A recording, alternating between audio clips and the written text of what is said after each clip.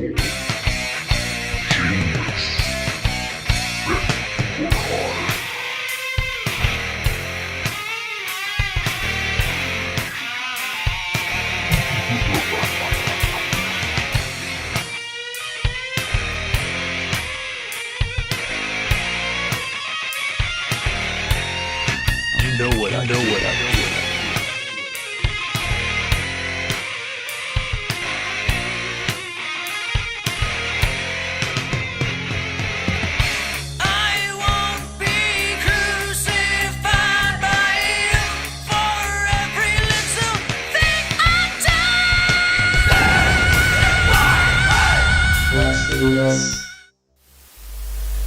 following live stream is intended for mature audiences. Don't take money, don't take fame, don't need no credit card to ride this train. It's cool. Oh, excuse me, I screwed up. Don't need no credit card to ride this train. It's strong and it's sudden. It's cool sometimes, but it might just save your life. That's the power of live. Yes, it is. That is the power of live. So right off the bat, we're a little light tonight. Everyone is over at Overlord DVD's Friday Night Frolics. We all, as everyone knows, he had an issue last night. Power went out and everything. So we're gonna be a little light this evening. But so I couldn't decide what to do. You know what I mean? I hate streaming over anyone, especially like the person responsible for building our community. However, you know what Queen says. The show must go on. Yeah, right? I mean, it must. And besides, I called Brother John last night and I said, what do you think, Brother John? What should we do? And he said, let's do this, And I thought, you know what?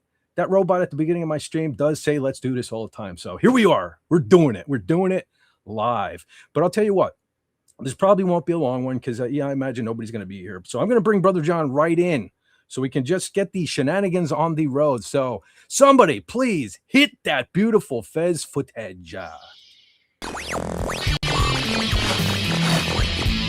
and gentlemen, and the millions watching around the world, let me introduce to you the genius of genealogy, the guru of guitar, John Fez Wendo.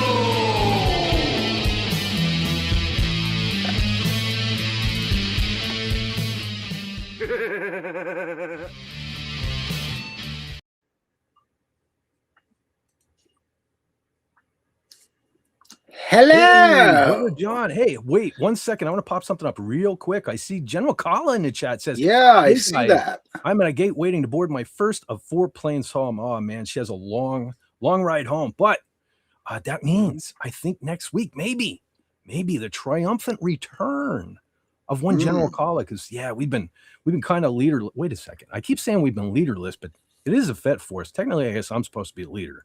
But Yeah. I don't know. You know how it is. Yeah, us she's guys, the underboss. yeah, we got to take our orders from the ladies because we would do like tremendously stupid things, had we not. And we've been doing some stupid things over the last couple of weeks without our general. So safe travels, General Collis. Safe travels, and we're awaiting your triumphant, glorious return to the FSA live stream. But thanks for popping in. And okay, hold on. Safe travels, kid. There's part two.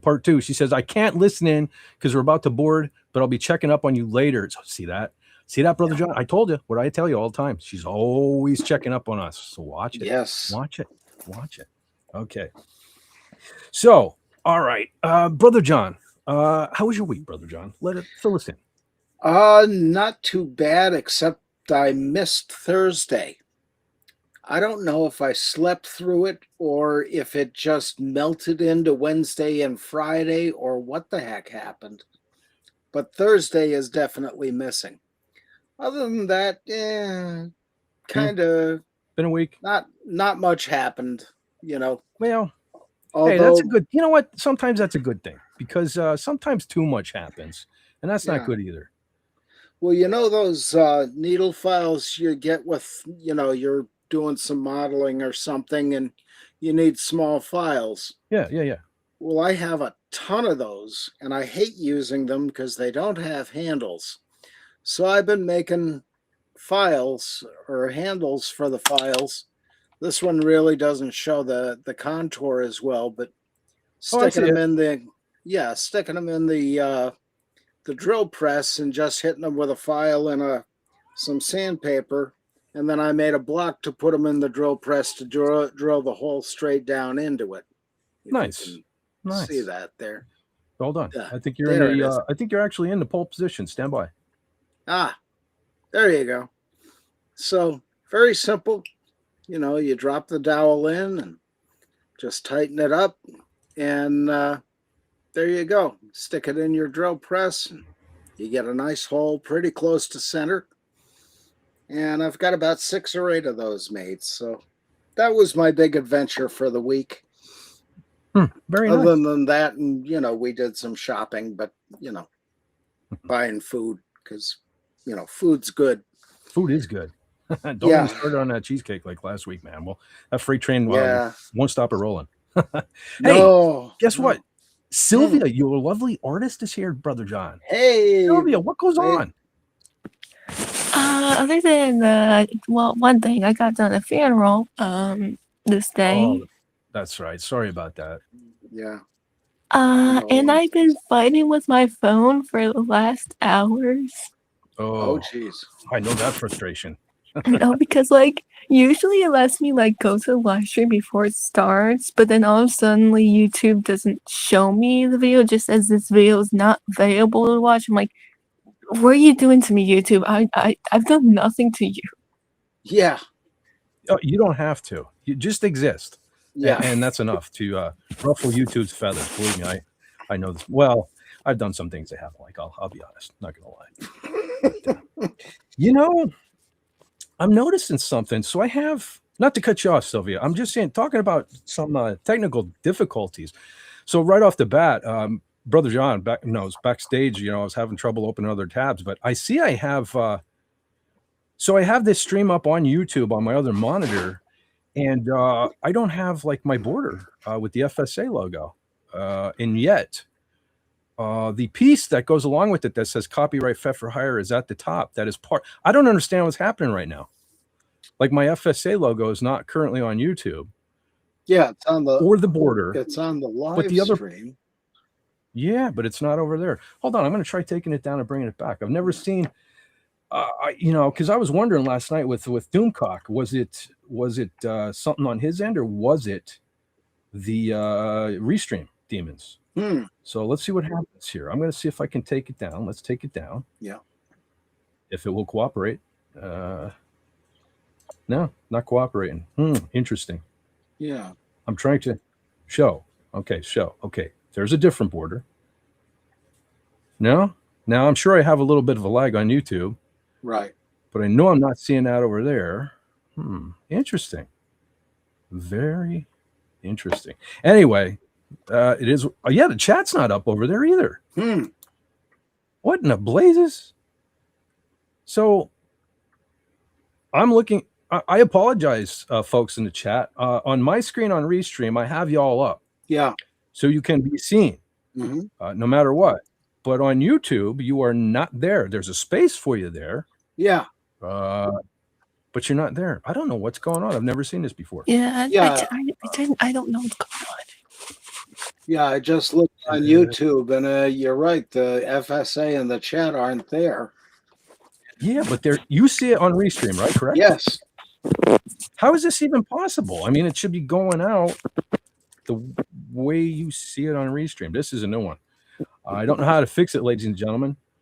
I will take the chat down and try to reapply that. Yeah. And see if it comes back up. Okay. We'll see what happens here. Now it's down and back, and yet it is not on Restream. Brother John, you know what? I think we weren't supposed to do this evening. I screwed up the song at the beginning, which is something I usually don't do. Yeah. Anyhow, I don't know. I guess we'll just proceed. Again, ladies and gentlemen, I apologize that you're not on screen. You should be. Not sure if it's a Restream thing or if it's a YouTube thing. I'm pretty sure it's YouTube. Well, see, I would check Rumble, but I'm scared to open another tab. Oh, all right. Because if it's the computer. how Doomcock has the chat over on the right on YouTube. When he's doing, you've got the chat up there on the right on YouTube. So the chat's there. It's on YouTube, but I usually have it on screen, right? Because sometimes, for some reason, YouTube won't give you the option to click on see what others said while watching this live. Right. So I like to have it on my screen. Yeah. And also, if I decide to clip the video mm-hmm. To make a Revenge of the Clips or whatever I want to do, it's still there. And it gives you a point of reference also. Yeah. Hey, especially if we're talking about something from the chat. The Sarge seems to be here. Awesome. And Donna. The Sarge, awesome. Brother Sarge, we were worried about you a week or two ago. We were thinking about you. We said, we haven't seen you in a minute, and then you commented on one of my posts on I think it was on Twitter, or it might have even been here on YouTube. So glad to see you, brother. We were worried about you. I think it's mostly showing the people who commented like just now, but they're not showing the people who comment before the stream started. Yeah. No, well, it's kind of a usual thing. I can list off the people on the top. Yeah. Well, I can go. Matter of fact, you know what? It's a good time to check out who is here in the chat, because I can see it on Restream, and I'm assuming I can bring it up. Let's find out right now. Yeah. Let's see if this comes up. Yeah, there we go. Now let's see if that comes up on YouTube, because this is going to be interesting. So we have Traveling with Jacob says hello. He also says, "Oh, first sick." Yes. Yeah, actually, I think you beat everybody, because I'm sure Tim and all, they're probably over with Doomcock. So yeah, I'm pretty sure you were first this evening. Yeah. Husk the Dealer, check that out. I didn't miss Husk the Dealer this evening. So there we go. Okay, so I see, you know what? There's nothing on YouTube. Yeah, I noticed that too. There is nothing on YouTube. I don't understand this. That is bizarre. This is confusing to me. It is bizarre. How bizarre? Yeah. Well, I guess you're just going to have to take my word for it this evening, ladies and gentlemen. I will try. Apparently I can't. Well, then again, maybe they'll pop up when this when it's over and it like finalizes or whatever it has to do to stay on YouTube. So yeah, I'll pop them up and hope for the best. Yeah. And hope it's not a blank screen, for the folks watching on the replay. But we have Canadian Cat here and says, "What up, A?" Awesome. I got the A. I'm still not sure what that's supposed to mean, that face, because it looks like Peter Griffin, like balls for the chin. I'm not sure what's going on there. But so let's see who else we have here. Crazy Lazy Fan is here. It says it's about to be party time. Well, yeah, some sort of a party. Yeah. This one here is kind of like I don't know. It's like off the rails before it even got on. So I don't know. Hopefully we'll be able to accomplish something this evening. But the King, what is this? King Gasmodus. It says, what kind of party? Yeah, King Asmodeus. I think it's just the King Asmodeus. Yeah. King Asmodeus. Okay. Asmodeus. Okay. Sorry, I'm trying to look at the little thing over there because it's taking, it's like Fett can't see to begin with. So anyway, what kind of party? Hopefully a good one. Hopefully this was worthwhile of doing this. Absolutely. Vox Tech Trust Us is here and says, hey, I remember the name. So it's nice to see you back. Where are the rest? Like I said, the Overlord is he's doing a makeup live stream this evening. Yeah. So we're going to be short on folks, but like I said, show must go on. Yeah. So here we go. Hey, Silly Alien Cat says, hello, humans. Hello. Well, hello to you, Silly Alien Cat. As you know what's going on, my mic keeps auto adjusting here too. So I'm trying to keep an eye on the chat, trying to keep an eye on my mic settings over here. Just it's like we're cursed, Brother John. Yeah. We are cursed right from the bat. Well, right off the bat. They didn't know you were going to do a juggling act. Well, I didn't know I was going to do a juggling act either because I can't juggle, Brother John. Me neither. Anyway. So we also have Swordsman Dracul Mihawk in the chat. And that's one name I can't forget. I have seen that one before. Yeah. Well, hello, right back at you.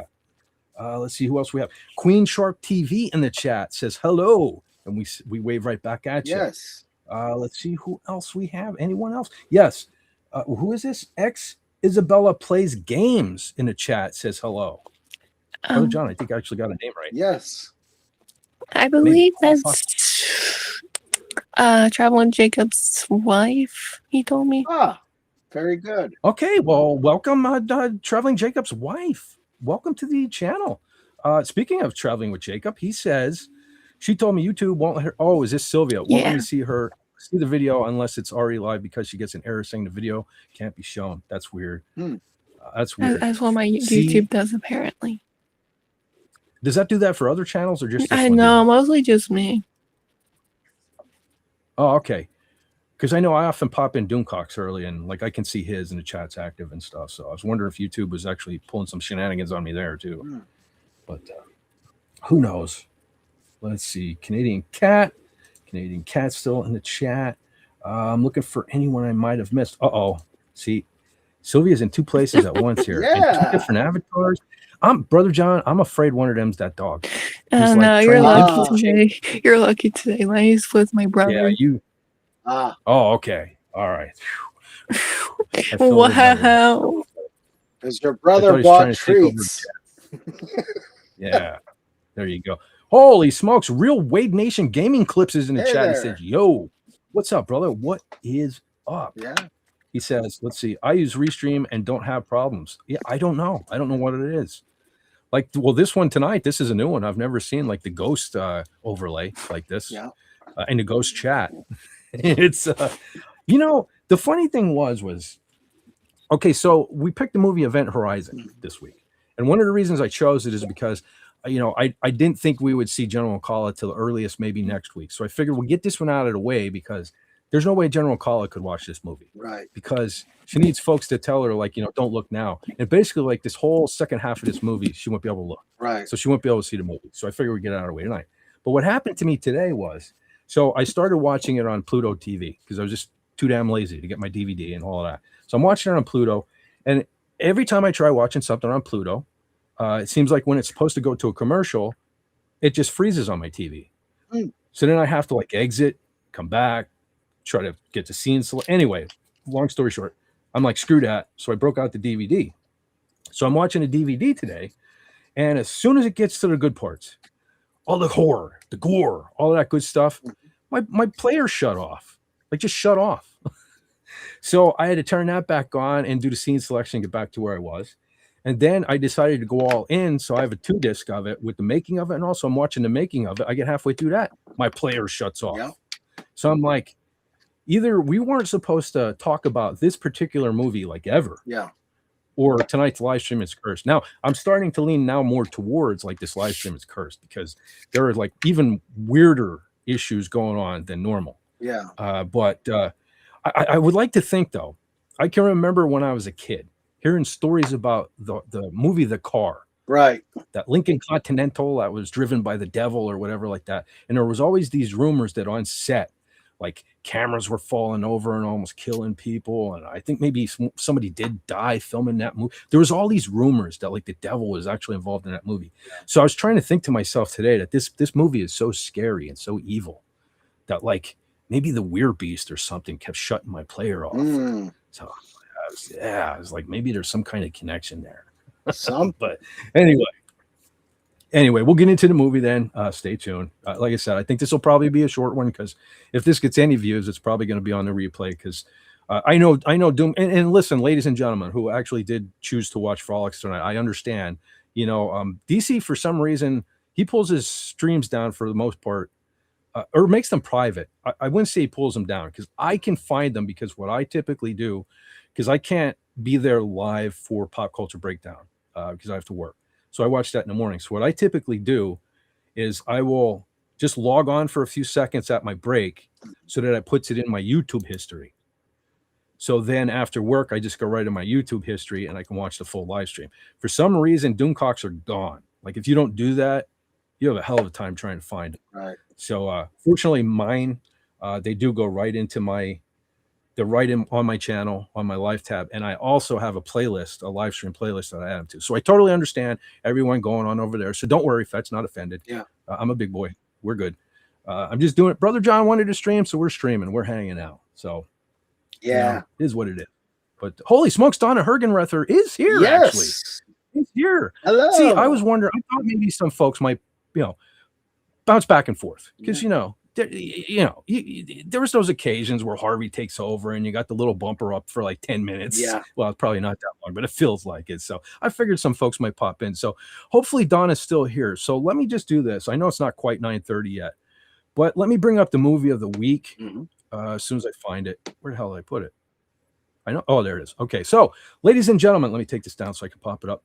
Ladies and gentlemen, your movie of the week this week over on Pop Culture Breakdown will be the Mel Brooks flick, The 12 Chairs. I got to be honest. Oh. Another movie I've never seen. They're like batting 1,000 here with picking movies that I'm not familiar with. So I don't know what to say about it. Brother John, have you seen this movie? It's actually pretty good. Okay. And well, I think it was his first movie, if I remember right. Oh, really? Yeah. And wow. I believe Dom DeLuise is in it.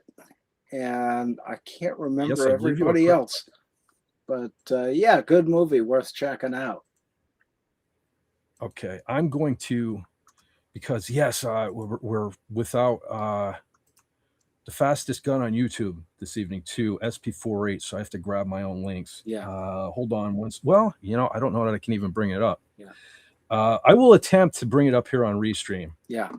I mean, I'll see it on Restream. I hope you guys see it on YouTube. But if not, if my channel is fortunate enough, which probably won't be, but if you can click on, see what folks said while this was live, it'll be there in that, in that chat. So you'll be able to click on it there and be able to watch this thing live on Wednesday. And if you have not seen this movie like me, or if you haven't seen it in a while and you can watch a copy of it this week, so do so you can interact with the fellas as they discuss this movie. So there you go. And look who else is here. We have who else is here? The lovely Sherry. The lovely Sherry. And James Caserta. James Caserta. See, so I was kind of worried there for a while that it'd be super light, but we got some folks here. Yeah. Again, the lovely Sherry, I'm trying to bring you up on screen. It's not going out across YouTube for some strange reason, but she says, "Hi, James." Yeah. And she says, "I just left Doomcock." Well, we won't tell anybody. Yeah. We won't tell anybody. See, she left Doomcock to come here. Yeah. Awesome. Thank you. That is awesome. Yeah. The Sarge, holy smokes. Okay. So the Sarge is camping in, does he say glamping? Yes. Is that some kind of fancy glamping in northern Minnesota? Well, I hope you're doing something good. I think they probably meant to put camping. Yeah. That's what I thought at first too, but there's a GL there. I have a feeling it means something, and I'm just too stupid to know. See, if Canadian Spider-Man was here, he would probably know. He knows like camping lingo. Yeah. So it's like, maybe it's like glamorous camping or something. Although I can't imagine Sarge wanting to do anything glamorous. but anyway, I need to do something I didn't do the first time I saw Sarge in the chat. We need to go back to the way it was, man. We need to Tin Hut. The Sarge is in the barracks. Yes. I almost forgot to do that. Yes. I apologize for that, buddy. But regardless of what you're doing out there, I hope it's all, even if it is glamorous. Yeah. I hope you have a glamorous evening camping. So that's cool. Stay safe though in Minnesota. I'm a little concerned about that. Yeah. But so Donna says, "I am listening to Doomcock on the TV." Oh, very cool. See, that's cool. Yeah. Multitasking. See that, Brother John? We were wrong. We were so wrong for thinking nobody would be here because people can multitask. We forgot that. Absolutely. Like Brother James Caserta here. Yeah. He says, "The lovely Sherry got no." Put pound. Yeah. See that? I knew what he said. I don't. Yeah. No, he says no glamping. Okay.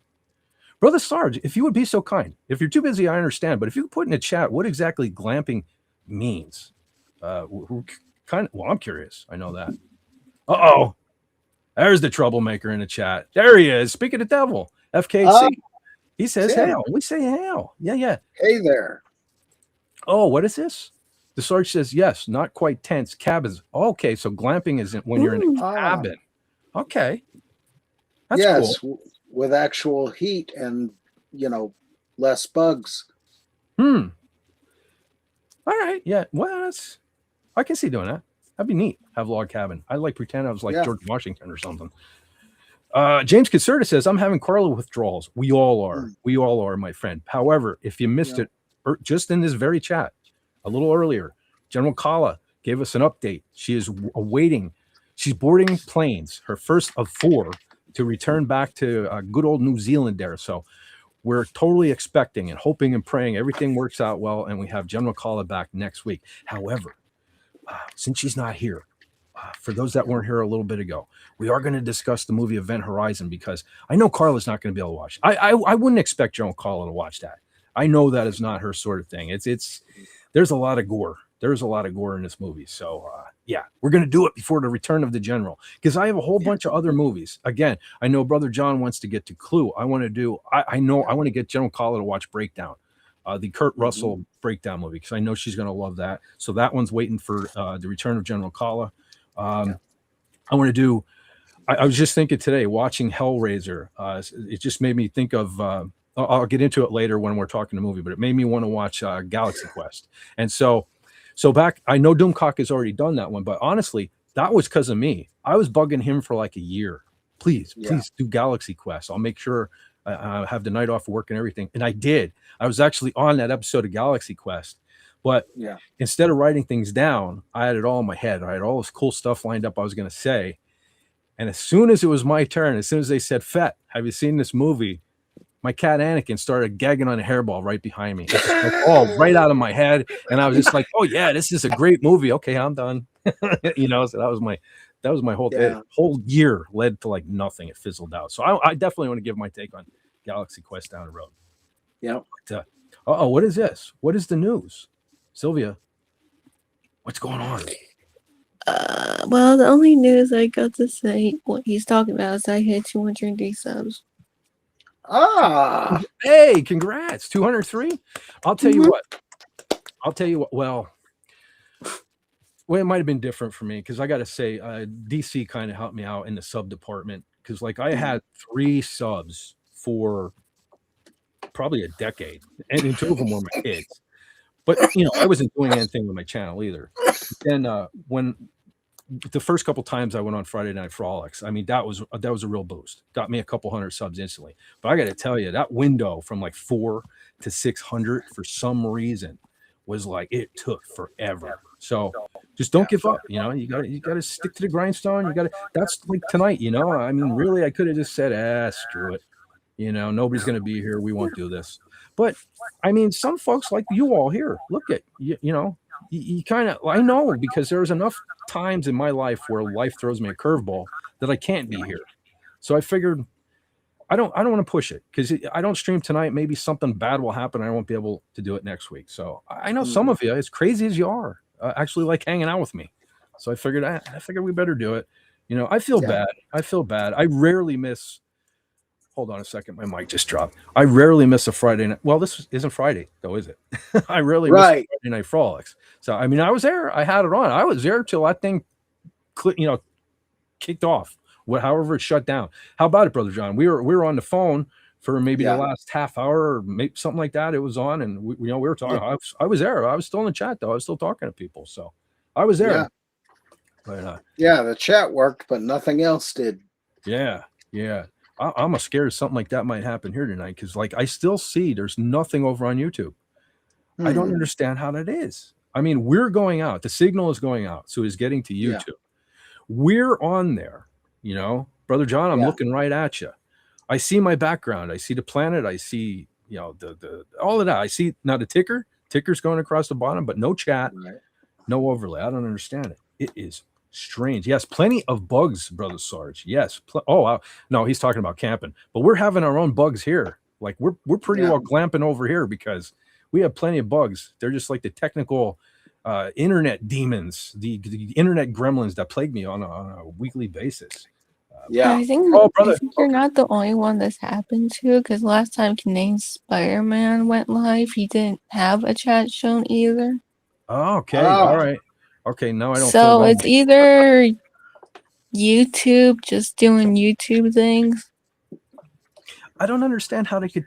It almost seemed like it can't be YouTube though, unless there's software. It's not. I don't know. I don't get it, because we're going out on YouTube. I'm looking at it. It's just not everything is there. It is strange. Yeah, it's kind of like the Matrix with a train wreck. Programs hitting programs, and affecting other programs, and Well, that's not good. everything gets, That's not good right off the bat because this show is pretty much a train wreck. So that's 2 train wrecks and one yes, but live it's stream. it's our train wreck. That's true.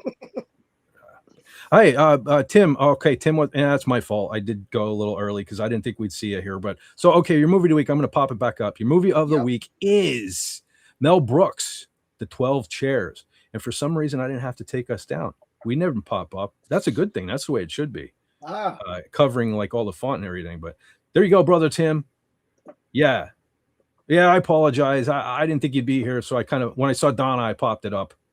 Yeah. But there you go. Mel Brooks. Matter of fact, watching the replay, I think it was Wednesday. I think somebody suggested this movie. So this is to one of you folks out there, as I think where they're doing this movie. So there you go. There you go. Yeah. All right. So let me get into. I do have some things. I'm sorry. This one really started off slow. Just right off the bat, I was discouraged when I messed up my song. But so let me take a swig of some Gatorade. Yeah. And get into some of the things I have over here. All right. So let me bring this up. Unfortunately, this week we lost Kaylee Hoddle. Okay. Those not familiar, she was in the Godzilla versus Kong movies. They were pretty good, I thought. Not quite the level of a Godzilla. Oh yeah, Godzilla. Godzilla -1. But for our American films, they were pretty decent. I enjoy them. And yeah, she was the young star of those movies. So 18, Brother John, 18. Wow. Yeah. Too young. Yeah. From what I understand, she was involved in a car crash, and Speed was supposedly involved, and there were 3 people in the car. The driver, from what I understand, had minor injuries. The other person, I guess, was well enough. They refused medical attention, and she was like the only one that died. It kind of reminded me of a fella. Well, he was almost part of my family. My oldest sister was dating this guy for years, and they didn't want to get married. So she kind of split up with them, and he didn't take it so well. He went out and he bought a brand new truck. It was the first new vehicle he ever had in his life. And him and 2 of his buddies went out kind of partying, and they ended up crashing the truck. And he wasn't even driving it. That's the kicker. It was his truck, but he wasn't even driving it. And the other 2 survived. Yeah, he didn't make it. So I understand what the family must be going through, especially 18. Holy cow. I mean, who wants to see one of your kids pass? But so that's very unfortunate. Yeah. So I don't want to just be a downer. I also want to give a shout out to the awesome Orly Shoshan, who is, hold on, let me take us down. For those that don't really know the name, she played the great Jedi Master Shakti in the prequel trilogies. She's pretty cool. I gotta brag a little bit. Friends with her again on Facebook. So I've made her stuff in the past and stuff. So she's pretty cool. So I gotta give her a shout out. Yeah, Thursday was her birthday.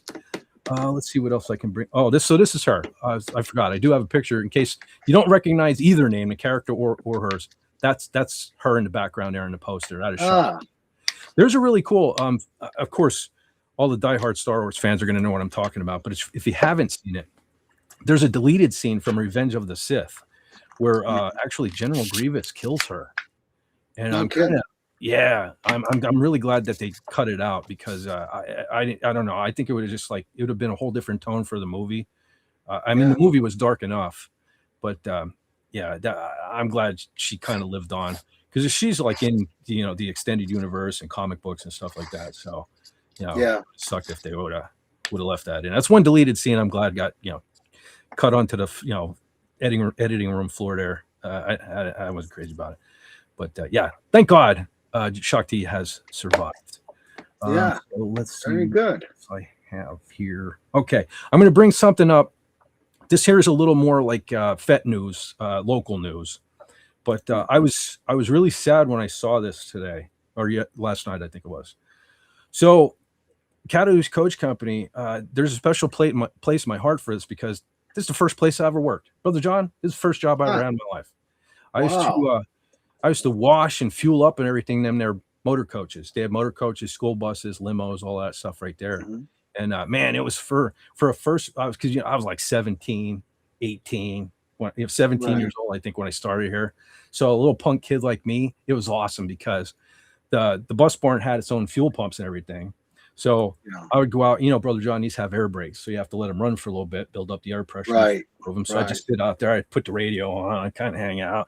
Then I would drive the thing over to the fuel pumps, and then these tanks in there are massive. So I'd sit there a good half an hour, just listening to the radio, letting them fuel up, and then pull them in the bus barn and wash them up, check the oil, put the oil, check the hubs, the oil in the hubs and stuff like that. So yeah, it was a fun for a first job. It was fun. I felt like a badass driving these buses around. What I mean?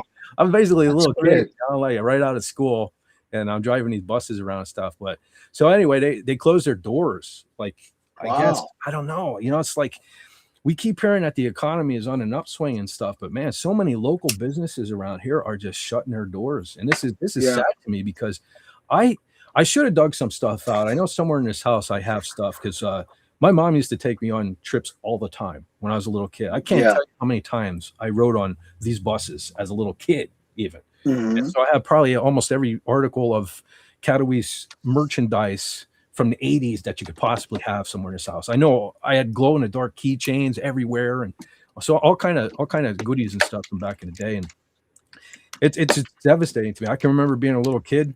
Like every year we went to Manhattan on one of these buses, and we used to ride a ship there called the Dayliner or the Dayline, where you get on it in Manhattan, and it would sail the Hudson River like slowly throughout the day, and you would end up at West Point. You could get off, spend the evening there walking around West Point, and then you sail back to Manhattan. I did that. We did that almost every year. I enjoyed it. I loved it. Yeah, my mother did that a few times.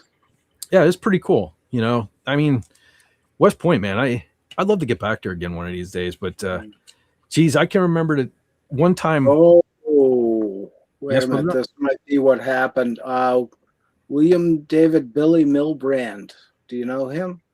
I went to school with the Billy Milbrand. I don't know if it's the same one. Yeah, older guy. Apparently he passed away July 19th. Oh man, so right up there with Dick Knoebel. This is like this is like the end of my childhood, Brother John. Like I feel like it's the end of days for me or something. I don't know. Like my world is coming to an end. It's crazy. Yeah. I have another story too, if you all don't mind, a little Fett story. So, he was the owner. Okay. Well, I mean, it's changed hands so many times. Yeah, I didn't even recognize the name, but so I think it was about geez, let me think. Maybe the early 90s when they started getting the way that the bus looks now, those graphics on their buses and those newer model buses. Previous to that, they were like the old stainless steel type. You know what I'm talking about, Brother John? They're all wrapped in steel, a little bit of paint, say Cataways. So anyway, they started grading in, I think, the early 90s. And this, from what I understand, this was the first time computers were used to make, see that Indian on the side of the bus? That's reflective tape, like you see on a police car. Right. And previous to this, they just put a stripe or something on a police car. Well, this was one of the first times ever a computer was used to cut out those decals. Oh, nice. And so they were applied to the buses. Now, the funny thing was, of course, me driving these buses around at night, I back them out at a lot across the street and then take them over, fuel and pull them in the building and do the same thing in reverse. And I would park them out, and in order they were going out in the morning.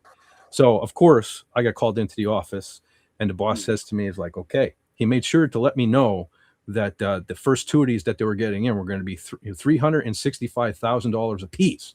Okay. Wow. So it's basically like, don't wreck them. I got exactly. Yeah. He's like, don't wreck these, man. Right.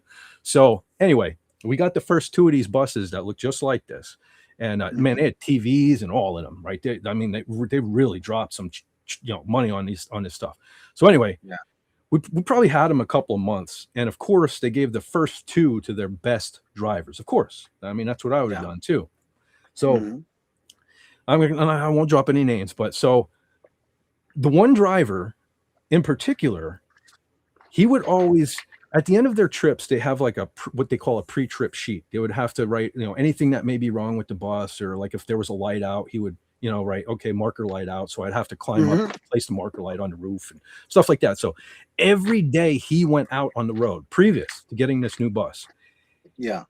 We all thought he was a big pain in the ass because he'd always write something up, even if it was just as simple as the cleaning girls didn't put enough garbage bags. I mean, he always Yeah. wrote something up. And he Right. always parked it away from the bus barn over by the office building. So this one night I go out to get his bus and I don't see it. I knew he was back, but I didn't see it. So here Yeah. it's over right next to the bus barn, never parked over there. Right. So anyway, I'm like, all right. So I start walking over. I'm walking down alongside the bus, and it would be like basically, well, would it be the passenger side? Because I guess the whole thing's the passenger side, but you know what I mean, the right side of the vehicle. So I'm Right. walking down it, and the arc lights from the building are shining on it, and I see. I had to take a second look. I'm like, am I seeing what I'm seeing? The whole side where the luggage bays are is caved in. Like I'm talking not just the doors, I'm talking the frames around the door, like structural shit, like is like caved in. So I'm like, that's it. I'm right back in the building. I didn't even touch the bus. I go in, I got the cleaning women. I'm like, come out here and look at this bus before I even turn it on or anything. I'm like, come out here and look at this bus. So they come out and I'm like, okay, you see that? Like I didn't touch this bus. So we open the door and we go up and I look at his pre-trip sheet. Yeah. First time and all the time I worked there, he didn't write a single thing, not a thing. Wow. You know what I mean? Yeah. So anyway, I get right on the phone. I wait. My boss actually lived in Williamsport. Mhm. He actually drove all the way here from Williamsport every day. So anyway, I had to wake him up. I mean, because of course I'm going to wake him up. I'm like, hey, I'm not touching this bus. Like the whole side of it's caved in. He's like, what was it? Is it like a dent? I'm like, no. I'm like, it is destroyed. It is like destroyed. Like I've never seen a bus destroyed in all the time I work here. He's like, all right, don't touch it. I'll figure something out. I'll come in early and blah, blah, blah. So anyway, it was a part-time job. And like, I had to get my schedule every week. Like he'd normally call me or I'd call in and I'd find out. So anyway, that Monday, like I don't get a phone call. Yeah. And like, I'm like, okay, well, I guess I'm not working tonight. So then Tuesday, like no phone call. So I'm like, I better call, find out when I'm working again. So I call down there and I get the secretary and she's like, hold on, I'll have him call you back. So I'm like, it's like all day. I'm like getting nervous. He calls me back and he's like, we're not going to put you back on the schedule until further notice. Yeah. I just had a baby at this time. I had my first kid. Right. Yeah. Yeah. So I'm like, you kind of need the income. Yeah. I'm like, dude, you know, I just had a kid. He's like, I understand. I'll get back to you as soon as I can. Dude, a week goes by. I'm like, put my name in other places and stuff like that, which I needed to find a better paying job anyway. But so he, like a week later, he calls me and he goes, you're off the hook. I said, what do you mean I'm off the hook? He goes, well, I won't say the driver's name, but he said the guy confessed. He cut it too close at a bridge. Yeah. And he actually crushed a car in between the bridge and his bus. I'm like, well, I'm happy that he confessed, but like he kind of had to, because I'm sure there was an accident report and, you know, if he crushed a car and damaged. So I'm like, for sure I had to get out of it. Like, you know, if that would have been something he could have, like, there were no witnesses and there wasn't accident reports, I'd have probably owed them like $365,000, which I didn't have. You know what I mean? So anyway, I didn't mean to, I should have, it's a devastating thing to me that this place closed. I probably shouldn't have even said that story tonight, but it was part of my history working there. And that was one of the reasons why I left. But I did enjoy it. I had a lot of fun while I was there. So it is like, it does kind of break my heart a little bit. I can't, I mean, my entire life, I saw these buses running around here. So it's going to suck, you know, not to see them. If you see Daniel Sirklevsky's comment, the owner died without a will. Holy smokes. And hail, by the way, Brother Dan. Yeah, Brother Dan. Yeah, he says, he didn't have a will. I apologize. I'm attempting to bring you up on screen, but it's not even doing it on Restream right now. Oh, there it did. Now it did. Yeah. So I have a delay on Restream, and it's probably not going up at all on YouTube. But that's a shame. That really kind of sucks. But so I wonder who's going to get it now. So maybe they're just closing temporarily then until they figure out a new game plan then. So maybe that's actually, I mean, it sucks that he died and it sucks that he didn't have a will, but maybe they just don't know what they're doing for the moment. Yeah. So yeah. From what I saw on Facebook, it said that their post said they closed their doors. This must be it. Shut its doors yesterday. So it's possible, but I would think unlikely. And it's too bad. It sounds like he had a lot of bookings going, but maybe the price of fuel, along with his passing and the legal wrangling of who owns what, might have been the final nail. Well, it's sad anyway you look at it, not just because I work, even if I didn't, if that wasn't my first job. I mean, it's another local business that has bit the dust possibly. Mm-hmm. And it's sad because it's really becoming a ghost town around here. Yeah. And, it sucks. It really sucks, but yes. All right. I didn't mean to linger on that. So let me just, so finally back to, last week, I was kind of complaining about not being able to get my car inspected and blah, blah, blah. So anyway, thank God, knocking on wood, man. Thank God my mechanic of 32 years is fine. Just something came up. So I was able to get that all done yesterday. And I was lucky. The car gods were lenient on a good old Fett today or yesterday. And yeah, she didn't take anything. So it's just the inspection and oil change. But check this out, man. I was first one there. He backs this thing out of the garage. Man, was I drooling. Yeah. Check this out. Yeah. That is nice. Fett. You should have heard that thing too, Brother John. It was loud, man. She was a rumbling. I'm not a huge Fett fan, and I'm not usually a fan of blue either, but like that cobalt blue like that. Oh yeah, I can. Yeah, that really stands out.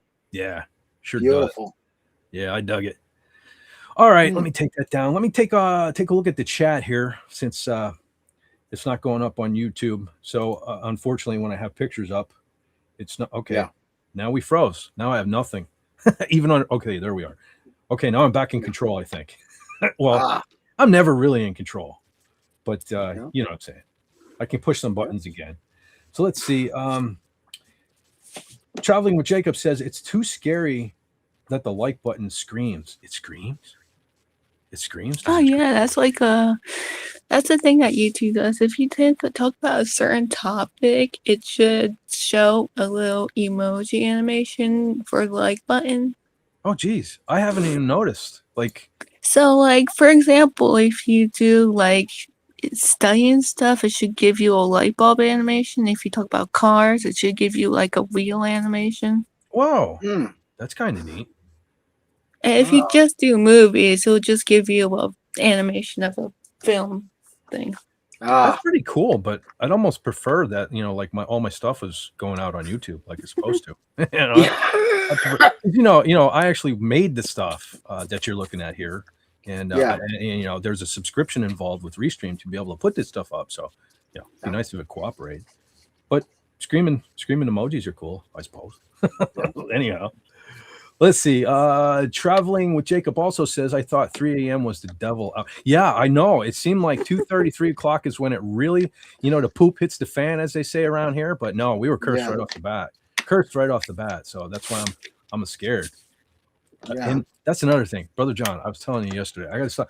Okay, let me just put this out there again. So almost from the very first time I saw the movie My Cousin Vinny, which we already covered on our channel, so I'm sure I already explained this. But I thought it was hilarious when they're having that kind of sentimental moment where she's trying to comfort him, and she's like, he says, I'm a scared. Yeah, I'm a scared. I just thought it was funny that he says scared. So I say that to be funny because it just sounds stupid.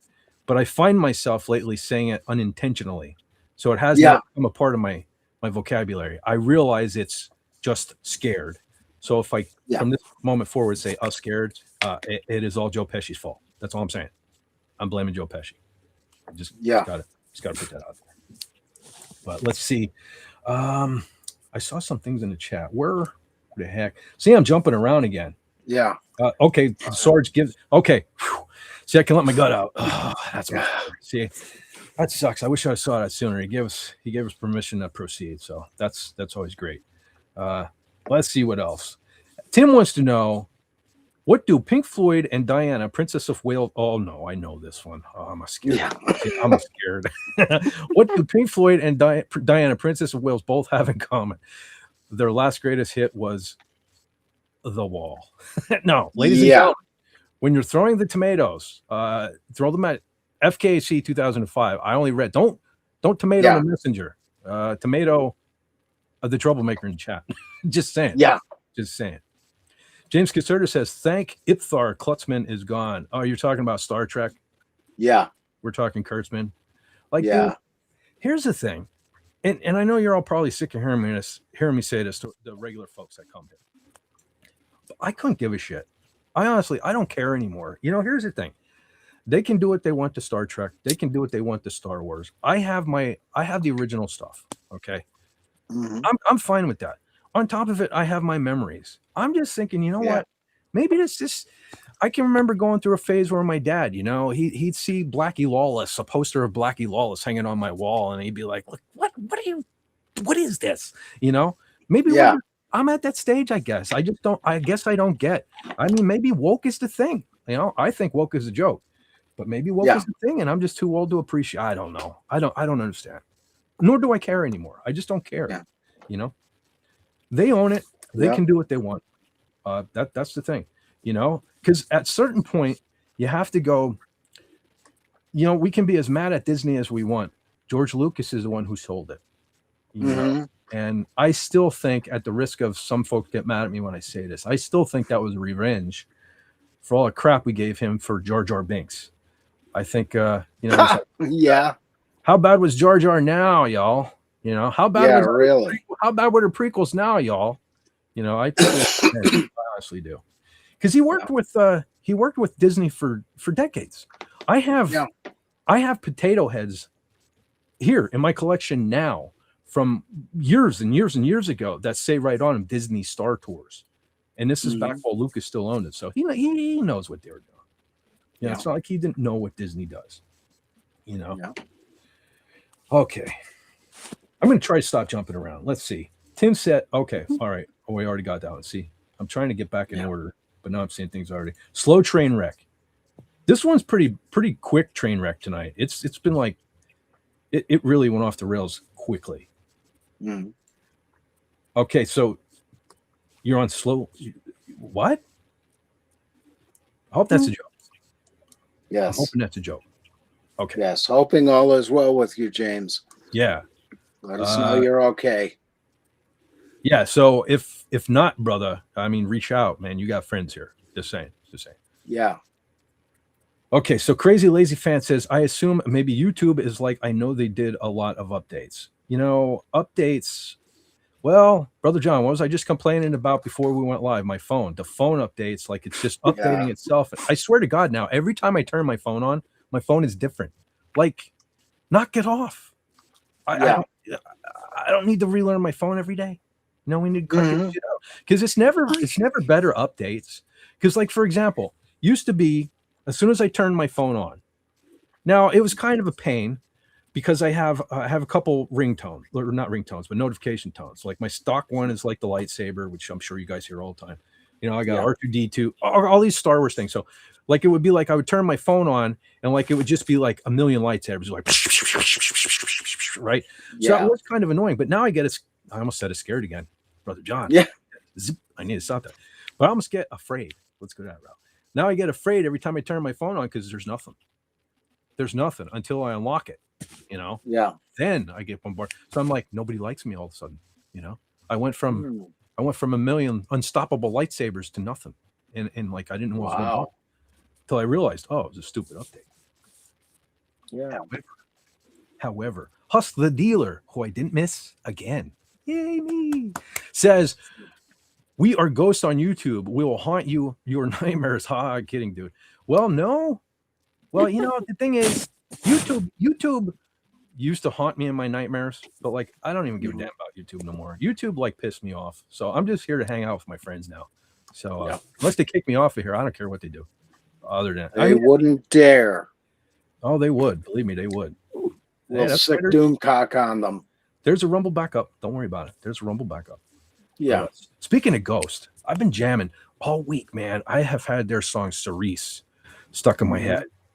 If you haven't heard that one, it's an older Ghost song, but if you haven't heard that, give it a listen because that's been haunting my nightmares and my dreams this week. It won't let me go. It's like relentless, but decent song. So I think like YouTube is trying to make more updates for the app. Yeah, probably. They're I not don't know really. why they're doing that. Like, what's the point? You know, it shouldn't be updates though, because that kind of implies that it's an upgrade. You know, it should be down Yeah. dates because it's always a downgrade. So let's just call them down dates. How about Yeah. that, YouTube? Hashtag. Yeah, and I think, Sylvia, the reason they do it is to justify the phony baloney jobs of the software developers. Yeah, true. That's possible. You know. Wait a second. Dreaming Through the Galaxy. Oh, hey, hello. Hey there. Dreaming Through the Galaxy says, I had a car like that before, but mine was dark red. You had a Vet? I like you a lot. I suddenly like you a lot. Nice. Oh yeah, I definitely know her. Oh, that's a her too. Yeah, she's her old channel. She used to post a lot about showing her subscribers the stars that she has usually in her neighborhood, but her channel got deleted, so all of the videos got lost. Oh man, That's too bad.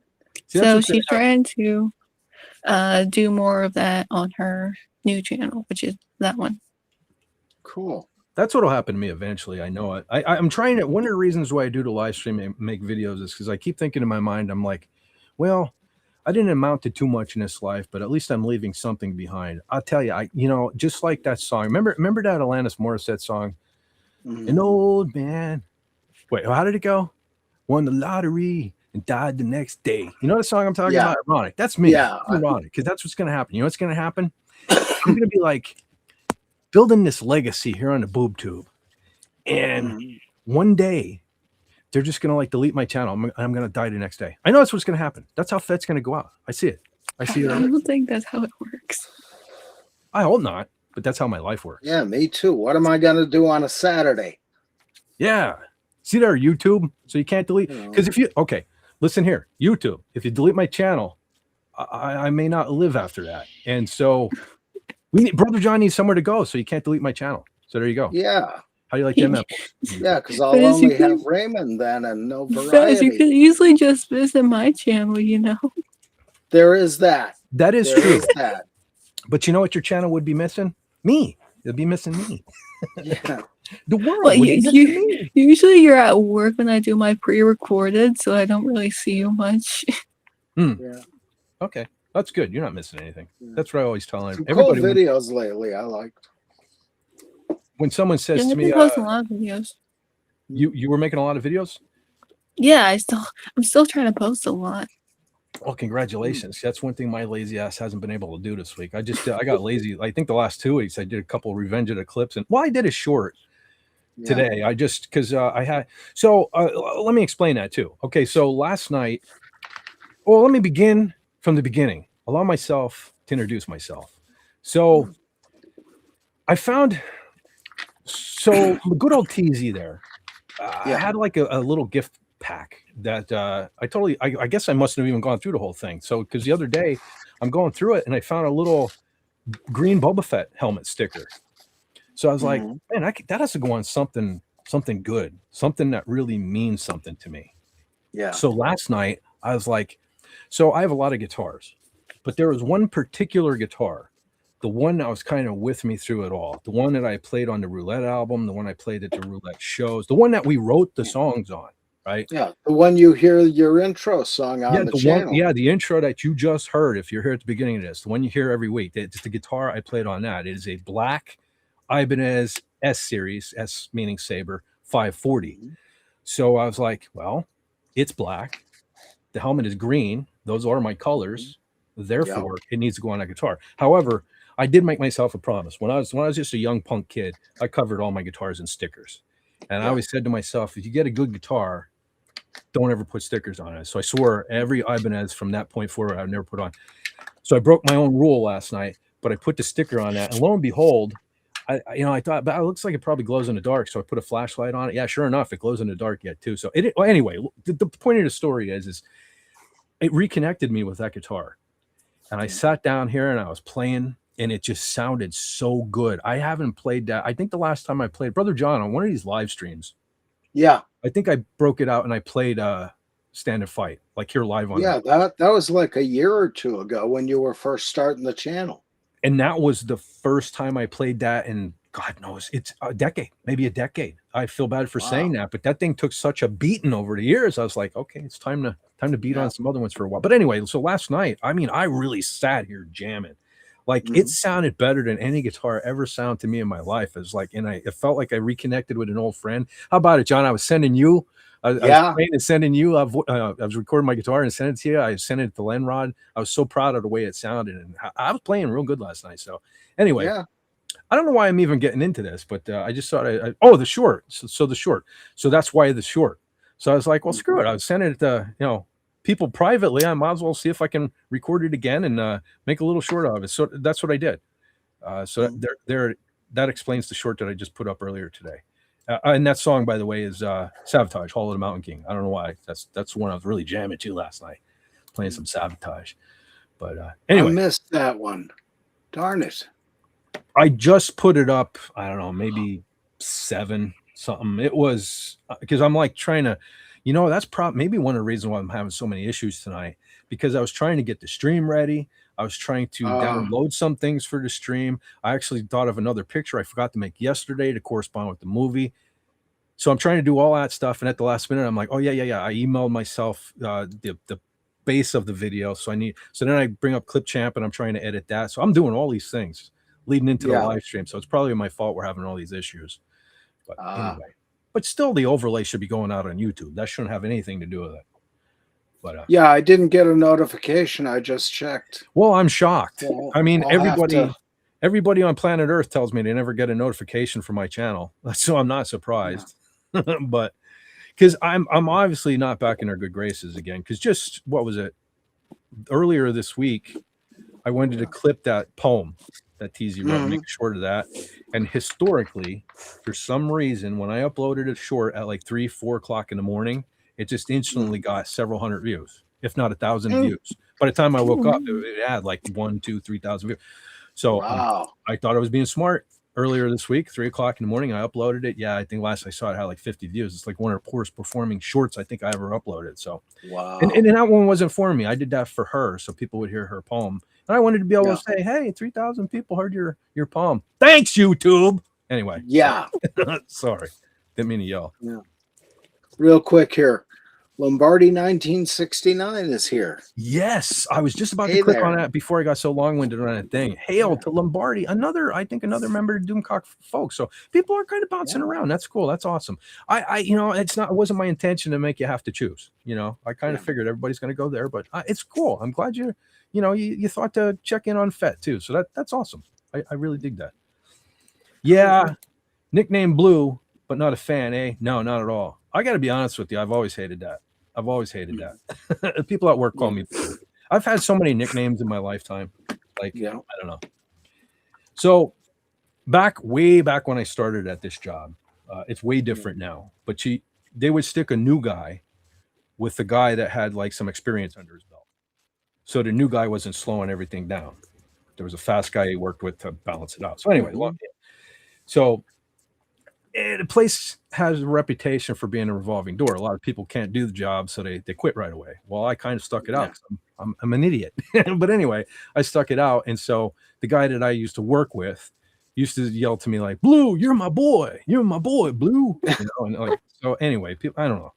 I remember the one time we haven't had a history of hiring a lot of women, but we've gone through phases. And now with the era of DEI and all that, well, I better shut my mouth, but we have a lot more now than we ever did. But anyway, I remember the one time this one girl started there, and she's talking to me all the time. She's like, blah, blah, blah, blah. Finally, the one day she goes to me, what is your real name? And I said, well, Corey. She's like, oh, I like Blue better. I'm like, really? Really? All right, whatever. So now she would be astonished to find out I am Fett. I am Fett. Yeah. You know, the only bad thing about being Fett is, especially now with this latest YouTube update, at least on my end, for some reason, YouTube on my PC, everything is default set to closed caption. So I like have to turn that off. To me, it's annoying. Yeah. It's distracting. I'll turn it on if I want it on. So I don't know why people think that's a. First of all, let me get that blue thing off here. But I don't know why they thought that was a good idea. But the problem with being Fett is when I say Fett, or when you folks say Fett, the closed captioning translates it to fat. So I really don't like that. Me too. Well, sometimes for me, it translates to just like, you know how we did that feet joke?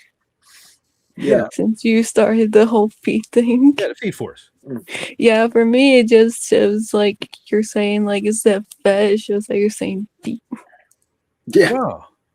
So I don't know. Maybe fat was a poor choice. I don't know. And brother No. Sean, I gotta say, you laughed a little too hard at that. You laughed a little too hard at that fat. I'm just enjoying the irony. Well, hey, it's like I always said.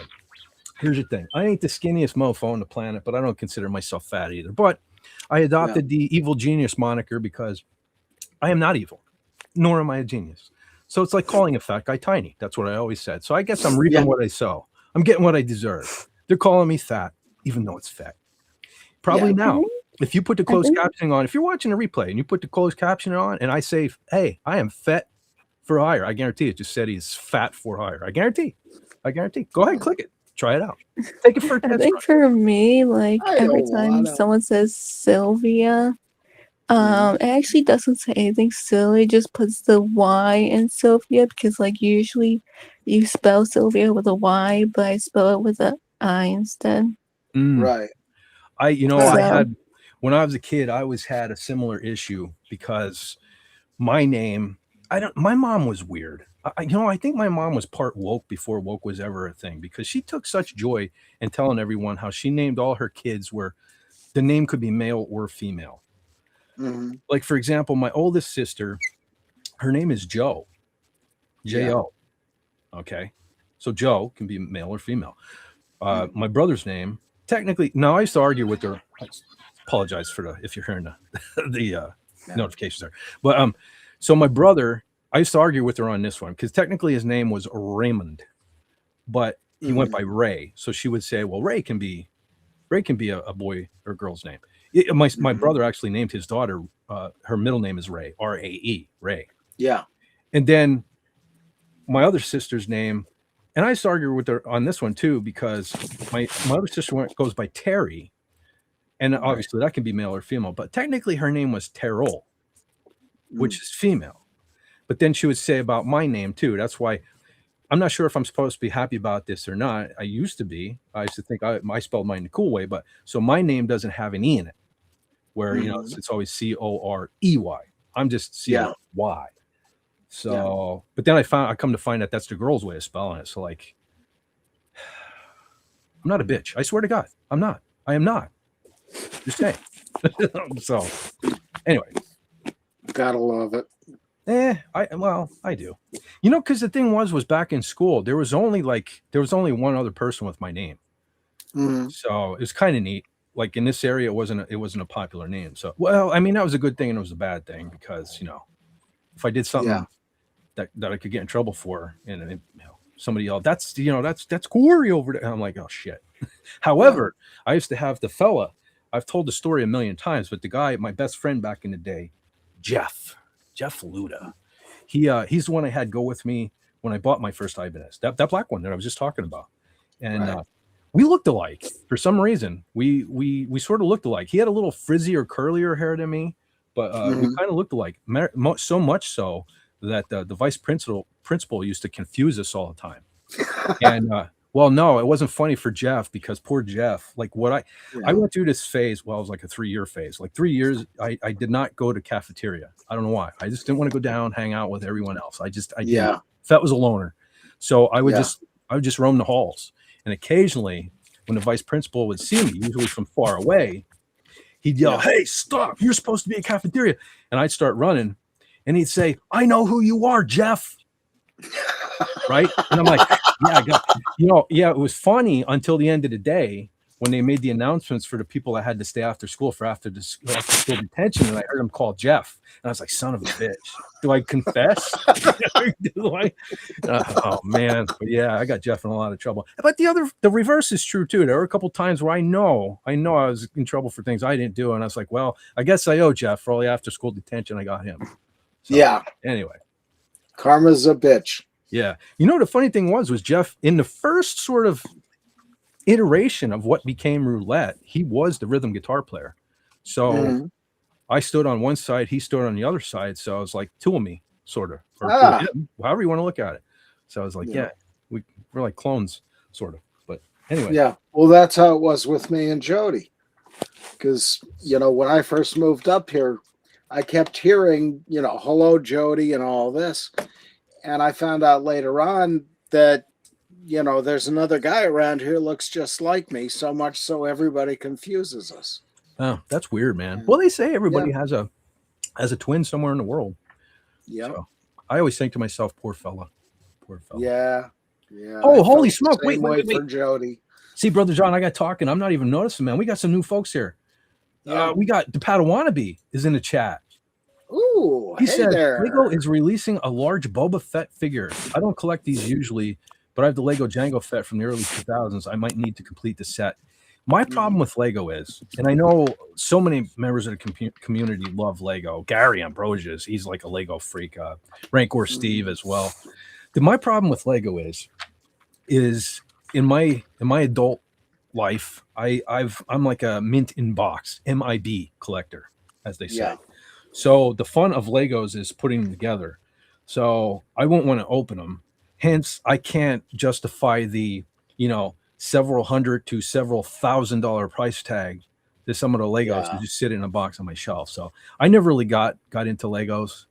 I mean, I played with them when I was a kid, but I mean, as far as collecting, I never got into collecting. I used to buy the kids some and stuff, but they tore them open and anyway. Okay, wait. So the Padawannabe says, I just finished the film, but I figured if the recent streams were the blueprint, I knew I had time before you actually mentioned the film. Yeah. Even though I told Brother John, it's probably going to be a speedy, like quick one because everyone's over on Doomcock's channel. But I don't know. It's starting to spruce up a little bit. We had some issues there in the beginning, but I think it's going along okay. Am I coming across loud or quiet? Because I'm normal. Well, as normal as I Yeah, can. you're about the same volume I am. Okay, because so I have the gauge up here and it's constantly dropping. I'm like getting pissed off with like having to keep adjusting it. But it's dropped the volume once or twice, but it came right back up. Yeah, that's because I brought it back up. I'm like literally getting tired of sitting here having to do it. Because the thing is when I turn off the eliminate background noise or whatever, you tell me I have an echo, so I can't do it. It's the only thing that like prevents it from totally just doing it. It's pissing me off. Anyway, sorry, I don't mean to curse. Yeah. I know General. Real quick, Dreaming Through the Galaxy. Yes, you can subscribe to me. I have a channel. Yes, as a matter of fact, let me see if I can. Okay, hold on. I almost cursed. I'm attempt. Stand by as I attempt to bring up another tab so I can pop Brother John's. Damn it, I miss SP4H. Damn it. Let's pray. Everyone, please. Moment of silence. Pray with me that this never happens to Doomcock again. Let's pray that his stream never takes a shit again and that he can commence on Friday Night Frolics on the day that it is meant to be streamed on. Friday night, please. Please. Yes. Thank you. Lord, please let this happen. So there we go. All right. Okay, it came up. Now, can I copy and paste? That is a question. I don't want to count my chickens. Wait, no, count the eggs before they hatch. Yes. Yeah. See, I'm trying to copy and paste and trying to say a clever thing at the same time. I told you I can't walk and chew gum at the same time. Like I put that disclaimer up. I put that disclaimer out many times. So if you're like suddenly surprised that I can't do two things at once, that's on you, not me. So she also said that she loves Star Wars. Well, I'll tell you what, that you are totally welcome here then, because I love Star Wars. And there you go. There is, well, it's probably not going up on YouTube, although I'm looking at it here. But there is, brother John, the Fez Forever channel. The link is in the chat. So if you would so like to give him a subscription and check out what he's got going on over there, the link is in there. And those watching on the replay, if this thing hasn't worked itself out and it has not popped up on the screen, look in the chat that was active when we were like, you know what I'm talking about, that button down at the bottom where you can leave a comment. There's another button next to that. Click that and we'll show you the chat. Hopefully YouTube allows that and you'll be able to click. Cool. But anyway, yeah, she did say that, didn't she? I love Star Wars, and yes, I used to show a lot of Star Wars too. My subscribes, lucky that account did get too much subs. It only had 20 subs. Oh, that's a shame. Well, here's the thing. I love Star Wars. You love Star Wars. But there are a lot of folks nowadays who don't. And I got to be honest, I even noticed myself. When we just recently did the movie Braveheart. Even before that was The Patriot. I could not wait to sit down and watch those so I could take notes and discuss the movies on here. And literally Braveheart, I enjoyed it so much. The following week, I was still watching clips all week on YouTube. That's how much I dig that movie. Like, I don't really sit down and watch Star Wars anymore. I'm not knocking it, but Disney damaged it so bad that, like, I will sit here and go, man, I feel like watching Return of the Jedi, and you know what? I just don't. Like, I'll get distracted by other things, and so I don't know. You know, I still love Star Wars. They'll never take my love for Star Wars away. Yeah, but like, you just need time for the wound to heal. It's not even so much that. It's just, I don't know. You know, now knowing that all roads lead to the Disney stuff, and well, it's not even all Disney's fault, honestly. You know, and not to alienate anyone, because everyone's entitled to their opinion. That's why I think we're all adults here. If we can agree to disagree on certain things, but Mark Hamill is a douchebag. I hate to say that. When I was a little kid, he was my idol. He was my hero. I never in a million years thought I would grow up to say that, but I can't stand the guy. Like, I can't stand him. I mean, I still enjoy the old stuff because there's sentimental value there. John, we just recently did the movie Corvette Summer. I still love the movie despite him being in it and stuff. But like, you know, I don't know. I guess Mark Hamill hurts me more than any of these celebrities who tell you what you need to think, what you need to vote for. But it hurts me more with folks like him because I did love him so much as a kid. You know, that's why I wish he would just keep his mouth shut. You know, he's entitled to his opinion, but like, don't, you know, I don't know. Anyway, I didn't mean to do that, but okay. Hey, guess who else is here? Who's here? Tippy Tail and the Kitty. Oh shit! Hello there. Yes, too. I saw that and I meant to click on that. Again, I apologize for those watching on a replay if it's not coming up. But hey, he's Tippy Tail McKitty. My brother Tippy Tail McKitty says, "Hail! I just watched 3 parachutes drop from the Goodyear blimp. Wow, trailing fireworks behind them. That sounds awesome." Let's see, what is NAA, nighttime air show tonight? I'm not sure what Air Force, maybe something. But that's cool, man. That sounds awesome. Yeah. See, that's the thing. Everybody, and I'm talking everybody. I don't care who you vote for or whatever. Let's just like stop this bullshit. Let's get back into pride in our country. Let's all go to air shows together. You know, let's all celebrate. We should have all celebrated 250 years of this glorious country, right? Yeah. Right or wrong, you know, good, bad. That's what makes us great. You know, there's good things, there's bad things. You know, we learn from our mistakes, but we all should come together and celebrate that we live in the greatest country on planet Earth. You know, period. Show me a country that doesn't have its good and bad. Exactly. You know? I wonder if one of those parachutes might have been pudgy. Maybe. Hey, did you see any eclairs fall? They could have been pudgy. Ah. Pat Wannabe says, "You're my boy, Blue," is a quote from Will Ferrell in the film. Yeah, that's what I understand. I like saw bits and pieces. Here's my thing. My problem with Will Ferrell is he kind of sucks. Yeah, like big time. Like I try to give him a chance. I try. Like people are so gaga over the movie Elf. Sorry, one of the most boring movies I've ever seen in my life. It is not funny to me. Him acting like a little child. Now I will say there are a couple things that I love him in. I'll be honest. And here's one I shouldn't like at all, because as a kid I loved the TV show Land of the Lost. So I should hate the remake for some reason. I like it. He's funny to me in that. If he could be like that all the time, you know, it'd be okay. But most of his movies, like I don't get it. Like I don't understand why people think it's funny. I really don't find him funny. Yeah, I mean, to me, nothing I've ever seen him in has been funny. Have you ever seen Land of the Lost? Absolutely nothing. No, I haven't seen that. You may want to check that one out. That one's kind of pretty good. Matter of fact, yeah, there are some pretty epic scenes in that. I recommend that down the road, Brother John, before you completely All right. slam the door on Will Ferrell. But Yeah, he I'll does give have it a some- chance. I like that one. What's the Ricky Bobby one? I forget the race car. That one was kind of all right. See, the thing is though, Step Brothers is kind of okay. Yeah. But see, to me, it's Riley. Riley's kind of like the more funny of the duo, I think. To me, Riley does the heavy. John C. Riley does like the heavy lifting in that. I've seen him in a couple of things. He's actually a good actor. John C. Yeah. Yeah.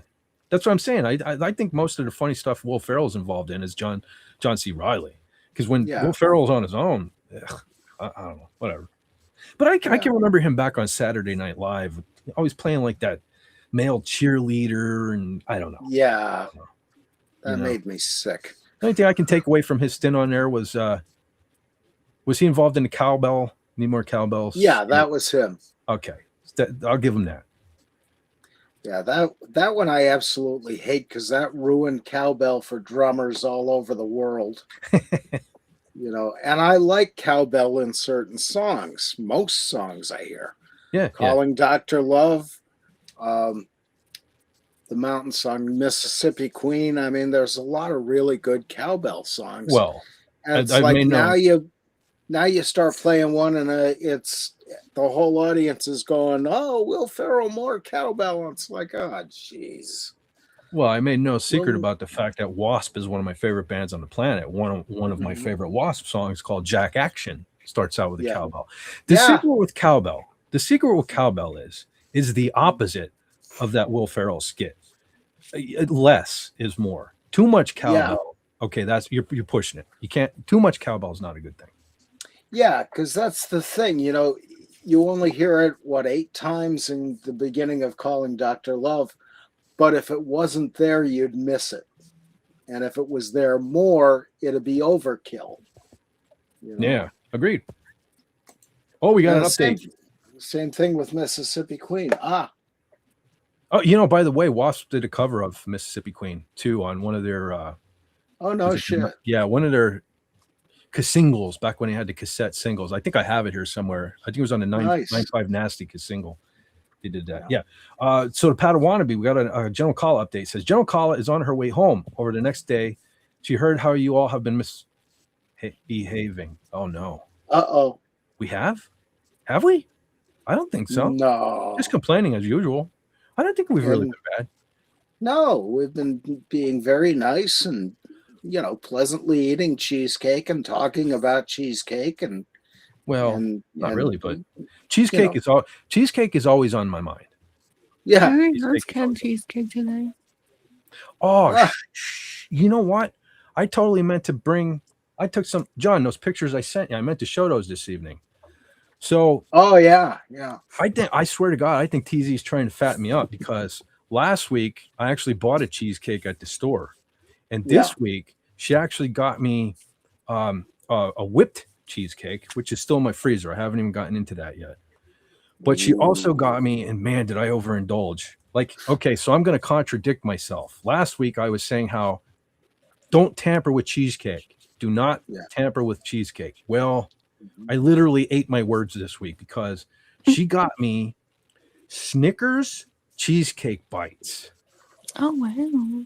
Holy smokes, man. And women, like, the cheesecake was so smooth and rich inside it. It's covered in chocolate and it has like peanuts on top of it.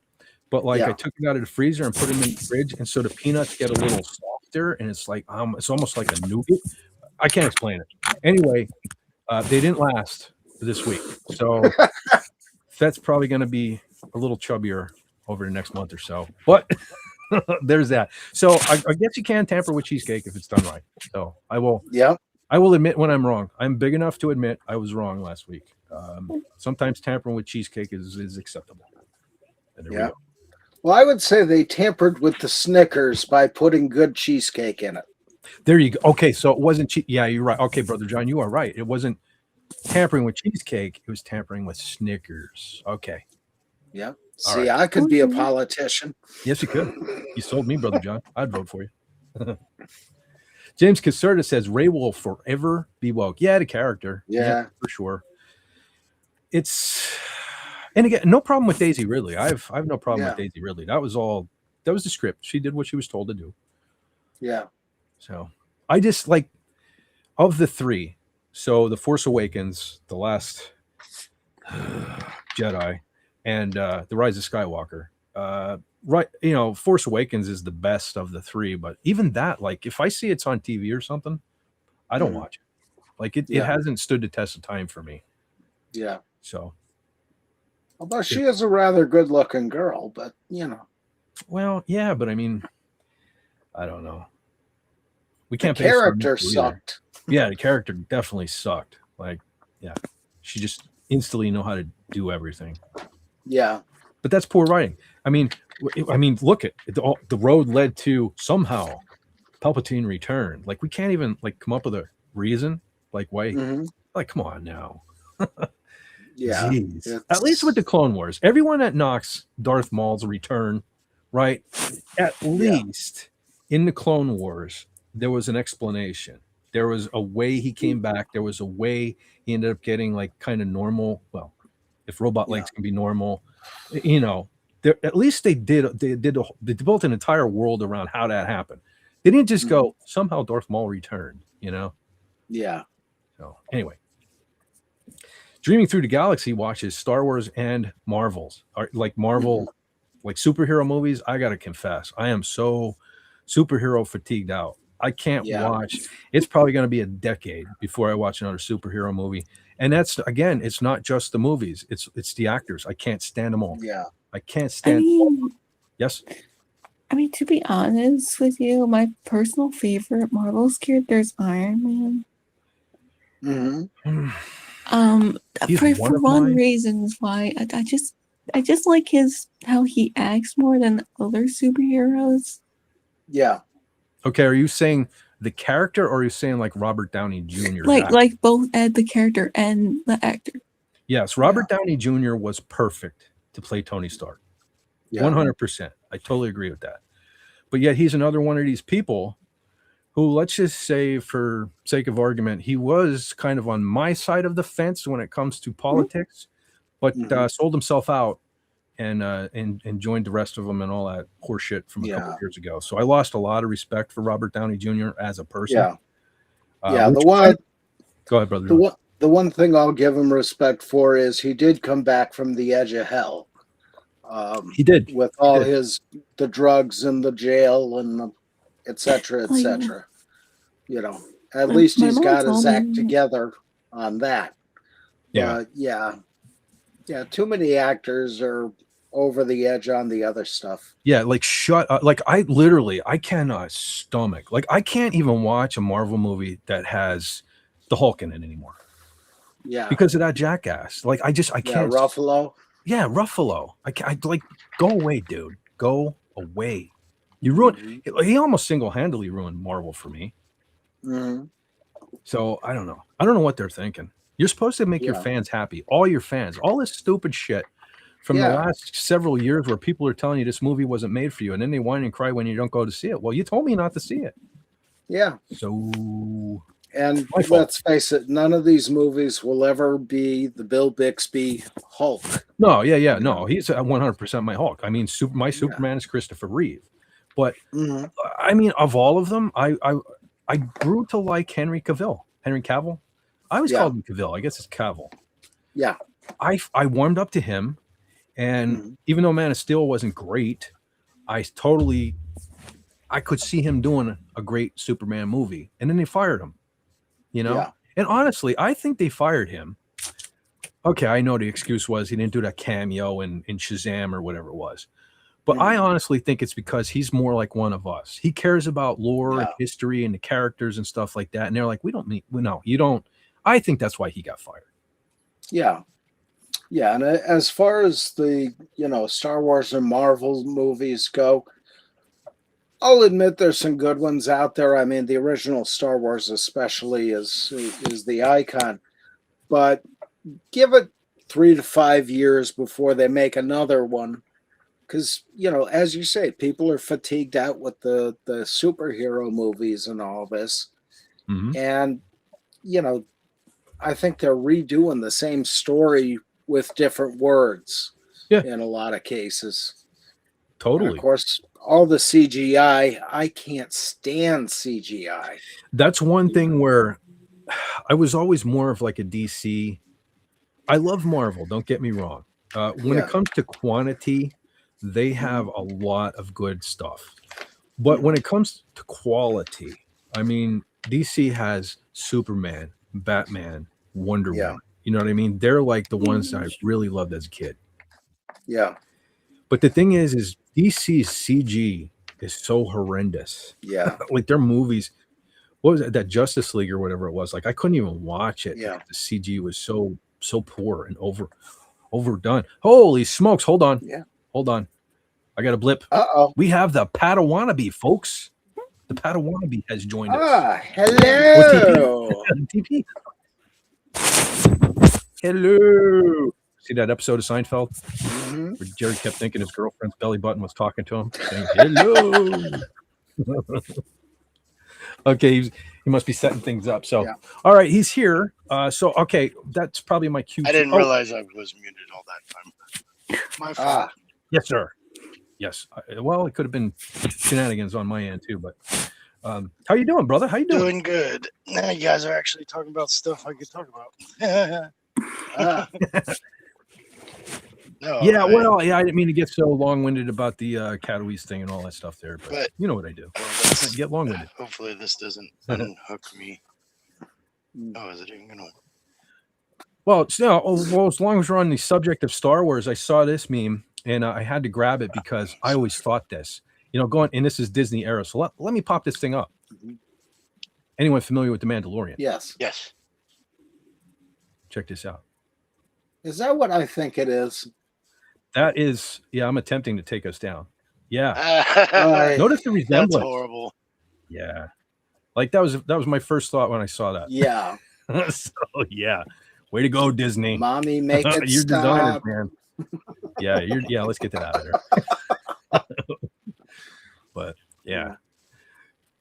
I haven't seen any of those comparisons.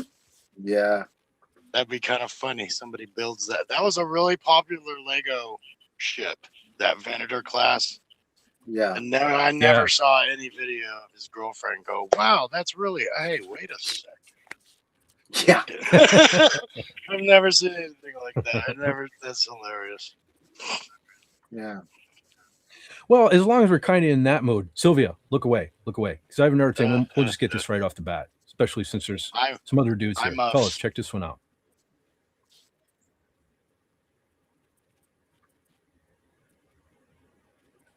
Yes.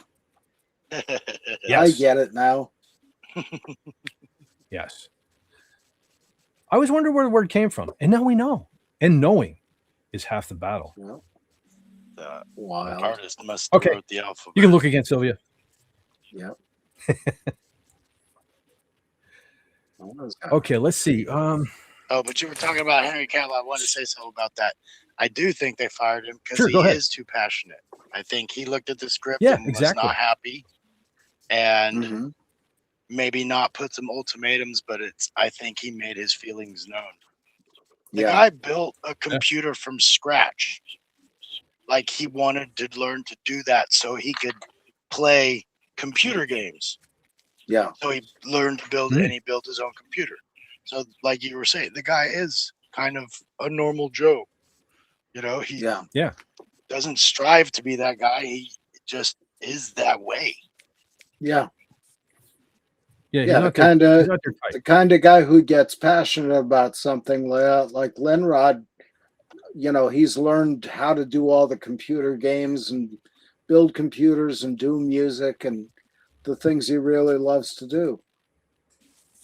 And even The Witcher, that's a big reason why he is not doing The Witcher, because he was not happy with the way they were taking the story, because he's like, it's not right. Yeah. You guys are writing your own thing now. And I got some mad respect for him for that, for walking away. Yeah. Mm. Yep. I mean, I think he wants to be in like a Warhammer project. I've heard I that. guess he's into that. I don't know. Yeah. I mean, yeah, that's the kind of actor you want. That's what we wanted for so long, and we started getting a few of them. You know, Yeah. we started getting people that were like, well, not everybody likes my movies, but I know some people do, so I'll keep making them for the masses. Yeah. Because, I mean, well, that's the thing, You gotta stick with the original concept of who these people are, But they keep deviating into the message. Yeah. Shove that message already. and Yeah. what did it result in? A big reset, and then another big reset, and another big reset, and Yeah. all these problems with the actors. It's like that wasn't really as big either. Usually you'd find this stuff out at different times, not right when you're getting ready to sink multi-billion-dollar films into people. Yeah. Right. You listening, Millie Alcock? Make the only one making movies wait to make movies with Deadpool. It's like that guy makes movies people want to see. And you're just like, yeah, we'll get to it. Mm-hmm. Speaking of movies you want to see, did you fellas and lady, did you see Rick Moranis appeared at Comic-Con this weekend? I saw the clip. Standing I saw ovation. a clip of it today. Yeah, that's so. I was on the fence about whether I wanted to see Spaceballs too, but I don't know. Now I'm kind of a little more excited. I'm hoping they do the right thing and we get a good movie. I don't know how they're going to pull it off without John Candy, because major part of the first one in my book. Yeah, but I love John Candy. But, he was good. I'm interested. How do you all feel? You kind of want to see this movie? I'm curious and interested. Me too. Simply because, like Daphne Zuniga has barely aged. Like, So, hail Princess Vespa. Yep. She doesn't look Druish. No. Okay, I'm wondering. This is kind of a joke. Chewbacca, who is supposed to be Barf, basically, right? Yeah. Mm-hmm. Chewbacca does have a son in Star Wars lore, and it's kind of a joke that he has one. So would we not be happy with Barf's son, Lumpy? It's possible. I have heard a rumbling about John Candy's. John Candy does have a son, correct? I heard a rumbling about him being in the movie. That would be interesting. That would be interesting. Yeah. Yeah, I don't know. I'm a lot more optimistic now because if Rick Moranis wouldn't have come back, there would be no point. There would be no point in making a movie. But I want to see it. I'm all for it. Finally, I saw the video. Rick Moranis, he gets out of his car and he puts on like the dark helmet. Mm-hmm. Yeah. And as he walked into like up the steps of the convention. Yeah. And then it cuts to him coming out on stage. Yeah. But I'm glad. Fans have wanted to see that guy back in movies for a long, long time. Yeah. He's one of the good ones, man. Hey, real quick, I want to give a shout out. Miskatonic Madman in the chat. He says, hello, friends. Just stopping in for a bit while Harvey tries to escape. See, I knew that was going to happen. I'll watch the replay later tonight. Awesome, dude. Thanks for stopping in and checking in on us. I knew that. I knew Harvey was going to try to escape, and some folks said, hey, come on over. I knew that. Yep. Oh, while we're checking the chat, too, Sylvia, a question for you. Huss the Dealer wants to know, Sylvia, how did you come up with your name? Just asking.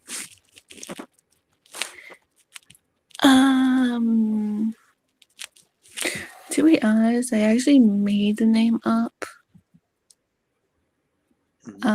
because I didn't tell much people this, but since I trust you guys more, I'm going to tell you something, but my actual name is Faith. Well, now hold on a second. You remember this is going out on YouTube, right? So, they're going to know. They don't care. They don't care. Okay. I said my real name before. Yeah. But I think I think I came up with Sylvia because I used to watch a YouTuber that goes by Sylvia too. Okay. Awesome. So, That's cool. Sylvia's a nice name. I dig it. Yeah. All right, there you go. Very good. Very good. Okay, let me take this down. Let's see. Okay, now let me pop something else up real quick. Padawannabe, I'm just going to be quick about this. I just have something I'm going to, but I need to put my disclaimer up just in case. You know who catches the replay. It's not really, it's sort of guitar related. Well, I guess it is guitar related. Well, I swear, I'll be real quick about this. So, news, because I know Jason Love is probably going to watch this on the replay. So, I saw some King Diamond news. So, I had to at least let Brother Jason know. So, from King Diamond himself, he says, "It's a big honor for me to welcome Gus G as our new guitarist, who will compose with us, record with us, and tour with us in the future. Gus will still continue with his current projects, Firewind, solo project, etc. No restrictions, just careful planning." So, Brother John, you and I were talking about this last night. So, yeah, any other King Diamond fans out there, you know, his longtime guitar player, Andy LaRocque, was a heck of a guitar player. But I think if anybody can, cover them 6 strings like Andy LaRocque did, I think Gus G might be the guy. So, what do you think, Brother John? Good news? Good news? Yeah. Yeah, I've seen Gus play a number of things. We talked about Dream Evil, one of his earlier bands, and the song Book of Heavy Metal, and just an awesome player. And he's got the look, he's got the chops, the stage presence. He should do fine with them. Yeah, I don't see why he wouldn't. For those who don't really know, he played for Ozzy for a stretch there. He was, I think he replaced Zakk Wylde. I think it was Zakk Wylde's replacement. So if you want to check him out, he actually does have a YouTube channel here, Gus G. Yeah. Go on, check him out. He's a heck of a guitar player. I don't think he'd be disappointed. So I know we have a lot of guitar players that come here and will probably watch this replay. So if by some chance you're not familiar with Gus, go check him out. So I can't wait to hear. Can't wait to hear some King Diamond with the Gus here. What is this, Miskatonic Madman says, is Andy LaRocque out of King Diamond, or is he just producing from now on? I don't know. I don't know the story. I don't know much more about it at this point. I just thought I'd share it with y'all. When I do find out, I'll either if I find out even sooner than next week, I'll pop it up on the Twitter X or whatever. But I don't know. I don't know what happened. Hopefully it's not, we're all getting older. You look at Judas Priest, man, like now Glenn Tipton with the Parkinson's and stuff, he can't tour. So I'm hoping his health, Andy's okay, because man, what a guitar player, some phenomenal, because I've always dug Merciful Fate and King Diamond and stuff, and a lot of folks who didn't get that stuff would always kind of knock King Diamond's vocals. For those not familiar, King Diamond, he has like a falsetto that he sings in. And for me, I love King Diamond's voice. It's very unique, but it's the guitar players is always what drew me to it. Especially if you listen to like old Merciful Fate, the riffs. It's kind of about the riffs and stuff. Yeah. So I'm sad. Don't get me wrong. I'm sad to hear that Andy LaRocque is not going to be playing with them, but I don't know. We'll see. Could be positive. At least it's going to continue on. Because let's not forget, King Diamond struggled with some cancer there a little while back. So fortunately, he's still with us and can still perform. So, Real quick, DJ Play Nice stopped in. Okay, DJ. Oh, yes, he did. Okay, I'm popping it up. Don't know if it's coming across on the boob tube, but so DJ Play Nice says, wait, did I miss one? Yes, I did. I knew there was kind of a string. Okay, let me go back up. See that? I'm learning, folks. I'm learning. He says, stopping by to say hi and leave a thumbs up. Have fun. I'll join the replay crew. Awesome. Thank you, brother. And he also says, thumbs up the live and reload the stream when it ends to leave a comment. See that? He's doing my job for me. He also says, please make sure your subscription is active and that the bell alerts are set to all. Yeah, regardless, it seems like Brother John just said on this live stream, he didn't get a notification about my short from earlier, but thank you for reminding everyone. Yes, please. Again, please make sure you're still subscribed, because I don't know what happens, but we're back into that downward swing where I'll gain a few, lose a few, gain a few, lose a few. It's very discouraging. And I'm not trying to make an excuse for my laziness, but one of the reasons why I haven't done a full-blown video over the last 2 weeks, because it's like, you know, like, what's the point, you know? So I don't know. If I wake up and I see I gained a subscriber or two, I'm like, I'll make a video today. If I wake up and I find out I lost 4 subscribers, I'm like, well, guess I'm watching some movies today or something. Just saying. Yeah. Just saying. But he also says, and you all be safe, have fun, take care of your crew, and rock. You too, my friend, you too, because you certainly rock, and we love you here. Yeah, good guy. Yeah, good guy, and a beloved member of the Fett Force, I would like to say. Yep. So, yes. Yep. Thank you, brother. Let's see. Is it okay? Okay, so we lost Sylvia. Okay, she's going to head out early, so my iPad can charge. Okay, I was wondering what happened because she dropped out, and then I added her to the stream, and then she dropped out. So that darn iPad stuff. Yeah. Anyway, so Miss Katonic Madman says, big fan of Andy LaRocque. Yep. Same here, brother. Okay, so King Diamond had a heart attack around 2007 or 8. Pretty scary, I think that means. But he quit smoking and got healthy. Yeah, scary. Yep. Cool. Yeah, I corrected it. Yeah, man. The world's gonna be a sad place without King Diamond. I'm not the world's hugest King Diamond fan, but when I get my mood for King Diamond, nobody satisfies it like King Diamond. Just saying. All right, let's see. Okay, I think we said enough about that. Let's see what else I have over here.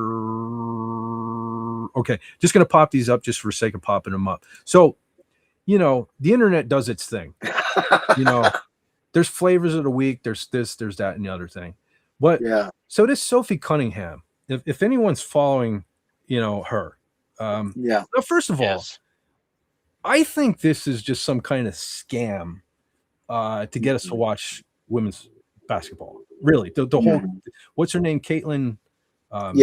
Clark. Caitlin Clark. Like, I think somebody was watching the movie Slapshot. Y'all remember that hockey movie where the team was not doing so well, so they started beating each other up, and so they drew a crowd. So, okay, it's just my opinion, but I think that's what's going on with that. They're roughing up this poor girl here, this Caitlin girl, to get butts in the seats.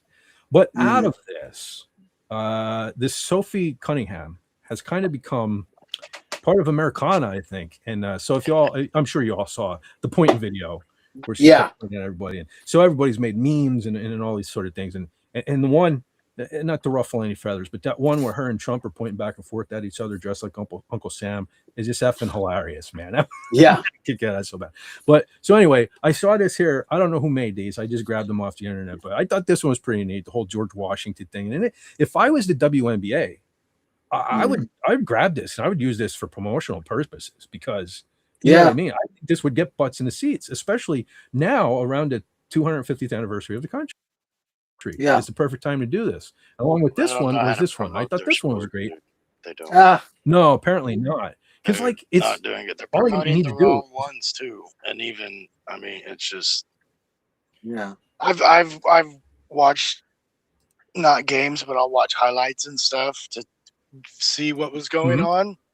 And it's like they were beating on Caitlin Clark. But the thing I have the biggest problem with is one of the ones that would open her mouth the most was Angel Reese. And she is a horrible, horrible, horrible basketball player. She has no game. She's setting rebound records because she's setting missed shot records. Jeez. Wow. But see, here's the thing, though. By her shooting her mouth off like you're talking about her now, and I'm sure people all over YouTube are talking about her for opening up her mouth. That's what I'm saying. I think this whole thing is just trying to get butts in the seats. But I don't know. I don't go to the games because they're not entertaining. Yeah. Now they're getting more entertaining watching this, but this is the fouls they're doing are so blatant, and it's like, oh, you guys are trying to fight. This isn't even like what it was in 80s, 90s men's era. It's not the same kind of fighting. It's that's what I said. I think somebody was watching Slapshot and got an idea. But as far as promotions, I mean, all they need to do is look at the memes. Look at the meme lords out there, what they're doing. Pay somebody a couple bucks and take this meme and didn't run with it. You know what I mean? These aren't the memes people want to meet.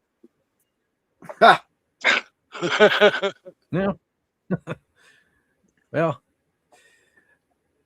Yeah, I think it would improve their ticket sales. I think they are getting attention, but they're not, like you said, they're not taking advantage of it. They're not promoting the league in a good way. You know what I mean? They were getting on the sports every night because of what was being thrown on the court, and they couldn't make a spin on it. Yeah. Yeah. I mean, well, speaking of Doomcock, Doomcock has made a popular song. Doomcock has a green dildo song now that he's singing. Yeah. You know? You think they, but it doesn't. Yeah, they're just because they're trying to promote the way they want to promote, and we all know that way of promoting stuff is failing. Mm-hmm. Right. It's across the board. It's failing. Yeah. And not everything is failing across the board. There are still good shows that are being made and good movies and everything. Mm-hmm. But yeah, they just don't get the publicity. Yeah. Yep. Not the good ones. Yeah. All right. With that, I guess we did talking about allow myself to introduce myself. A movie. And Brother Padawannabe, have you saw I watched it right before coming on. I had seen it before though, but not exactly what I remembered. I was like, it has been a really long time. Kind of the same for me. I got my copy of Event Horizon is on Blu-ray from Blockbusters. Oh wow! I was a 99-cent bin, baby. I have a DVD from back in the day where, I'll tell you, my DVD is so old. The case is actually made of plastic. Like there's heavy plastic. Yeah, mine. Back when they cared about. It's like the ones that click together, like the rentals come in, so you could drop them and they wouldn't break. Yeah, mine has let's see if I can turn my camera. It's very reinforced. See if this cooperates. This thing. What happened? Hold on, I got a wicked delay here. This is probably a bad idea. But anyway, my DVD actually has these tabs. Oh, geez. I know what you're talking about. Has these tabs on the side. Yeah, that's how old this is. Yeah. Oh, man, I've broken a few of those forgetting that they have trying to get into a DVD without the lights on. Yeah. I want it open. Yeah. Well, for me, today, when I picked it up and I felt the weight, that's your clue. I was like, that's an old school case. That made me look. Yeah. So that when you feel weight, check for the tabs. But so this actually came into play today. I was saying at the beginning of the stream, I attempted to watch it on Pluto, but I don't know why. It always freezes on Pluto for me. So I broke this thing out. Yeah. But okay, let's see.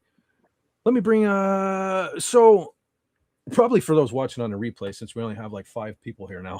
let me give you a real quick synopsis if you haven't seen it, because to me, I'm surprised how many folks I talked to that never saw it. This seems like either I mention Event Horizon and people love it and say it's one of the greatest sci-fi masterpieces ever, or people are like, "What? I saw it because of Sam Neill, because of Jurassic Me too. Park. That's why he's in another movie. Let's go watch it." And Lawrence Fishburne's not bad either. Yeah. Nope. Yeah. I totally agree there. Well, that's one of the reasons why there's a couple of reasons why I chose to run with it today. One, because we just talked Jurassic Park, and I really, when I think Sam Neill, I really do go right to Event Horizon, but I thought it was a little too dark last week. Yeah. Kind of, to encompass his life, as kind of like a tribute to him. I thought maybe we'll do Jurassic Park, but I also figured with General Kala being on her way back, there's a good possibility she may be back next week here on this stream. So I figured, she's not here, because if you guys had to censor her every time, if you had to hide her eyes every time she needed her eyes hid, she wouldn't be able to watch half of the movie. Oh yeah, she wouldn't be able to look at Sam Neill for the last third of the film. No way. So I figured, I figure we'll get this one out of the way without, because there's no way I would make General Kala watch this. This is not in her wheelhouse. Not at all. So not at all. I wouldn't even. Yeah, we'll get it. Yeah, because the stars aligned. This is the perfect opportunity to not have to have her involved in this. So this movie's The Shining. There are, I'm watching it today. There are a lot of things. There are a lot of tie-ins that I caught. Yeah, I was like, this. Okay, let me go ahead. Before we get into it, let me just give a little synopsis for people who aren't familiar with the movie. So, the 1997 sci-fi horror film, and yes, it is horror too, and gory horror. And you know what? Let me pop this up too, because I'm going to show some images. So I made a thing. So for folks that don't really like stuff like this, let me pop this up. Okay, so before I forget. So let me start this over. The 1997 sci-fi horror film Event Horizon follows a rescue crew investigating a prototype spaceship that reappeared near Neptune after vanishing for 7 years, only to discover its experimental gravity drive opened a portal to a demonic dimension of hell. Yeah. So in 2047, the rescue ship Lewis and Clark is sent to Neptune to locate the Event Horizon, a deep space vessel that vanished during its maiden voyage. Joined by Dr. William Weir, Sam Neill, the physicist who built the ship, the crew boards the seemingly abandoned craft. The team learns the ship's experimental engine folds space-time using a black hole, but it accidentally tore a gateway into a realm of pure, infinite evil. Yeah. The living ship begins to manifest the crew's deepest traumas and hidden guilts, causing severe easy for you to say, hallucinations, such as Captain Miller seeing a colleague he failed to save and Dr. Weir seeing his dead wife. The ship corrupts Dr. Weir, I'll say, turning him against the remaining survivors as the vessel itself appears to become a sentient, malevolent entity. After Lewis and Clark is destroyed, the surviving crew members fight to trigger the Event Horizon's forward section as a lifeboat to escape back to Earth before the ship drags them back into the abyss, or hell, as I like to think of it. So there you go, ladies and gentlemen. There's a brief synopsis of it, and really, it doesn't do it justice, man. What the visuals, holy cow. That's why I'm popping this graphic up as we discuss this. So for those with squeamish, General Kala, this is where you got to tune out, fast forward or something if you catch the end, but you do not want to look from this point going forward, because I'm going to pop the things up now as we kind of riff on this, the images. So, fellas, Padawannabe, since you just recently watched it, what do you think of this film? I like it a lot. I mean, I think Sam Neill read the script and was like, yeah, I don't get offered stuff like this. I get to be like he's Pinhead. He's you know what I mean? Yep. Like his character by the end of this film is fully not the same person. It's like the Rock and Doom. There's so many genres, you know, in this, whether it was paying homage or doing it its own inspiration or whatever it is. This is how it's done well. Yeah. I mean, this is how it should be. There's not really, there's a lot of non-verbal scenes, not full scenes, but long drawn out, nobody actually talking, or they'll be listening for something. And it's just, and it keeps your attention. I was thinking this was a 2-hour movie, and then I saw that it was only 95 minutes, and I was like, oh, this is going to be good. It's going to be much better than I remembered it being. I just remembered horror sci-fi. But then as I was watching it, I was like, oh, now that I have so much more experience with the films over the years, it's like I'm starting to recall off my Rolodex, you know. Yeah. There's no wasted time in this movie, for sure. You know, they didn't screw around. I'm glad it was a short run time.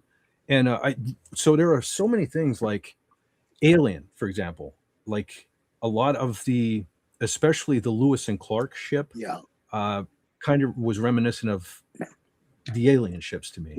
And just the Event Horizon itself, I was watching the behind the scenes earlier, and a director even said he wanted that ship to resemble like something religious. I mean, if you look at it, it sort of does resemble a cross.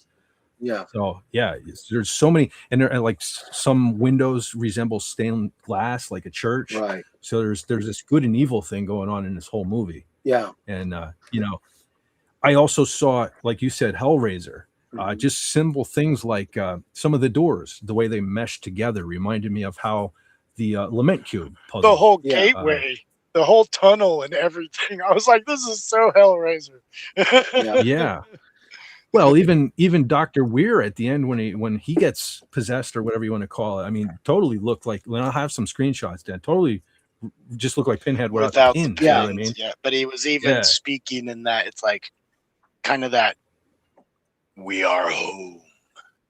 We've all been here. You know, it's like this. It's he is still singular, but he's talking in this more of us attitude. You know, I'm not sure what that perspective is, but Well, I know what you mean. That though. goes along with the biblical verse, "Call me Legion, for we are many." Legion, okay, yeah, that's what I'm kind of feeling. But he was aware of himself still, which that was like, oh, he's the one. He's the one they picked to help because everybody else is just going crazy. He was like ascending. He thought, you know what I mean?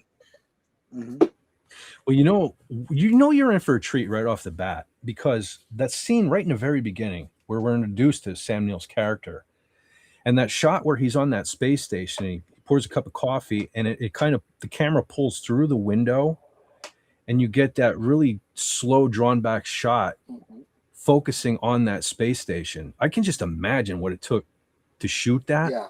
But like, that was so impressive to me, the camera work. I enjoyed that so much today. Yeah, everything. And this was early CGI. Yeah. Well, unfortunately, it was very limited, because I Yes. noticed you could tell there were a lot of practical effects in this, including the ships. And Which- they they got the use of space helping them too in a lot of their shots where that's when it's like, oh, you wouldn't even be able to tell it was CGI. It was mostly just with the floating objects. And it's like, oh, right. Wow. And one of the things too, another tie-in, which kind of is not horror related, and maybe it's just a geek like me, but I noticed on the captain's chair in the Lewis and Clark, I don't know if you all caught, but the corner of it was all ripped and it was all duct taped, which kind of took me into the Star Wars, the lived-in universe. I thought that was a cool little nod there. Yeah. Well, especially for these guys being military. Every military movie we've ever seen, the military makes do. Yeah. They don't wait for new parts. They fix it and it works. So don't worry about it. Right. Yeah. Yeah. Some of these scenes here where you have, of course, showing still images, it doesn't do you justice, but these things were swirling metal, almost like instruments of death spinning This around is what he here. called the meat grinder. Yeah, It's the like, meat this is grinder. what? This looks like more like a meat grinder. Now, this one took me to another movie I would like to talk about down the road, Galaxy Quest. There's the scene where they're trying to set off the Omega-13 device, and they're going through. Matter of fact, it almost looked like a walkway like this, similar from what I recall. And Sigourney Weaver's character looks down. The mashers. Yeah, Oh, that part where they go down where they look down at the object. Yeah. Yeah, I'm wondering if that was kind of a nod at this movie. Like, who puts things like this in a ship? Because this had all those kind of mechanical kill you devices. But yeah, and you gotta give the crew credit for all the work they put into these sets. I mean, it's incredible stuff. Yeah, these but sets were great. That it was kind of a silly trope they used to have in, I don't know, any kind of hero film or series. It's like, why is the abort button behind a set of booby traps? Yeah, it's on our ship. Shouldn't we be able to just push it? Who made this? Yeah. Yeah. Well, even in like the opening scene, I forgot to mention, like, Brother John, I thought of you. Well, no, it wasn't the opening scene. It's when they first get on the event horizon and there was no gravity yet. And I saw that pair of vice grips go flying by. I'm like, I'll bet you Brother John is right now trying to get that make and model of those vice grips that are sailing past the screen. Well, I have a drawer full of vice grips back there of various sizes and types. And this film is almost current time. Yeah. I know my Brother John. Oh yeah. I like too a couple lines too from that scene. Well, one of them anyway, where they see that woman sees the frozen corpse floating through the air, and she calls it a corpse sickle. I thought that was kind of kind of corpse sickle. That's not something you hear every day. Yep. And I also noticed a lot of the, like, for example, like this image here, just the way. Well, let me actually go back one. Like, this is the core, what the hell was that called? The gravity drive. Yeah. The way that it kind of swivels around the two rings and everything. Again, it reminded me of Hellraiser, the way the box moves and stuff. And, you got the spikes protruding out of the wall there and stuff. It's definitely, It's definitely. You built this to be a gate? Yeah. I mean, NASA built this? Actually, I think it was IS. Or you know what it is. Yeah, IASA, international. I think it was international. Yeah, it's so funny though. It's like, well, okay, Gothic. Yeah, Right. I mean, it was almost like the ship was built to go to hell. So it says, it's surprising that they were surprised when it went there. Yeah, I was expecting that to, like, it almost looked like you should have seen runic symbols on these plates. Because when I was looking at the ball, it's like, it's not even sphere. It's just a bunch of cylinder, round plates put together. Yeah. Mm-hmm. And I was like, they made those plates. That's what they chose. I was like, wow, this is, because I was getting the very much like the ritual to open the gates. You know what I mean? Yeah. Like, we're opening the 7 seals or however many they are. Well, that's the thing. And these circles are kind of reminiscent of Dante's Inferno, the 7 gates of hell. Hey, wait a second. 7 circles of hell, I should say. Brother John, the way you put that there, are they huge circles is what I need to know. Huge. Well, they don't bounce. They don't bounce. But no, and I mean, the Hellraiser tie-in is absolute, because Weir's wife at one point says, "We have such things to show you," where Pinhead in Hellraiser says, "We have such sights to show you." Yep. And to me, it's a cross between the Hellraiser movies and 2001: A Space Odyssey. Okay. Yeah, well, there's also another scene. I don't think I grabbed a screenshot, but the scene, I believe they're on the event horizon trying to get out of there. And you all watched it, so you know what I'm talking about, where like the ceiling first fills up with blood, and all like containment chambers fill up, and then the main one bursts. And totally right out of The Shining, where the blood comes bursting out of the elevator. So there's a nod to The Shining as well. And it's all well done too. Like I'm saying nod, I'm not saying ripped off. There was definitely nods to these, because they did it so way good. They're doing that thinking they're original. I mean, I hope not, anyway. but they did it in such a way that, like, I just didn't go like, I'm not watching this. This is a ripoff. No, it was well done. It was well done. Yeah. And you see it at first in like the lighting system, and my initial reaction, I was like, oh, that's not good. And then you go in, and then you see the perspective of the woman in the other room, and that's when I got the full Shining effect, because the blood's filling up the tank, like you were saying. And I'm like, okay, I see where they're going. And then you see the down the hallway, down the ladder, and I'm like, oh yeah, ouch. But I got it. I bought it. I wasn't like, oh, come on. Well, again, I watched the making of this today, and I'm pretty sure the director even said he's a huge fan of The Shining. So, I mean, intentional nod. So, there's some things too, like the one. Well, he's sort of a side character, but Smith, the navigator or whatever he was too. I like the one where they asked his opinion about the condition of the ship. He says, "This ship is fucked." And Weir says, "Thank you for that scientific analysis." Kind of chuckled at that one. Yeah. And the other fella, I can't remember his name. He's still active as an actor today. Not him, the other one. The doctor. Got it. Jason Isaacs. Remember his name. That's it. Yeah, he was really good. Yeah, and conveniently, we just did the Patriot, which was that's right. He was Tarleton or Tavington, the guy who was based on Tarleton. Well, speaking of the cast too, another thing, I'm watching this today, and we just recently suggested, and I definitely want to do this when General Call is back, because she didn't see the movie, and I know she's going to love Breakdown with Kurt Russell, because Jack Noseworthy is in this movie, and he's the young fella in Breakdown as well. So I again, this like my mind was all over the place as I'm watching this. So Breakdown will be another movie I want to do down the road.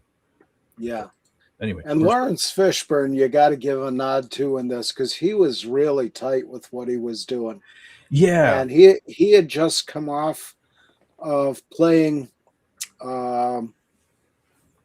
Othello, Shakespeare's Othello, the Moor of Venice, in a movie, and he did great in that, and then great in this, and he was doing a whole series of really good movies. Really tight actor. Yeah, he's a good actor. Because a lot of times with these, where you have like these military fellows, especially the leader who's supposed to be like the drill sergeant, that can get old real fast. You know? But no, I didn't mind Lawrence Fishburne in this at all. So speaks volumes on his acting. Yeah, things like this here too, like the walls here, look like giant circuit boards to me. So I bet you Linda would really, really, really dig some of these scenes. Yeah. But also, if you look at it like really quick, the engravings like on the lament cube from Hellraiser. Yeah. Yeah. So my mind's always going right back to Hellraiser. I did love it, this scene too, where so we're getting into them here, and so I intentionally didn't put these in order this time, just for the sake of now we're really getting into the gore factor, folks. Mm-hmm. So if the warning out front didn't tell you, we're going to be getting into some visuals here. But I love as we're getting here, and he's becoming infected with the weird beast possession, whatever you want to call it. There's a scene between Sam Neill and Lawrence Fishburne where Fishburne says to him, get your gear or you'll find yourself walking home. And Sam Neill kind of fades back into the darkness as he's saying, I am home. I thought that was the shit's about to hit the fan. When I saw that scene, I was like, that's great. That's a great way to get into it. Yeah. I love scenes like that where you have that iconic image and motion and then the line, and it's, even in the Simpsons, the one thing where Bart Simpson is out flying a kite at night and Marge looks out the window and Bart just looks up and says, hello, mother dear. I mean, it's just those moments that don't need any explanation, even though you want it. Mm-hmm. Well, I didn't grab the screenshot of this particular demise, but speaking of Jason Isaacs, man, the way his character went out in this, spoiler again, folks, there will be spoilers, it's from 1997, but man, that, like, even describing it, I don't even know how to describe the way he just totally Dr. Weir here flailed him. Got it. Yeah, he filleted him. He hung him up from. I mean, it was kind of flailed him. He put him right down. He cut him right down the middle, and wired him out, and then basically just flipped him over. Yeah, let his guts. You know what I mean? And just let him disembowel himself. Just everything came out. Ugh. This is a vicious. That one was crazy. Movie. This is why I know General Collett can't sit through this one. That one, to me, I was like, that had to have been a sacrifice. That had to, there was a reason behind that one. Yeah. Yeah. Because the other people didn't, it was a different fight for that. You know what I mean? Mm-hmm. Yeah. He was fighting the thing. Everybody else is still going crazy. Yeah, it's like something that would happen in the Hellraiser universe. Mm-hmm. And this guy, I don't know how he's even alive. Oh, speaking of, this is Jack Noseworthy. Speaking of devil, that's what I was just referencing earlier. Yeah. Well, he's worthy of a new nose. I like Get it? I do. You hit it right on the nose, brother John. Right on the nose. Another great line in this too was where, and I believe that was between Fishburne and the Sam Neill too, where Fishburne says, "This ship went to hell" or something like that, and Sam Neill there says, "Hell is only a word. The reality is much, much worse." Yeah, yeah, and like this scene here too, where he says, "What happened to your eyes?" And he says to me, "Where we're going, we won't need eyes to see." Yeah. He just got so crazy. This is the thing, like it, folks. You probably all saw Jurassic Park, and the great, innocent there, Dr. Grant. I mean, you want to see Sam Neill. You want to see the depth of his acting ability, man. He was in this. He was scary. He was freaking vicious, and I bought it too, Yeah. A lot of cases like this, I'd be watching this and I'd be like, it's hard to take the guy from Jurassic Park seriously, but I don't even think about it. I don't even really think about it.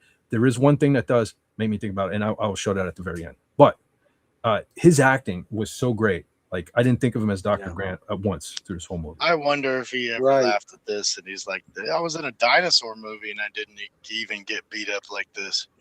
Yeah. Yeah, I bet. I bet. Well, he was kind of like the dinosaur in this, though. I mean, he was the one tearing everybody up. Yeah. He was the one that was flocking this way. Yeah. Yep. Yeah, and this whole bit here is again what you would imagine the Hellraiser universe to have in it. Mm-hmm. Absolutely. Yeah. I mean, that's what I was saying, man. Some of these scenes are vicious. Yeah. In 97 too, you know? Mm-hmm. Yeah, for a big budget film in 97, yeah. We were getting not the films, but we were getting the game, like Silent Hill games and Resident Evil games, and the games that had this kind of imagery in them. Mm-hmm. You know what I mean? So I mean, this was because this is not that gore porn like they went to later on. This is just horrific, you know. Yeah, this is nightmare fuel. This movie is nightmare fuel. You know, you have to be. I can understand why a lot of folks haven't seen it and will not watch it. I mean, I totally get that because I'm coming from the angle of like this. For me, you know, I'm a sci-fi / horror geek, so this is like having my cake and eating it, or you might say having my cheesecake and eating it too.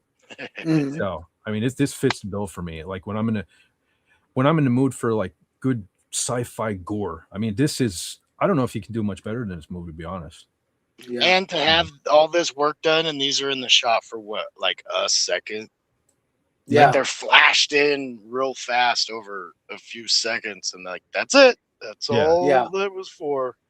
And that's a good point too, though. So folks who've never seen this movie, but you stuck around this long, and you're seeing, this stuff does kind of go by fast. So you know, it's not like the whole movie revolves around maggots crawling on people and stuff. So don't let that put you off either. I just wanted to show how intense this thing was for back in the day, and why there's almost nothing really like it since, you know, like, because people are going to compare it to Alien, of course, but you know, that's like a whole different thing. This is what I like about it is they could have went the route and just had it be some kind of like monstrous alien, you know, get on board the ship, because that's the way most sci-fi horrors are. It's always the alien. I like that they went the religious way and made it that the ship went to hell and came back. Yeah. And it was a living, possessed thing. Yeah. You know? Well, that's what gives me the Doom connection, the video game series Doom. Because like hell is a planet that they go to where these demonic creatures come. Yeah. Holy smokes. So that's why I get that feel with this. And then the guy getting possessed over is really similar to what happens in the film, not the series. Yeah. Well, this shot I have up right now, holy smokes, that's a Creator album cover. I mean, I love the band Creator. They literally have an album cover where there's a guy playing a human is made into like a cello, and it looks almost just like this cover. He has strings on him, and so this is like 100% metal too. This movie. So if you're a metalhead, you have to indulge in this movie. Yeah. Wouldn't that have been interesting? So, what did your art director for the film? What were you doing before this? I was doing heavy metal album covers. Hey, nothing wrong with that, man. Nothing wrong with that. Because you look at heavy metal album covers, they're either this type of movie or they're like, you look at Manowar. You know, it's like Conan the Barbarian stuff. So yeah, Battery was doing wedding photos.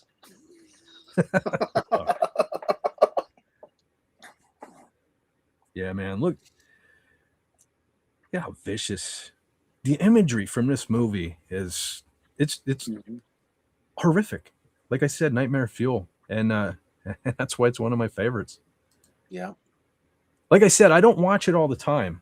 And I'm kind of glad about that, because this is not a like, it's almost new to me. You know, I watch it so little, but that doesn't mean I don't like it. It doesn't come on my radar. I have to be in the mood. You know, obviously you look at the images, I have to be in the mood for this. I'm not usually in the mood for it, but today it was like watching a whole new movie again for me. And I really enjoyed it. The effects, the cast, yet another movie where I mean, the cast was perfect. I only have One thing about the cast, I'll get to that in a second. But like, I love that there's so many physical models. Literally, like the Event Horizon ship itself, that was legit. Because they filmed this at Pinewood Studios too, by the way, which is well known as Star Wars filming to this day. They still film a lot of Star Wars stuff there, simply for the fact of what they needed to make this look as good as it does. They needed huge sound stages, and they needed one that could handle all the water. Well, in this it turned to be blood, but like all the scenes where the oil sort of thing was kind of spewing out of the gravity thing there and all. So they needed Pinewood Studios fit the bill for that. So it was filmed at a great studio. I love that the CGI was limited, because especially in 1997, watching it now would really kind of make me not enjoy it as much, because CGI wasn't as good back then. So it has that going for it. And like I said, I love that they went the hell route rather than just some run-of-the-mill alien jumping on board and scaring people. I like the religious aspect. Other than that, I don't know what else to say about it. You fellas have anything you would like to tell anybody why they should? Hold on, we have Comic Relief Crusader just popped in. Hello, Fez bro. Hey, Crusader. Hello.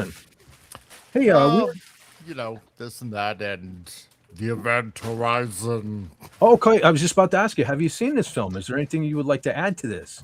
I have. I've seen it twice, and I believe they're going to do like an anniversary release or something like that. Okay, I got scared. And quite possibly a sequel. Oh no, I was afraid you were going to say that. Yeah, I know. Yeah. Sorry. That is one thing I don't want. I don't want a sequel. I don't want a reboot. First of all, of course, that's rumor though. That's rumor though. Let's hope that stays rumor. This is perfect standalone. I hope they don't touch it. Honestly, no, neither do I. No. Yeah, something like this, you have to have the same cinematographer and lighting crew and everything. Otherwise, it'll look like a completely different movie. Mm-hmm. And I don't think that cinematographer is still alive. Probably not. I can't remember his name, but he did a hell of a lot of movies I can't remember the name of right now. They listed them in the one video I was looking at this morning. No, unfortunately, I didn't write that one down. But it was the era too. Like Padawannabe was pointing out, some games probably helped inspire this, and we're not in the late 90s anymore. I mean, again, a lot of folks need to have things on 4K and all that stuff. To me, sometimes some of these older films, I like the old grittier. Yeah, the grainy films. For example, John Carpenter's Halloween, for example. Like, I don't want to see that cleaned up. I want to be a little kid again, sitting on Indian style on the floor. Are we allowed to say that? Is that politically correct? But sitting, that's fine. Sitting Indian style on the floor, watching it when I was a little kid. I don't need to see it all cleaned up. I think the same thing goes for this. Possibly too, if they clean it up too much, maybe it won't look as good. Yeah. Maybe too much detail is a bad thing. I think the other reason why it's so good is because, like I said, I've seen it a couple of times, and I think because it was just kind of trying to fill more of a void of sci-fi / horror. Yeah, because everything was starting to be the same at that point. Yeah, because it's a vast, unexplored genre. I mean, you have Alien, from all the way back in '79, right? And and then you have this, and I can't really think of any other kind of sci-fi horror movie of any sort. None that immediately come to mind. Yeah. So. Yeah. Like I was saying earlier, it's a kind of a combination of the Hellraiser movies and 2001: A Space Odyssey. Mm-hmm. Mm-hmm. Yep. Well, I even like too that they could have went with they invented warp drive or the run-of-the-mill explanation for how the ship got to where it was, but I love the explanation that they were able to bend gravity and fold gravity, and basically, like he showed the example by using that poster. He folded the poster together and stuck the pen through it and said, because he asked everyone, he said, "What is the fastest way to get somewhere. And, of course, everybody said a straight line. But then he folded the paper and stuck the pen to it. He said, no, you just go right through it. I love that explanation, too. They just didn't, it wasn't warp speed. It wasn't light speed. They invented a whole new thing with this gravity core. So there was a lot of thought went into this. Ooh. Yes, sir. Hello, Lenrod. Oh, yeah, brother. Lenrod is here. Lenrod. Yes. Again, folks that haven't been here earlier, I don't know what's going on with YouTube, I'm guessing, this evening, because when I pop your chats up on screen, it doesn't come across on YouTube. I'm looking at YouTube right now. It is not there. When I don't have images up, your chat is not on screen. And I have it set to be. It wasn't Fett. Fett didn't screw up tonight. There's a new internet gremlin plaguing YouTube this evening. So, but hey, anyway. Hey, brother Lenrod. Yes. Not sure if you're busy or not, but if you wanted, because I know you said you liked this movie. So if you wanted to pop on in before we wrap it up, but sorry, Crusader, I didn't mean to interrupt you. Continue. No, that's fine. Okay. Sorry, eating dill pickle chips. Aw. Good. Yeah. No, but it's a really good movie. It's I know it didn't become, a huge blockbuster or anything like that, but it is a cult classic, as dark and as gritty and as spooky as it is. So you just saying huge there like that. Guys, isn't it a little strange that we were just showing the warp core, the gravity drive there, and John, you pointed out how there were huge circles, and look who shows up. His spidey senses were tingling out there in YouTube land. Yeah. it was amazing. There were huge circles in that room. It was just great, phenomenal, massive. There he is. Brother Lenrod has joined us. What's going on, brother? Yo, just got home, full of food. Oh, very nice. Prime rib. Prime rib night. Well, brother Lenrod, I believe you said this is one of the only horror movies you really kind of like. What do you think about this movie? What makes you be able to stomach this one and not others? The thing that to me that stood out, the only reason I really liked the movie was basically Sam Neill. His performance is absolutely incredible in this one. Oh, agreed. Like his transition from troubled scientist to just pure freaking evil is so good. Yep. Yeah. He is just genuinely terrifying by the end of the film. It's like, holy crap, like this, the man has become the stuff of nightmares. What a brilliant performance. That's why I was saying everyone that can sit through some gore like this, you need to watch this out of respect for Sam Neill, just to see how incredible an actor. The whole cast in the whole movie was good. It was a very well cast film. Like Lawrence Fishburne is fantastic as well. Mm-hmm. Yeah. I'd say but Neil's performance really stands out among everybody's though. Yeah. But if you remember, he played Damien years before. Well, he won't be raising rabbits and living in Montana in this film. No, not really. But, no, you're right. He was awesome in this. And, great ensemble cast. Yeah. Attention to detail in the sets. Yeah, it's just a shame we'll never get the director's cut. Yeah. A couple of the characters didn't get their backstory shown because they had to cut it for time, and unfortunately the film was never taken care of, and it's now lost forever. Mm-hmm. Yeah, it was stored in a salt mine in, where was it, Slovenia? Or Transylvania? Yeah, something like that, yeah. It deteriorated because nobody took care of it. Yeah, they didn't think they'd ever, get a cult following the way it did. Like, what would possess someone to put it in a salt mine of all places? Yeah. Like, what is the reasoning behind that? We do that here in the States because the salt takes up the moisture. Yeah. And you can have these huge spaces with atmospheric controls and all that. And some of them were old international salt mines. I used to work for that salt company. And they're just enormous spaces inside, but there's enough of the pillars left or walls of salt left that you can make these huge rooms and put in lighting and your shelving and all that and heating and cooling and humidity control. But when you don't have that control, you're just getting all the moisture that comes in through the earth and any water that comes down or any dry that comes through that's too much, and it just wrecks the whole thing. The word dehumidifier comes to mind for some reason. I don't Yeah. know. Yeah, exactly. Oh, wait. James Caserta asks, "Who invented folding space? Was it Dune? Is that true?" I gotta admit, No. I'm not in the That was loop on that Believe was it or the not- first place I heard it, but Believe it or not, don't know. the Bible. Really? Because in the Bible it gives actually properties of space. That space can be folded, it can be rolled up like a scroll, it can be warped, shaped, burnt, ripped open. Yeah. Depending on which not. translation you're reading, though. Yeah, pretty much. But There are some differences and different variations of the Bible. Yeah. Yeah, But all this pretty movie was very consistent. different for science fiction the year it came out. Oh yeah. Oh yeah.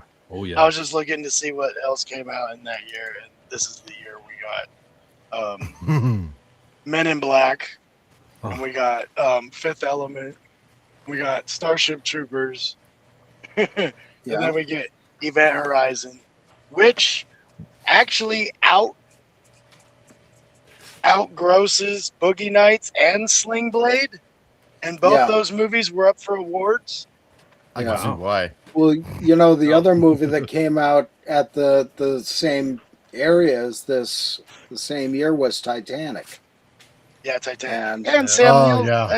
and they do the second Jurassic Park. Sam Neill's not in that one, but he's like, Yeah. fine, you guys are gonna do another Jurassic Park. You're not gonna have me do it. Let me do this. Yeah. Either that or they did that Jurassic Park while he was doing this. Yeah. He's already under contract for other films. All I know is I'm glad he did this. Yeah. Yes. Yeah. Yeah, it was, I will be right back. Don't throw at me. Oh, brother. Contact comes out. That's major for sci-fi, but Yeah. I don't know. Oh, I remember seeing that. Yeah, Contact. Yeah, That was pretty we're good. spoiled. Okay, just seeing what came out in '97 is insane. I can't even. I haven't even seen all the movies, and it's like, oh, there's like 100 movies on this list I should have watched. It's, I mean, I can't believe. Even when you get down into like over 100, it's like, oh, I still love so many of these movies. yeah. Yep. Yeah, but at least in my book, a lot of them didn't make the impact on me that this one did. Like to this day, when I think like legendary sci-fi horror, man, my mind goes right to this. Like I dig Titanic, you know. No joke there. I know Rob Wright was kind of ribbing me a couple of weeks ago about, but no, I honestly I like Titanic. But It is good.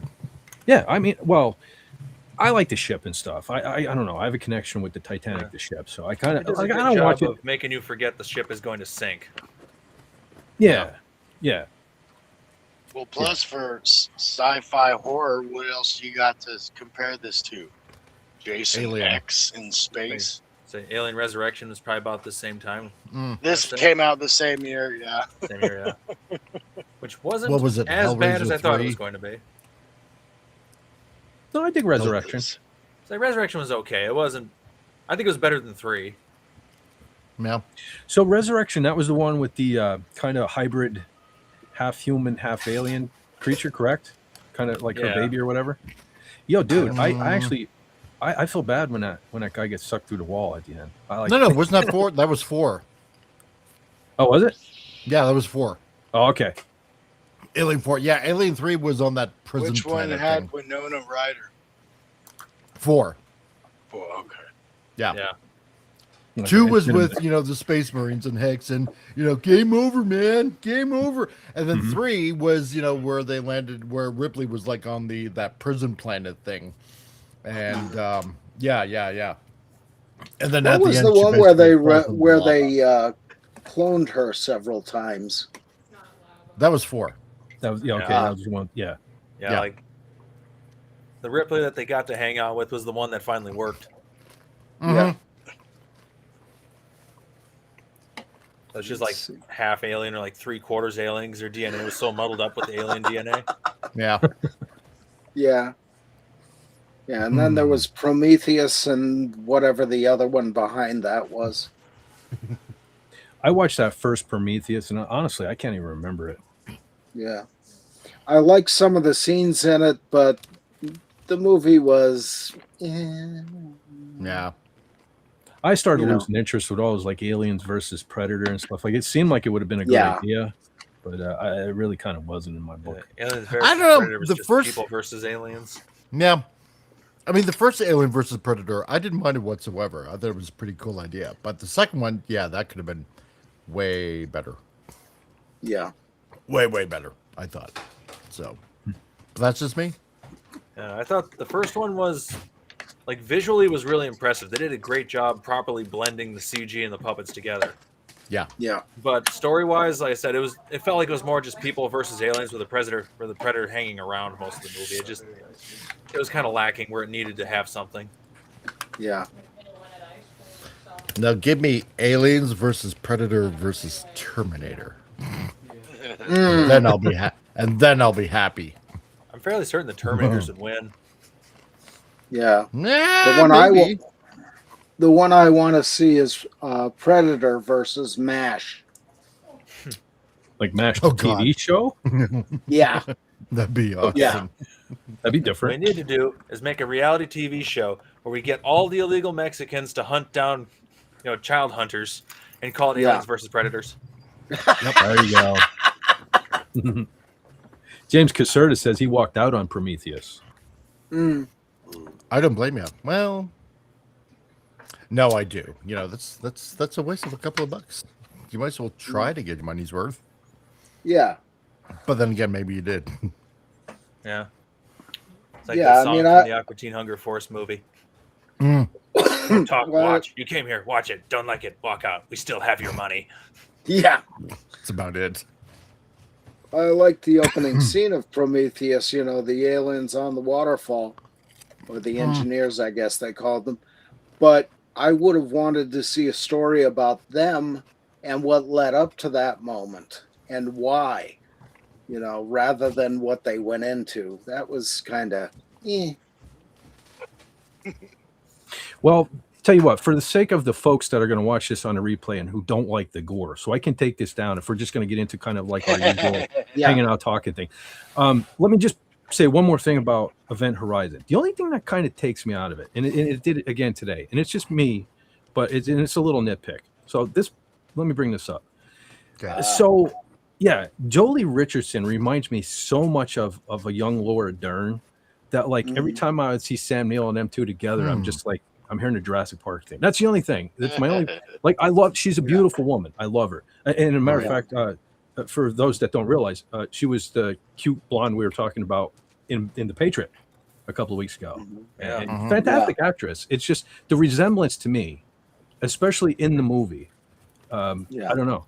It's just they start thinking Dr. Grant. That's my only nitpick with this whole movie.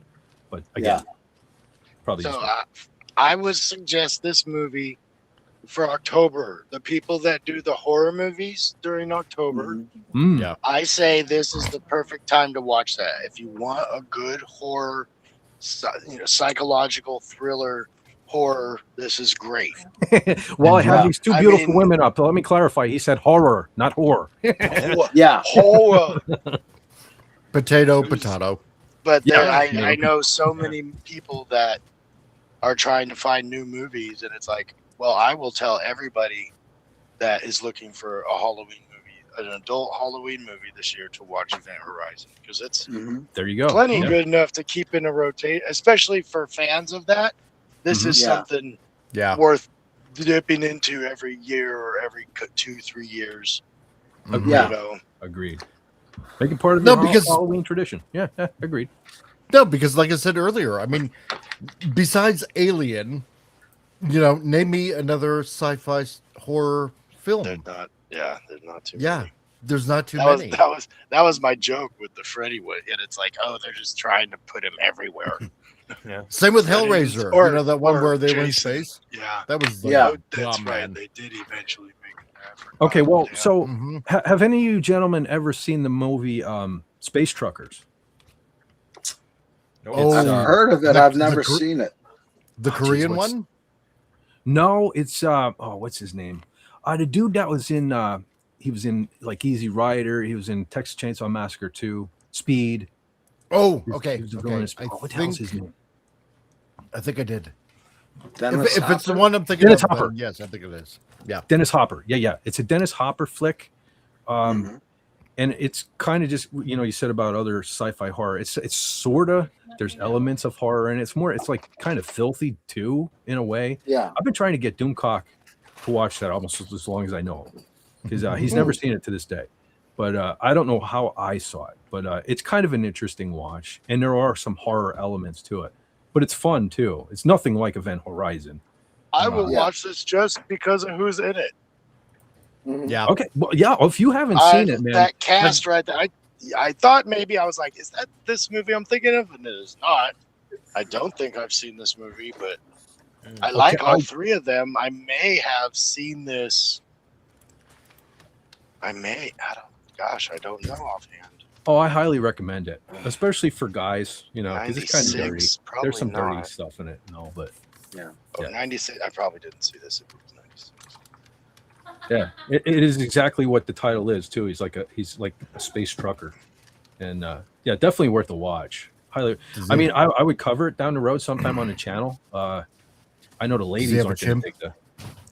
No, he has no chimp. He's not BJ Navarro. But Dennis Hopper, Stephen Dorff, sorry, Debbie Space Chimp. Yeah, Debbie Mazar. I couldn't think of her name. Yeah. Oh, dude, she was smoking hotness too. By the way. Yeah. Sorry, Pat Wannabe. All right, ladies and gentlemen, I think we pretty much hit on everything we can hit on as far as Event Horizon. Just like, go watch it. Watch it. Yeah. If you're super squeamish, you won't enjoy it. But Rated R. Oh yeah. For the gore. Yeah. Or for the blood. But I mean, just for Sam Neill, just to. Watch Jurassic Park and then watch Event Horizon, and it just blow your socks off. Like, watch it in black and white; you'll be fine. Yeah, like I don't always, if an actor or an actress dies, I don't always go, we got to change the movie in a week to discuss this person. But this is why. This is why I felt like we had to hit on Sam Neill, because he was a great actor. Yeah, his range was absolutely incredible. Yep, no lie detected. Oh yeah. All right. Again, I'm glad we did it. I'm glad we did it while General Kala wasn't here, because I would have felt bad forcing her to watch this. But okay, I guess we can get back to some regular shenanigans, if that's such a thing here on the channel. Yes. But if y'all don't mind, let me just take a real quick look and see what's going on in the chat, because I know it's Brother Tippy. I will bring it up on Restream. Brother Tippy said, "I'm getting fiber internet soon. Can't wait. 500 Mbps up and downstream." Well, I got fiber optic, and I've had more issues now than I did with the cable. So good luck. That's all I can say on that. I got woke up by fiber optic. You got woke up by it? No? Yeah, the other day I'm sleeping and I'm waking up and there's noise bobbing around, people making noise around my house. I'm like, what the heck? And I go outside and there's a bunch of guys in my backyard digging a hole. Oh. Like, what the heck? And I go out there and say, so particular reason why you guys are digging a hole in my backyard. Like, oh yeah, we're with Frontier. We're laying the fiber optic lines everywhere. I'm like, oh, that would have been nice to know. Liar. Yeah. They're looking for treasure. Well, another warning or a heads up. Now, I went with my internet provider, set me up with a router and a modem, right? I could eventually find my own, but I figured for now I'm just going to go with their thing till I make sure it all works and everything. So the thing I've noticed is, especially the little router gets like blazing hot. So I've been finding myself unplugging it, like when I go to work, when I'm not going to be in the house for a while, because I'm just getting scared of how hot it's getting.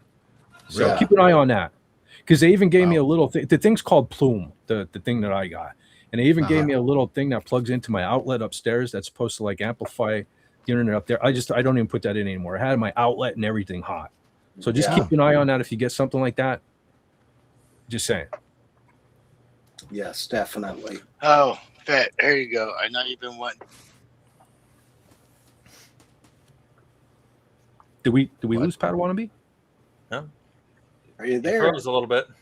I think you froze, and it just comes. He in done and out. froze, yeah. Yeah, I think you froze, brother.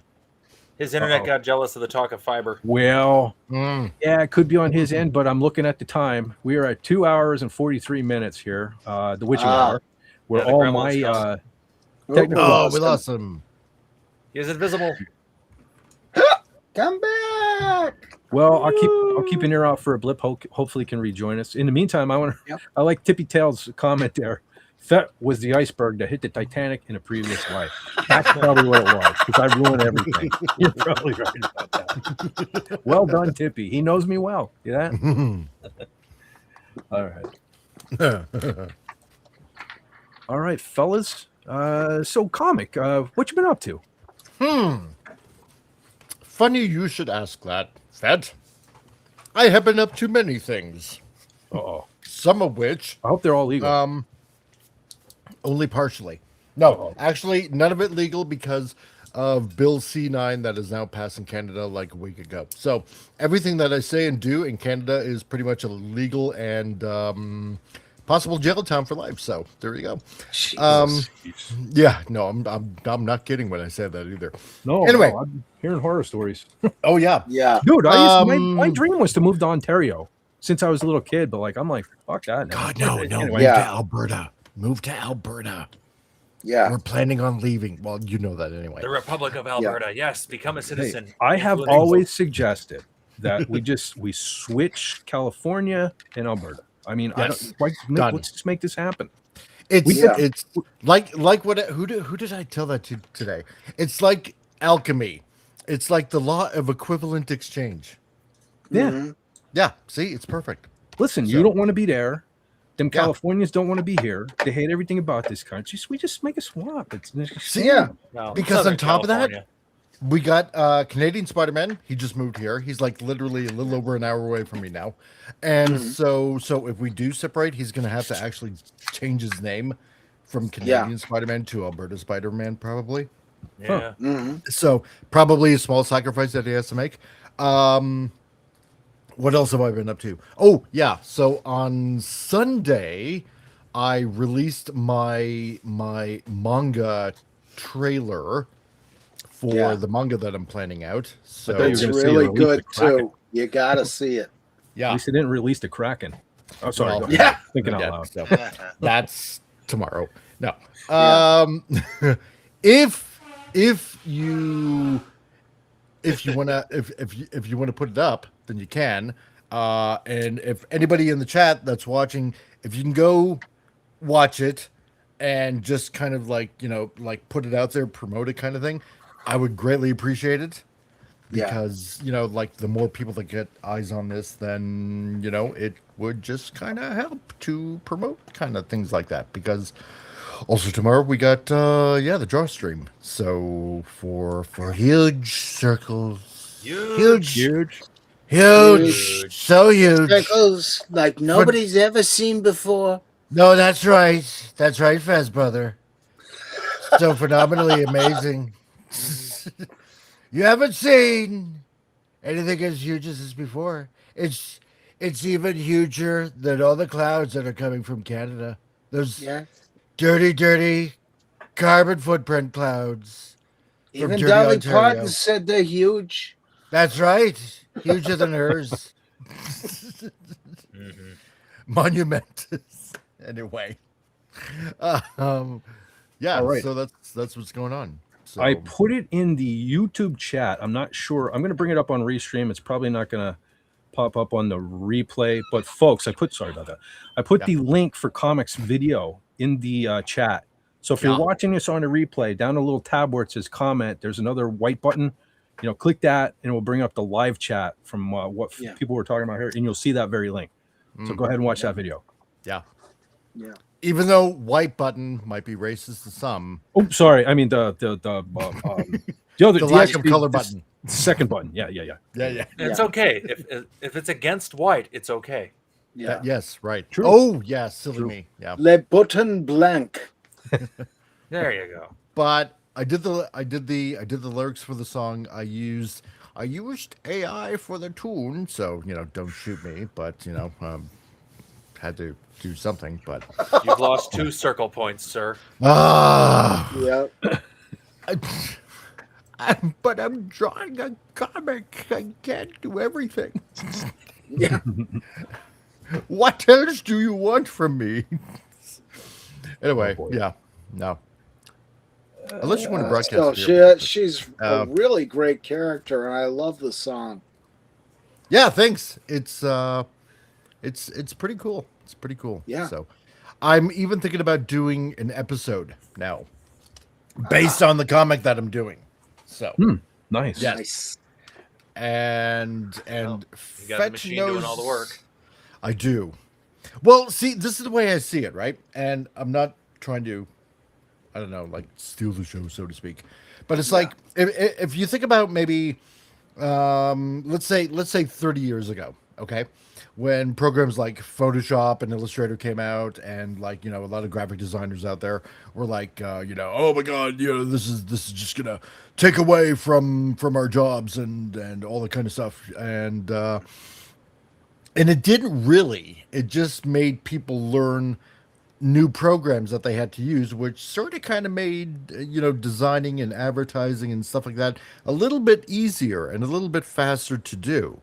So because now everything wasn't on, say, Bristol board and lining up fonts on a piece of Bristol board or cardboard or something like that. It was all on screen. So I kind of had to reevaluate the way I was thinking of AI. Like, like I'm not saying that I'm an AI artist, like far from it, and I don't even want to use that term. I think of it now more of a tool to use, just like back in the day when, say, Photoshop and Corel and all these other programs were like coming out, right? So you gotta try to think of it in that fashion, in a sense. Yeah. So, The only problem is that it makes it accessible to people who don't have creative skill, and that's why we're getting this deluge of AI slop online. yeah. Like if you're an actual creative using it, then yeah, it is a tool. It's doing the job because you're doing the actual creative part. You're just using the machine to shape your vision. My problem is that you got so many normies who are just ripping everyone else off and just filling the internet with slop. Yeah. I know there's a lot of artists right now who are complaining that their work is being directly plagiarized by the AI. Yeah. Well, I can tell you right now. Oh, sorry, Fres. Go ahead. There's that Motley Crue. It was Wasp video Fett showed me. That's actually some AI creator. Came up with the song, and it's got Blackie's voice down to a T, and all the guitars and everything. Wow. Yeah, the tone, the mix, everything. I still don't And know what to it's think like- about that. Yeah, I that's. don't think I like it. It's ripping the artists off, and Yeah. this Like, all this goes isn't back Wasp. to like the Porta Studios from Tascam back in the 80s.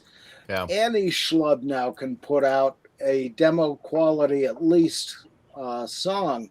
Yeah. You got to have people, like Lenrod, who actually has talent and creative ability, and let them use the tool rather than weaponizing it the way these guys are with the AI today. Yep. And they're just pushing it out for the monies, and it's like this is super easy and super cheap, and this is just going to continue to get worse because you go where the money goes. That's how you do it. Yeah. Because there was a few manga creators in Japan that I was talking to, and they don't like what they're seeing, what people like in North America are doing, creating like their own little anime trailers or little shorts or whatever, because they work hard for what they do, right? Yeah. And for the quality shows that we get from Japan, and I understand that completely, right? Yeah. But unfortunately, this is where a market is going to start to go, where it's going to be like, we can produce this. Well, I mean, we've all talked about this before anyway, like on Doom Talk and several other channels, where it's like, now we can produce it faster and better and and cheaper as well. But cheap and faster does not exactly mean quality. Correct. It comes down to who's using the tools. If it's an actual creative using the tools, or just a normie pretending that they're creative. Exactly. Because it's gonna miss that spark, that soul, that you can tell it's just a cold, soulless machine that's creating it. Yeah. Because when a person creates it, you can feel that passion that goes into Exactly. drawing a panel or animating a few frames, of a show. So yeah, they're actually putting themselves into the work. Exactly. And that's why I appreciate creators like Lenrod and Fett for Hire and everybody else out there. And you, maker of guitars. Ah, gee. I know. See, I remember what you do. Makes all sorts of things. That's right. Yeah. I have interests all over the place. Mm-hmm. Not just boobs. Yeah. Although that brings to mind something. Fett, I think you're in trouble again. I saw it. I was like, I was going to use the excuse that it's not going up out on YouTube to say, but since you pointed it out, I saw that. I didn't miss the boob, and I need to go into the pit. Well, okay, so disclaimer: there are so many technical issues this evening. I'm afraid to bring up the video at the moment because it might kill the stream, and then no more Fett. So. How about I go in the pit next week? See that, Brother John? I'm getting good. Dig it. Oh, James, thank you. Thank you, James. Yeah. Oh, yeah. Cool. Brother James checked it out. There you go. Yeah. No, just if you can, just sorry, I don't mean to interrupt. But yeah, if you can spread it around so it gets a little bit of traction because the whole plan is this, right? Yeah. In October, we're gonna have a referendum. We are. Yeah. It's going forward. And this is when our province decides which way we're going to go, right? Yeah. Whether or not we're going to stay in, basically, at this point, communist Canada, or if we're going to become our own sovereign republic. And we're all pretty much hoping that that's the direction it's going to go in. Yeah, because we're getting a lot of strange stories here from different YouTubers about this is the absolute decision, or this is the decision whether or not to make a decision. And not sure what's going on. Yeah, because there are Trudeau appointed judges that are definitely interfering with a lot of things, which is technically they're breaking the law in order to make it look like they're upholding the law, right? Yeah. So they're being caught in technicalities one by one. Anyway, the whole point is that if we do go our own way and essentially divorce ourselves from Canada, then it's about trying to be the first one out of a new country in the world with a product, with a form of entertainment. Yeah. I think that's awesome. Mm-hmm. It'll go down in history, man. Well, it'd be nice, That's right. So that's why you want to go to the channel for a huge circles tomorrow. Circles. Yes. I'm pretty okay at drawing circles too. Yeah. So was Wendy. I know Fett and Fez can attest to my latest round of circles. Oh yes. Yes. That was not to be shown on YouTube. So can Wendy. So nice. I was very happy with how that picture turned out. Yes. And the face was awesome. Yes, Brother Padawan. Very recognizable. Hold on a second, fellas. Yes, Padawan. You were saying before I got cut off, before I got disconnected, I was making a comment about return to LA. Did you hear that or no? This pertains to or Escape from LA. The Kurt Russell movie. Yeah. What about it? Well, looks like you'll have a movie stream on the 8th if you keep with your schedule. Oh yes, General Kala pointed out to me the anniversary. Yes, I was just going to say it came out on August 9th, 96. Yep. And you've really been wanting to get this show on there, and this is, like I was saying, you let it come. This is your opportunity. Mm-hmm. Yes, that sir. Sounds like a good time to me. Yeah. Oh, you have to do it now. I think yes. So we'll be streaming. Yes, we'll be streaming the 8th. The anniversary is the 9th of August. So I'm pretty technically, if Carla's on the stream, it is the 9th. Yeah, wait a minute. Cool. Wait a minute. Fett, wait. Hold on a second. Yeah. When is your anniversary?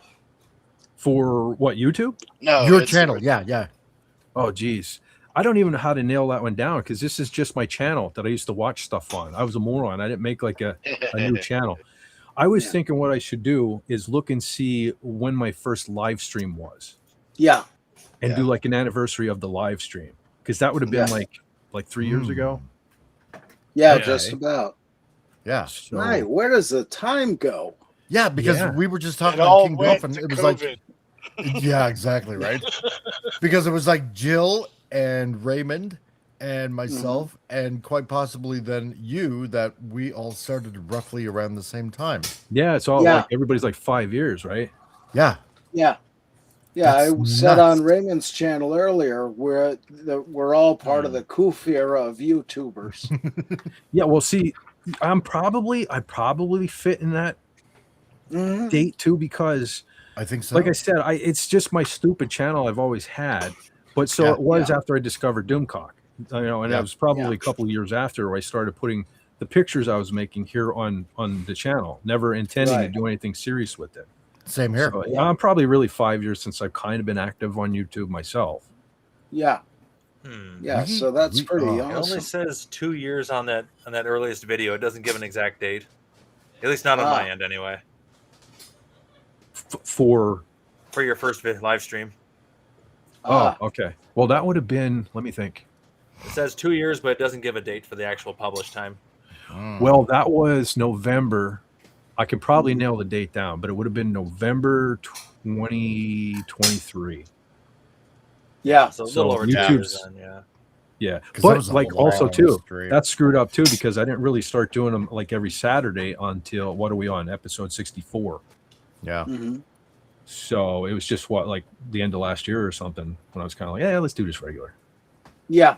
So I can't do anything right. If you guys haven't figured that out yet, you know what I mean? It's a process. That's what it's just a process. Yeah. Yep. I just fall into things. You know what I mean?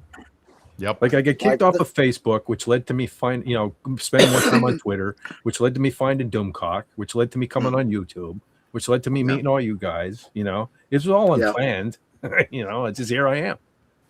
Or is it? Bingo. Maybe the universe had some sort of master plan that I'm unaware of. But hey, believe me, I am so thankful that it happened. Though, it's like. Yeah, I'm glad I got kicked off of Facebook. I'm glad I joined Twitter. I'm glad we're here. Like the sign down at the church below me a couple of weeks ago. Coincidence is God working incognito. Yep. You're here. Yep. I don't know. I couldn't Everything imagine happens for a reason. Well, like tonight, Brother John and I were like on the fence about whether we should do it. Well, no, I was. I think John was pretty. He knew right off. Oh, I'm always gung ho to do this. Yeah, I was like, Brother John, what should I do? Because I'm wrestling with it. I don't want to stream at the same time as Doomcock. Nobody's going to show up. Brother John's like, nope, show must go on. So here we are. Yeah. Yep. Yeah, because you always feel better at the end of it anyway. Yeah, I do. Even with all the technical stuff. Yep. And that's one of the things I enjoy about it. Yeah. Well, I'll tell you what, again, not to rip off Doomcock, but like I honestly, I never thought I'd have so many friends in my life. You know what I mean? Same here. Yeah. Now you know how special you are. Well, yeah. People always called me Special Ed. I knew there was something to that. I knew there was something to that. They were onto something. Name is somebody. They just kept got my helmet. Hey, Matthew Eagle just came he is. Matt Eagle is here. Also, hello. Dreaming Through the Galaxy is back. Absolutely. Yes. Yeah. Welcome back. Welcome back. How about that? Anybody know? No, probably all these young kids are like, "What the hell?" Welcome back, Cotter. Anybody remember? Welcome back, Cotter. Well, it's Jack. And one of the characters was named Epstein. Bum, bum, bum. Yeah. Doesn't that show have like a really young John Travolta in it? Yep. Yes, it does. Yeah. Vinny Barbarino. Mm-hmm. Yeah. I spent a lot of time on my hair. And then go and hit it. He sure did. I always hit my hair. It's really nuts to think about that, though. That was a young John Travolta in that show. Damn. Yeah. Yeah. Well, he was just doing Saturday Night Fever, I think, during the show. And his career was it hadn't really even broken out yet? Yeah. Yeah. Wow. Yeah, because he was the breakout character on the show, and then got cast in the Saturday Night Fever, and I think it was either right after that season or right after it was released. He left the show. Oh. Wow. How about Travolta? You guys got. Or first of all, is anyone here a fan? And do you have a favorite movie of his? Face Off.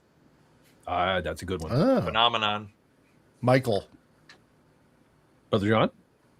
Michael's good. I haven't seen Michael. Saw Phenomenon. No, I can't really think of anything I particularly liked him in. I can throw sentimentality for Saturday Night Fever, but I love the music. I got to be honest. Listen, I'm not afraid, man. I'm not afraid to admit I dig the Bee Gees, man. I like that. I like that soundtrack. Yeah, I kind of miss that music. Hey, I'll throw one out at you. I do love Face Off, but I might be in the minority, but I dig Battlefield Earth. Oh no way, me too. That wasn't. What? Oh my god. Oh, what was in those Snickers God, cheesecake so things? funny. I don't know, man. I enjoy it. I enjoy it. It's my favorite bad movie. Really? Yeah.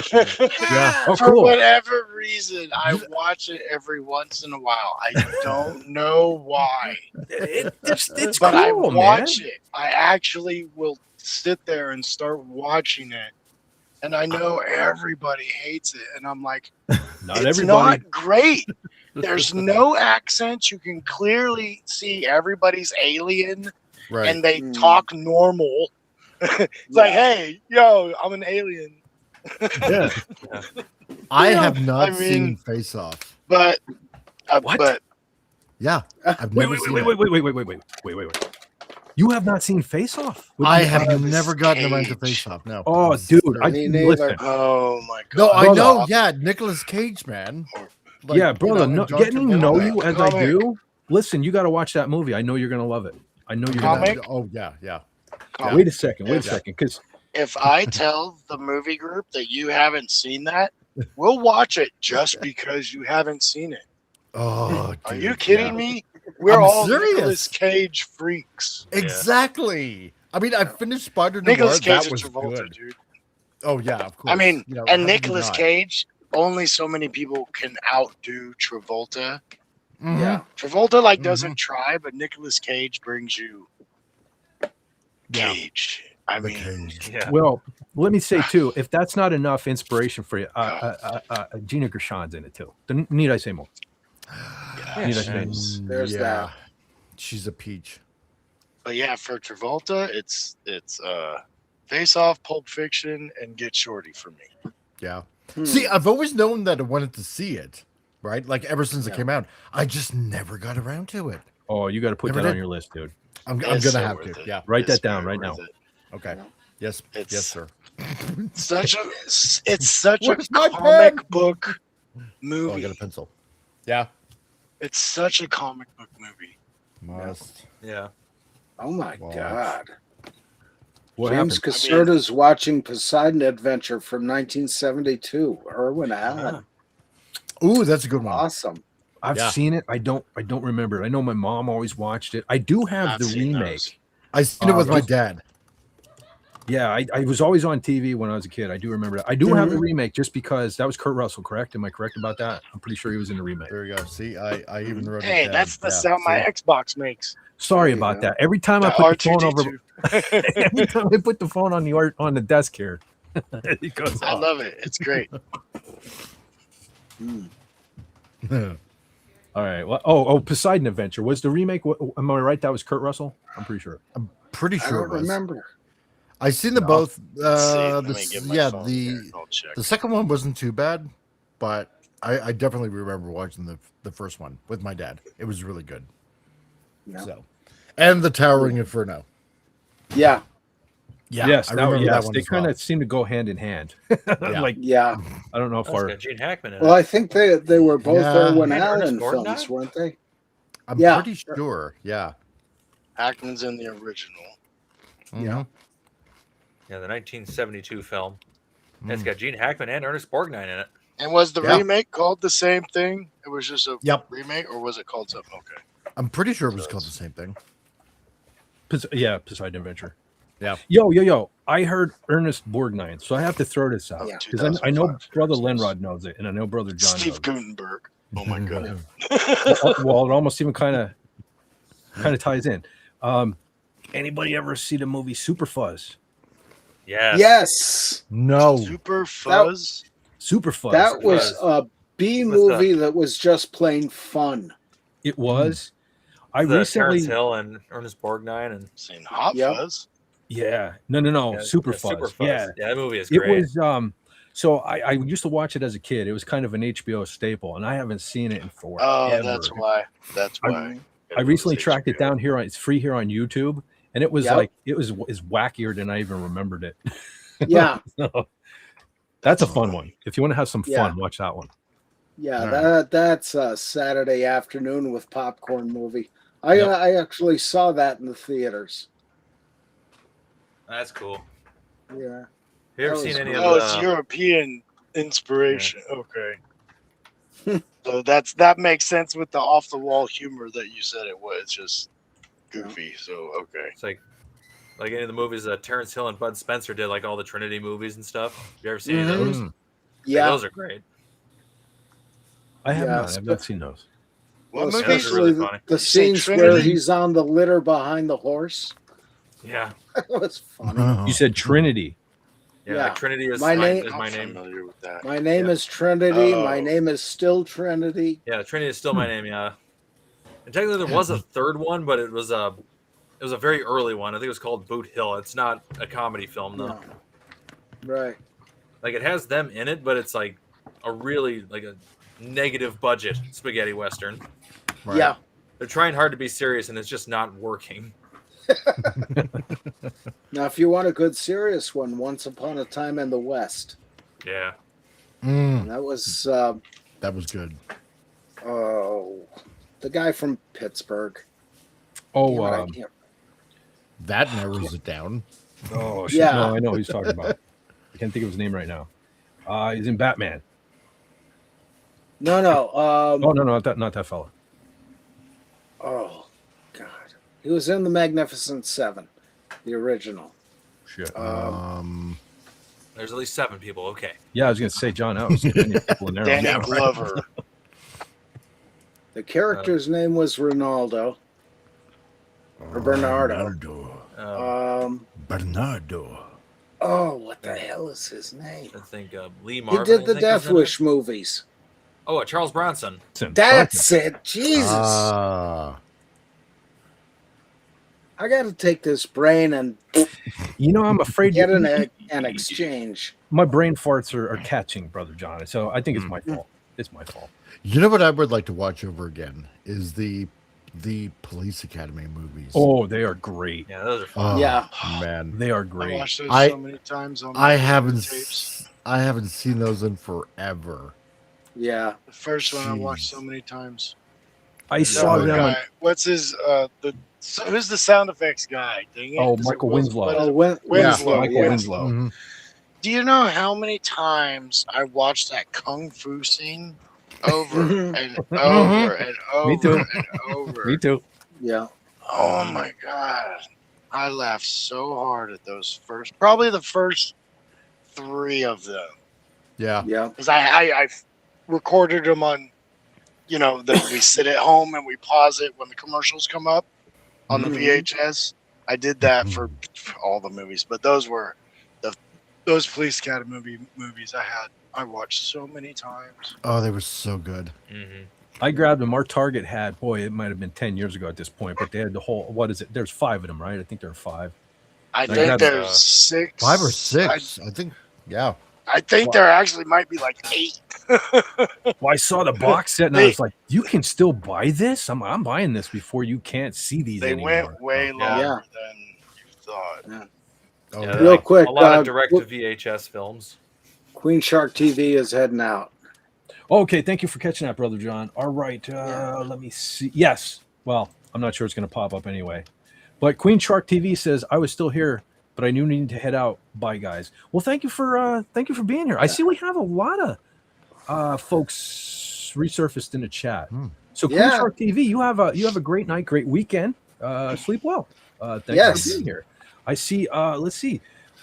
Swordsman Dracul Mihawk is back in the chat, and says, I'm chilling mostly because Sylvia is spamming my phone. Oh, yeah. Sylvia's okay. And this one I have to acknowledge. I have to acknowledge this one because for once it's not me that's in trouble. She says, I honestly can't sleep. I blame comic for that. So there you go. Finally, somebody is in trouble. What did I do? I don't know, but it was not me. That's all I care about. So there you go. There are 8 Police Academy movies. Holy smokes! Wow. 8. Wow. Yeah. I just looked it up. Damn, dude. I think I stopped after 3. And there's a bunch of Police Academy 8 something movies. Like those must have been straight to tape or DVD. I remember there was a cartoon. I'm looking there. Yeah, there was 8, but it goes up to 6. Then it's Moscow Mission. Then it's Police Academy Training, like the new generation. Yeah. But up to the Moscow Mission, they have a lot of the same people are there. Yeah. Mm-hmm. I remember the Moscow Mission one. That's funny. It's kind of like The Land Before Time. They got through I think 7 or 8 movies, then they stopped putting numbers on them, and there's 30 of them now. Mm-hmm. Yeah.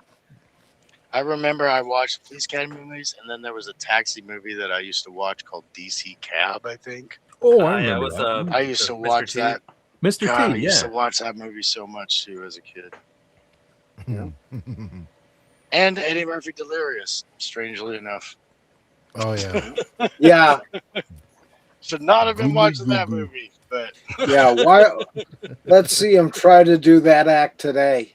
Oh my God! I'd love to see Eddie Murphy do that act. You know, there's a thing going around with comedians on them not doing old stuff, because it's their old stuff. They move on and do new stuff.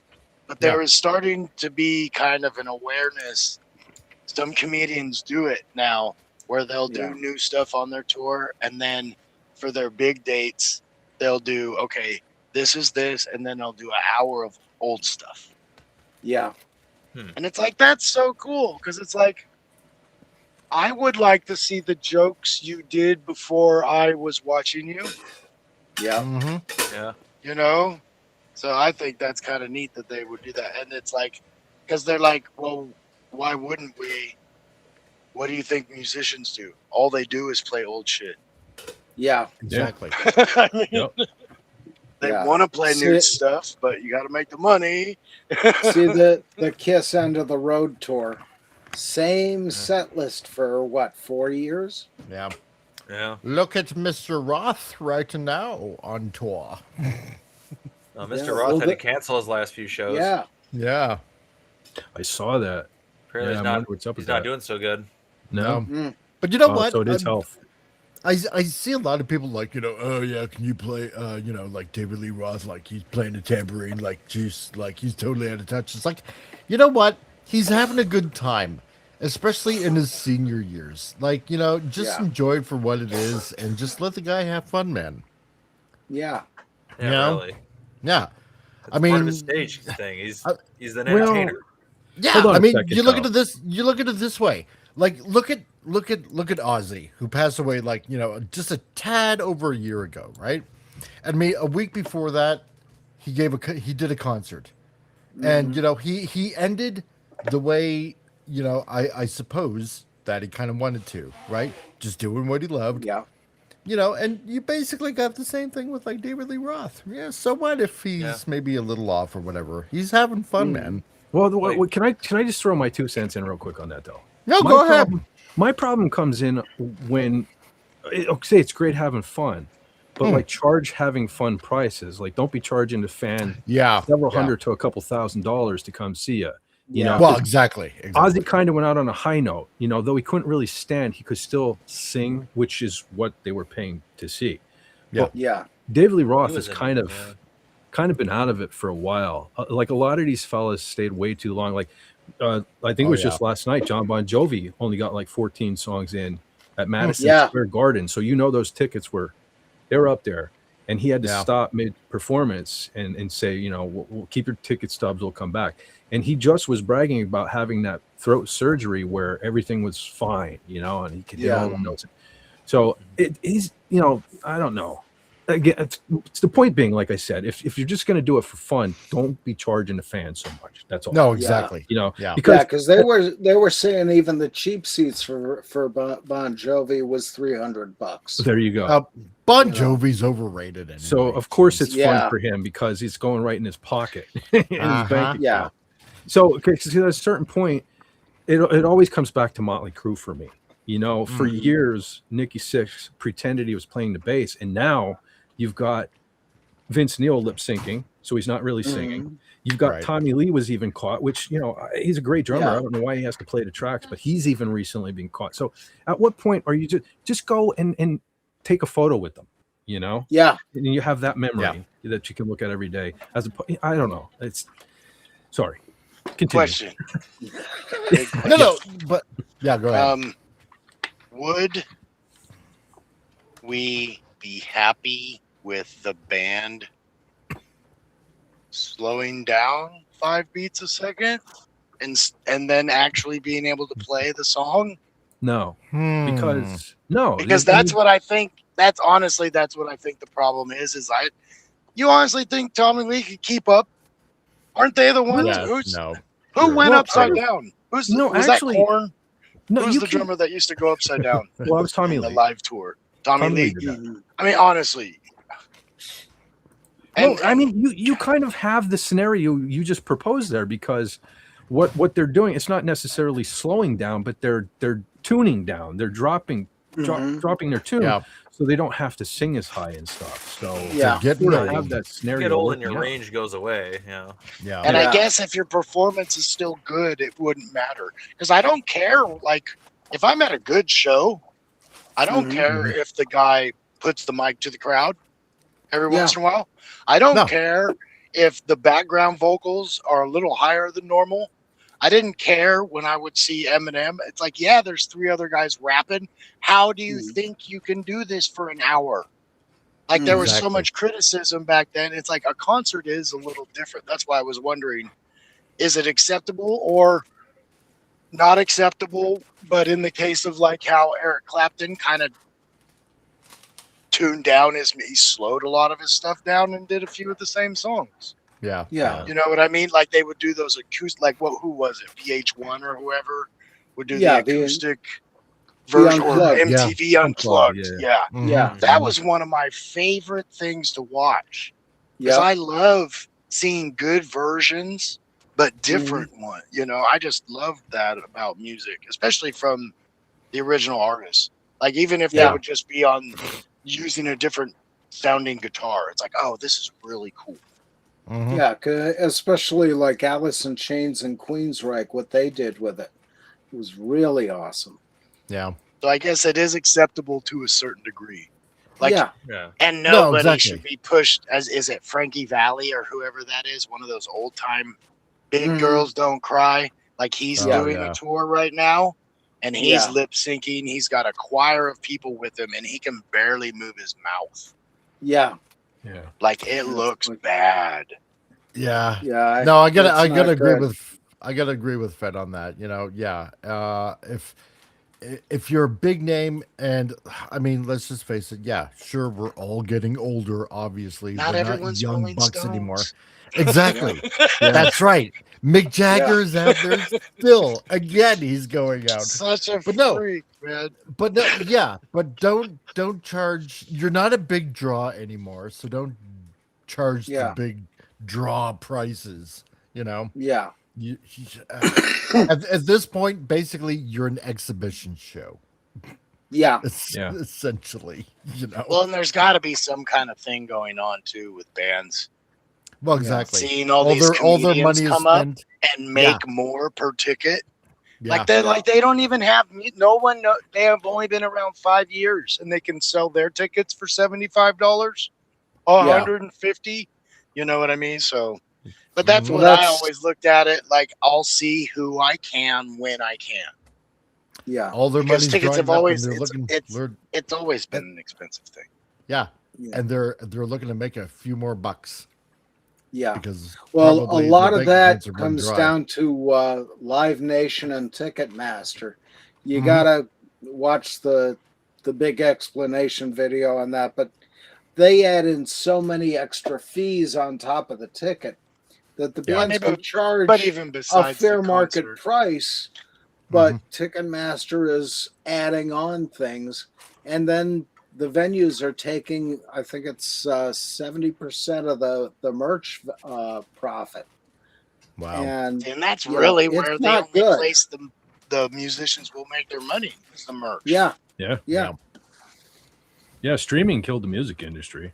But that was always the thing for me with concerts. It's like, it doesn't really matter how much the ticket is. It's like, I got to pay for parking. I'm going to want drinks. I'm going to want food. I'm going to want a t-shirt. At least one t-shirt. Give me a break. I don't go to enough concerts to not get a t-shirt. So it's a $60, $100 ticket, but it's a $500 night.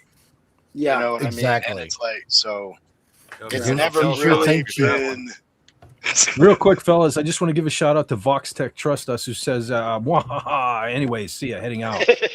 Well, have a good night, man. Hey, man, thank you for hanging out and spending the week with us. I didn't think anybody would be here, but a lot of you turned out. So you have a great night, and hope to see you next week. Take care. Happy Saturday or Sunday, wherever you are. No, technically Sunday here now, unfortunately. Yeah.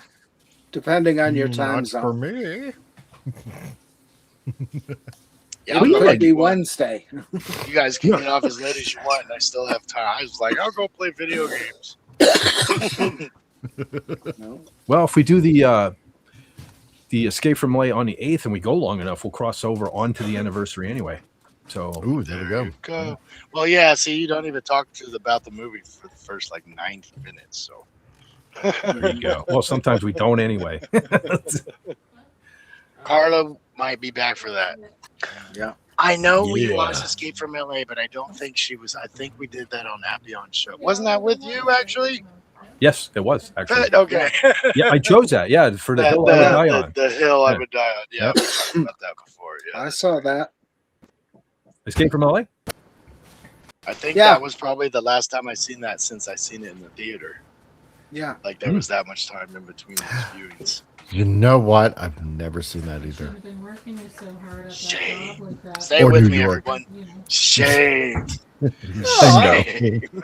Or the New York one. Wow. Oh, you gotta see Escape from New York. If you've seen Mad Max movies, you gotta see it. Don't say you haven't seen the Mad Max movies. Oh no, I've definitely seen that. Okay. Yeah. You gotta see them then. Yeah. Yeah.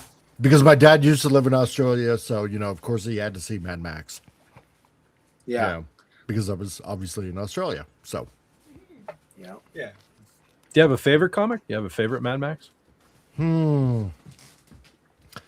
I'm gonna say only the ones with Mel. Only the ones with Mel. Yeah, I was gonna be real disappointed if you said one of the others, but oh god, no. I haven't even seen the new ones. Forget it. And I won't see the new ones because Fury, Mel's not in it. Yeah, Mel's not in it. I've and if watched Mel's not in it, if Mad Max isn't in it, forget it. I don't want to see it. I saw the Fury Road, I'll confess, but I watched them all. Do you like the new ones? They're okay. Most of the stuff I just watch to watch, but I mean they're fun. But then you get down to it, and it's like, is this rewatchable? I mean, yeah, for some people, it's just it was weak. It's a weak story. It's not enough to keep me going. Damn, that was awesome. Yeah, it's like I'll watch. I'll put it in the background. It's a background movie, like while I'm doing. I said, I only saw the Fury Road one.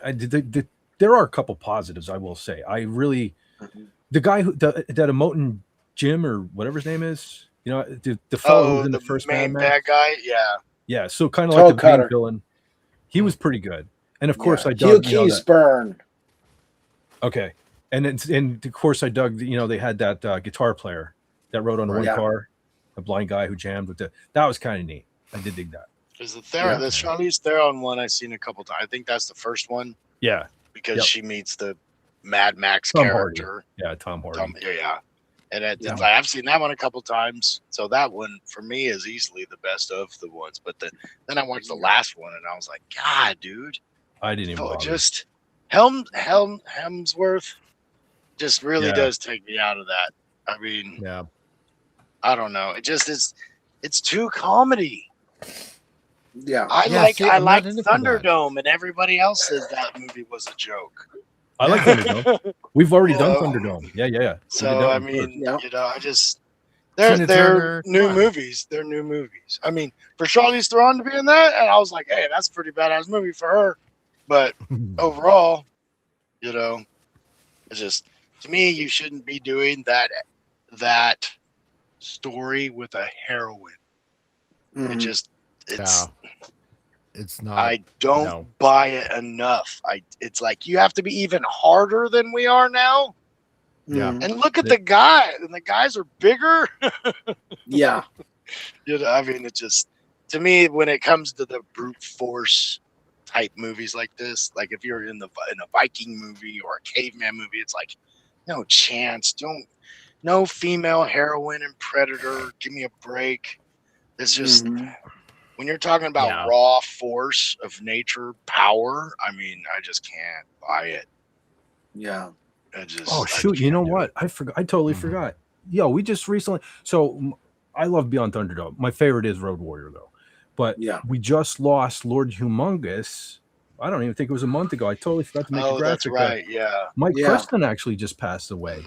He was the fellow with the blonde hair in the Road Warrior. We just actually lost him. I totally forgot about that. I apologize. I should have made a graphic for that. Yeah. Wow.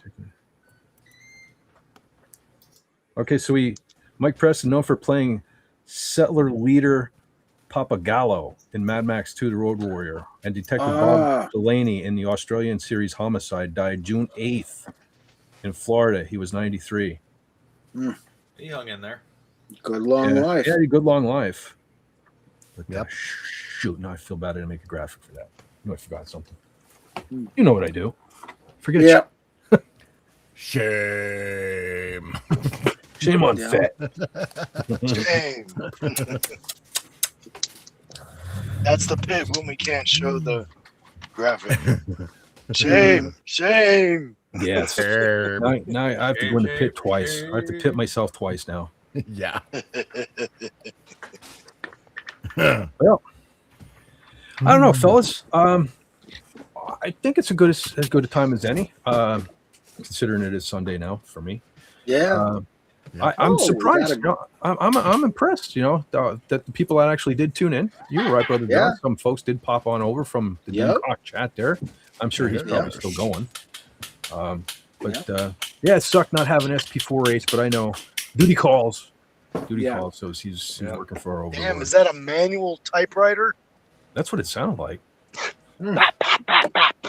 Somebody's being very naughty. That was a salt shaker thing being smacked. Yeah, it definitely wasn't a horsewhip being used on you behind the scenes, which is why you're. Oh no, sorry. Way too That was fast. the coffee bean grinder. Okay, my mistake. That was hilarious.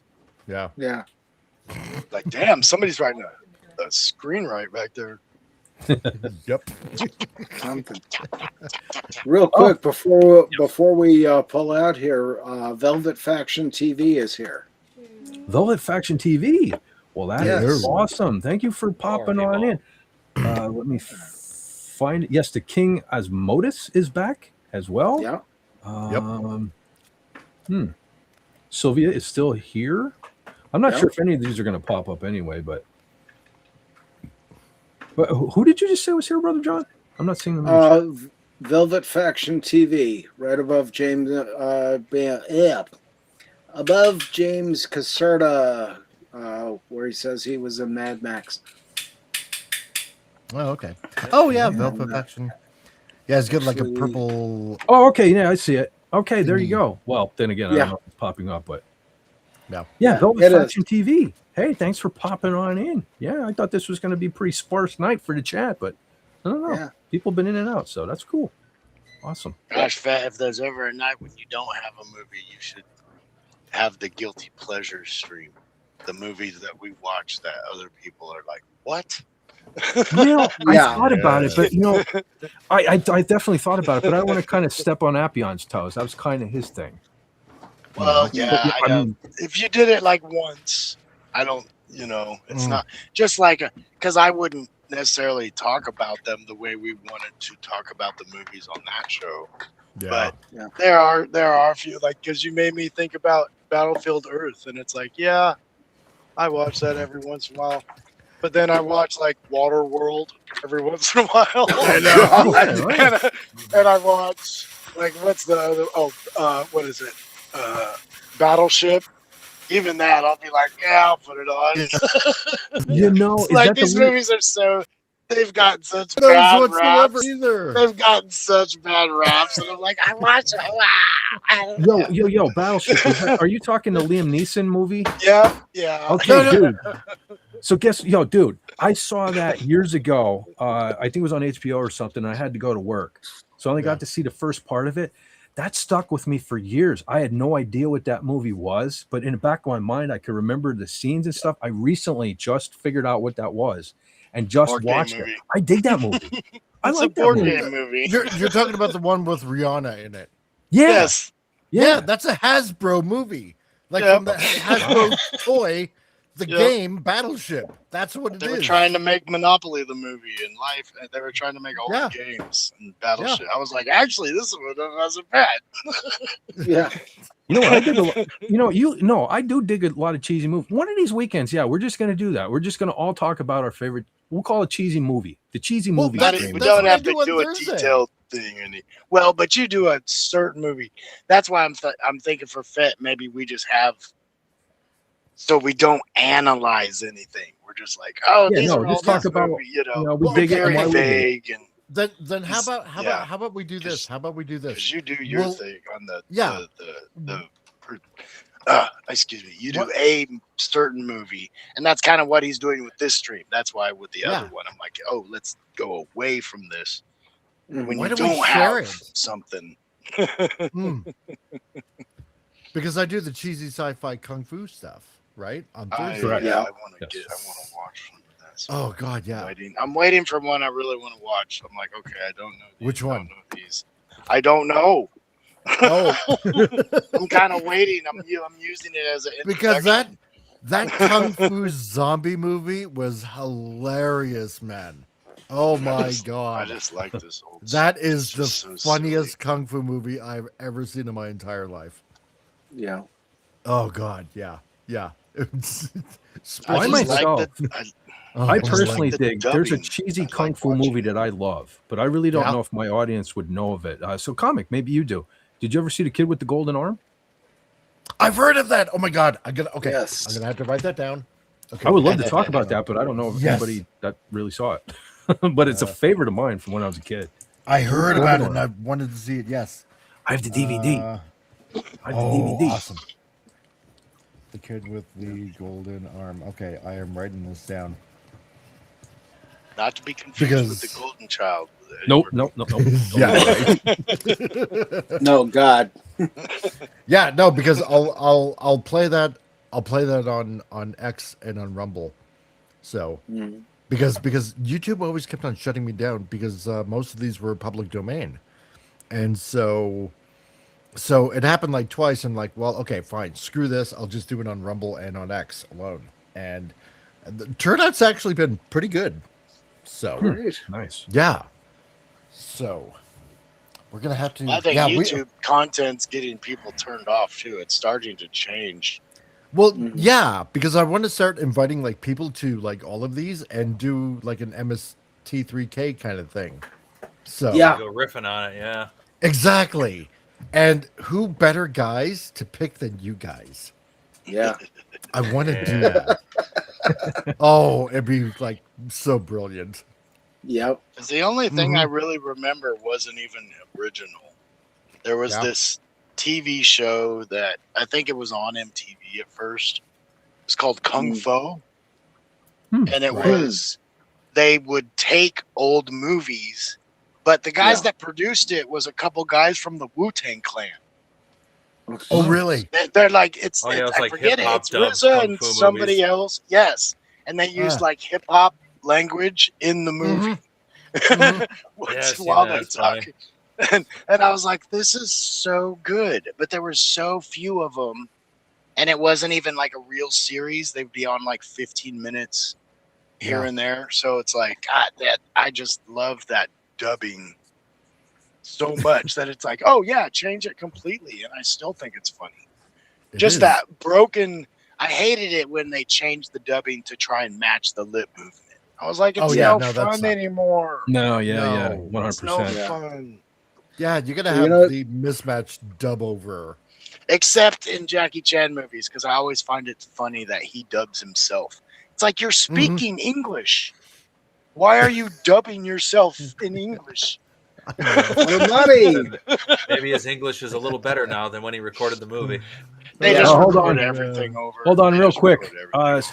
Swordsman Dracula Mihawk is heading out. He says, "All right, I'm heading out. See ya." All right, good night, man. Thanks for popping in. Yeah. Have a great weekend. Yeah. And you're going. this is the beginning of the outro. We're kind of heading out on ourselves, but so all right. Tell you what. Wait, what is this? Can someone send me a CRC link again? It is in the chat. So as long as I'm grabbing a link, Brother Comic, what you got going on? What's going on with your channel? I have a feeling you're going to mention some circles. Well, I'm probably going to mention some circles. Busy. Here, I'll give you the link of the private chat, and then you can put it in the thing there. Yeah. Okay. Yeah. So tomorrow we got huge circles. That's what we got going on. Because Fett earlier put a link to a certain trailer that I did last Sunday. So if you can take a look at it, apparently people tell me, yeah, it's pretty cool. So that's good. And spread it around. That'd be nice. So yeah, tomorrow we got huge circles. It's the draw stream where I make a general ass out of myself and doodle and because I'm doing the comic kind of thing.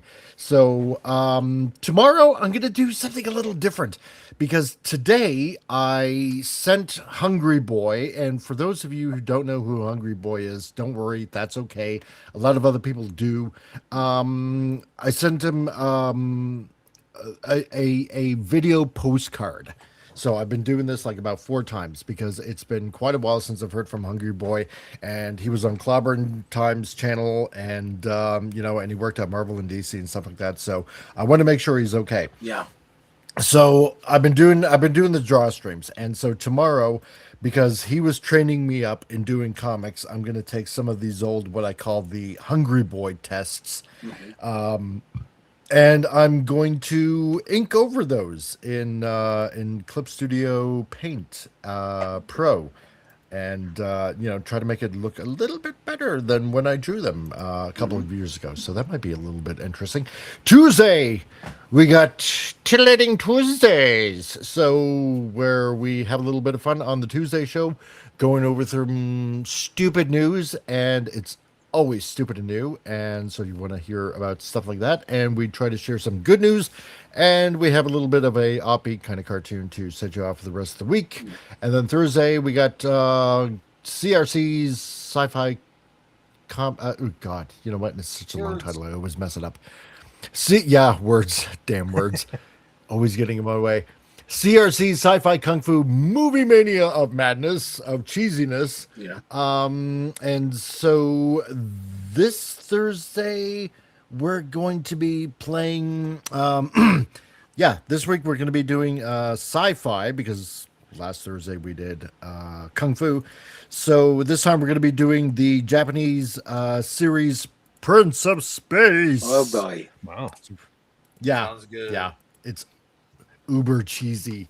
So we're going to be playing some of that. So that's going to be fun. And then on Saturday we got Mike's Movie Matinee, where we do a lot of when movies were actually really good. Yeah.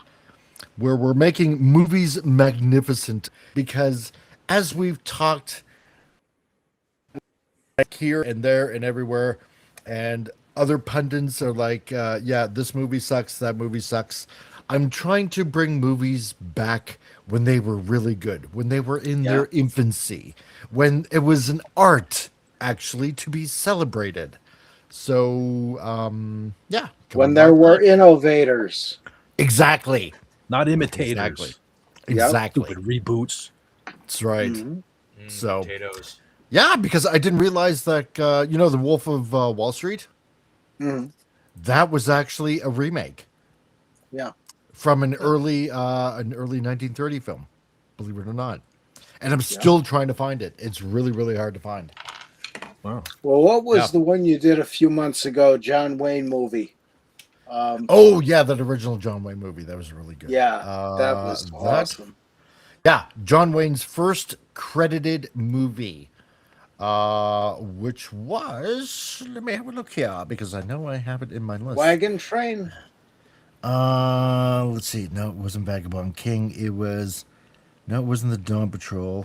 It was Ronald Reagan in it. No, damn it! So. Now I got to go listen to Megadeth, Linrod. Yeah, I know, right? Dawn Patrol. The Big House. No. King of Jazz. No. Murder. No, it wasn't that. Up the River. No. Journey's End. No. I think it was Wagon Train. I think it was All Quiet. No, not All Quiet. The Big Trail. Somebody make a tea. Tea is ready. Yeah. Yeah, it was the Big Trail from 1930. So that was really good. Yeah. So. Yeah, and very accurate in a lot of the ways they use the wagons and such. Yeah. However, I did put the detail. However, I put John Wayne's University, which was uncredited, which was 1926. So wow. Yeah.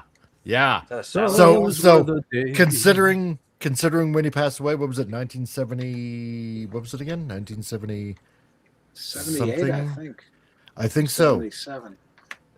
When his first movie, 1926, that's a really long career. Yeah, 50 years. That's a 50-year career. So, it puts it into perspective when you start introducing a lot of these movies. Yeah. So, Yeah, so but he could afford one stinker filmed, playing Genghis Khan. Exactly. Yeah, and I can't wait to get to that eventually. We gotta get those Mongols. Yes. Yeah, we're gonna have to. There, Nobody said Kill Pilgrim, all man. the engines. Mongols. How you do a John Wayne impression without saying Pilgrim? Come on, Pilgrim. You know what I mean? Oh yeah. Come on there, we're Believing gonna have I'm not to get that them dumb, damn Pilgrim. Ruskies there, Pilgrim. Yo, man, you just sounded like Jack Burton, man. Now I gotta watch Big Trouble in Little China. Here's one to break your mind. Man. John Wayne doing a Christopher Walken impression. Well, Jeez. We need more cowbell, Pilgrim. Oh my god. You knew there was going to be a cowbell. Of course. Come on. Well, Gotta have more cowbell. It needs more cowbell. Oh my goodness. Total more cowbell. That was pretty good, actually. Oh, you're killing me. Yeah, but nobody could do it as good as Bill. Nope. Yeah. Bill was good. Even Doomcock confessed to that too. He was the master. Oh yeah. Totally. Yeah. So this was pretty much going on my end. All right, man. Well, that's a lot. You got a lot going on. So I'm glad you keep. That's right. Sorry. On my anniversary week. On my anniversary week, I plan on doing something special. Or what am I saying? It doesn't involve a dress, does it? Please tell me. No, it doesn't involve a dress. Okay. Or does it? Maybe. No. No. Or you can say something despecialized. Oh. Yes. I'm interested. But I'm only going to have to show it probably only on Rumble and X. Because if I do it on YouTube, I will definitely get nailed. Slapped. Yes. Yeah, you'll get shut down right there, yeah. Oh, yeah. I will get so slapped hard. Yeah. Yeah. All right. That sounds good, man. I might have to check that out. Oh, all right. Let's just kind of go around in a circle then. Brother Padawannabe, what you got going on? I actually grabbed, where did I put it? Pacific 414's link. There we go. Not sure if it came up, but what you got going on, brother? What you up to? Yeah, I was going to say, I think he's 414 just sent out a post for members.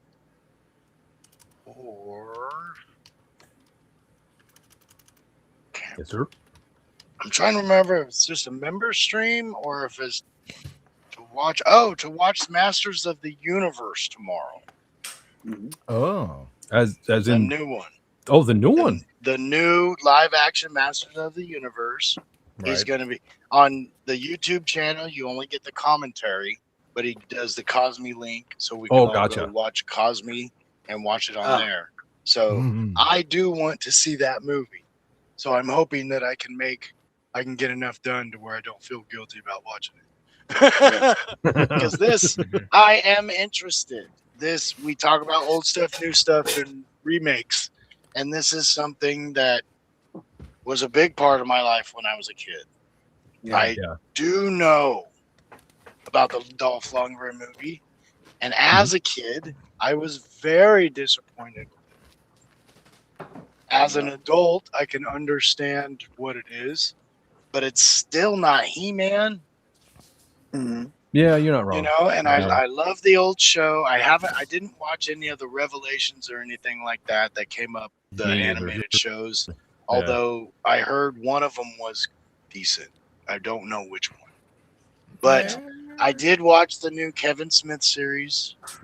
I liked it for what it was because I really liked finally seeing all my toys on screen. All the vehicles, all the different characters. Just so much of it. And that's what I wanted from the old cartoon show that I didn't get enough. There was many things that I had that I never saw in the series. You know, and even like the She-Ra, like I had Hordak and the Horde, and I had the Snake Men and all that stuff that came later. So that's what I like the Kevin Smith series for. The way it was wrote, Tila, it wasn't He-Man. And so the middle of that series just throws it in for a loop. Like a lot of stuff does these days. Yeah. It was like, oh, we're watching the She-Hulk series again. Jeez, what's going on? So, but I am interested in this new film. Yeah, I wouldn't mind seeing it. I really want to compare it to the old one. Because I know it's not going to be my toys. It's not. Well, one thing I did like, what I did like in the trailer, like you were saying, I do like that they made the characters really resemble the action figures. Much more so. Yeah. And I think it's funny. Unfortunately, they put Adam in a very woke office, like pronouns and all this stuff. But yeah, that could be funny, though. I laughed instantly because I was like, his pink shirt makes perfect sense having this job. Yeah, but they could put an interesting spin on it. That's one of the reasons why he wants to get the hell away from Earth. Well, yeah, because he's not happy, obviously. Yeah, well, we'll just have to see. And as long as that's part of the story and not the story, that's where I'm. And I have seen many things like that. Like, I'm a big fan of this new X-Men animated series and all the stuff they said about what was going on in the series. And from people that never even watched it. I said, and that's not even what happens.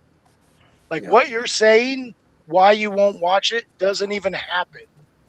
and you still won't watch it. Like people I know, I'm a huge X-Men fan, and I love this series. And I tell, as an X-Men fan who loves this series and doesn't like other things, you still won't watch it. It's like, nope. And it's like, okay, I don't even know what to tell. Like you guys brought it up earlier with Star Wars, with the Clone Wars animated series. A lot of people didn't watch it. Don't like the Darth Maul thing. Don't like cartoons. Yeah. Personally, I feel if you haven't watched the Clone Wars animated series, you're missing out on some of the best Star Wars stories they've made. I always say that. Yeah, the stories were such a good series. Such a good series. If you like it, you win. Yeah, you win so big if you like it. But if you don't like it, you don't like it. But hey, like Jack Black fans liked him in Tenacious D and then didn't like the movie, and it's like, oh, okay, I don't know what they want. Those aren't us as fans, right? Like I don't understand the perspective.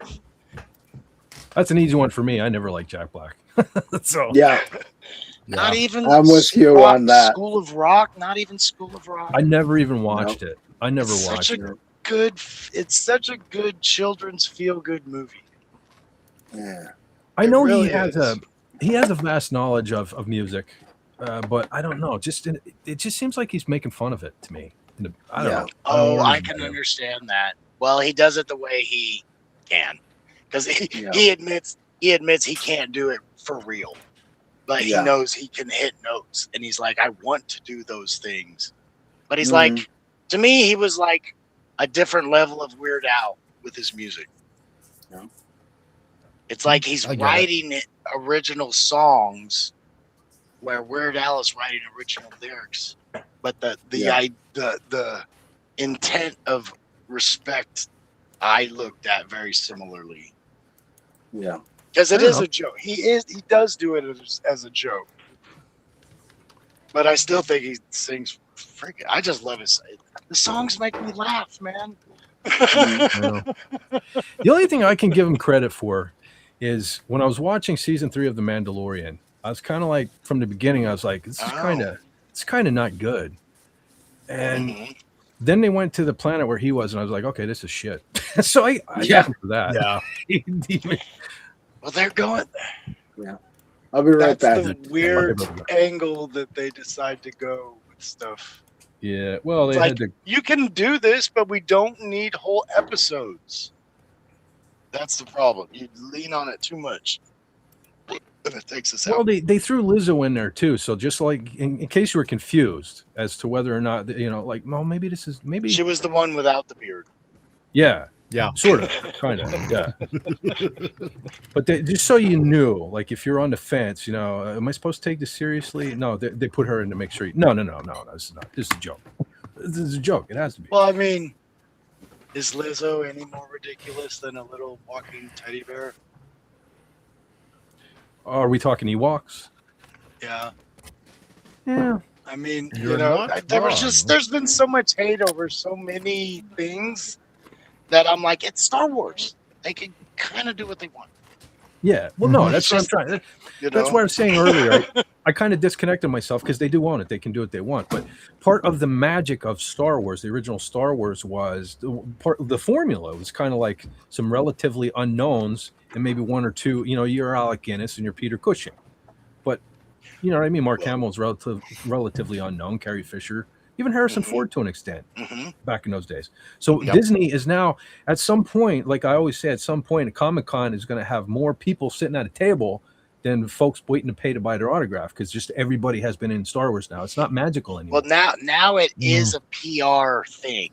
Yeah. Where when the prequels came out, stars were approaching George Lucas. They're like, let me be something. I don't even care. I love Star Wars. They wouldn't even have been sci-fi. Like Sam Jackson doesn't do that type of movie. You know what I mean? Yeah. And I like that, but he took it seriously. You know what I mean? There's a certain, we need that with whoever, if you're going into it, it wasn't like, oh, okay, of course you're gonna put Lizzo in it. That's where we're at this point of this media, generation. Yeah. And that's what it felt like. Before it was like, oh my God, you got this for, oh my God, look at that. Whoa, George is even in it. Look at that. I mean, we were hyped about that because they weren't really doing it on purpose. Yeah. Right. No. And putting that just seems like just be careful you don't spill it on that. It's the little thing that makes it really weird in every movie. Like in Free Guy, and then Channing Tatum shows up, and I'm like, oh, of course we have Channing Tatum in this movie. I mean, they just do it in so many, and I can even like a movie or not, but there's always, it's like, of course they did this. Mm-hmm. Yeah. And that was not a thing 10 years ago and prior, Yep.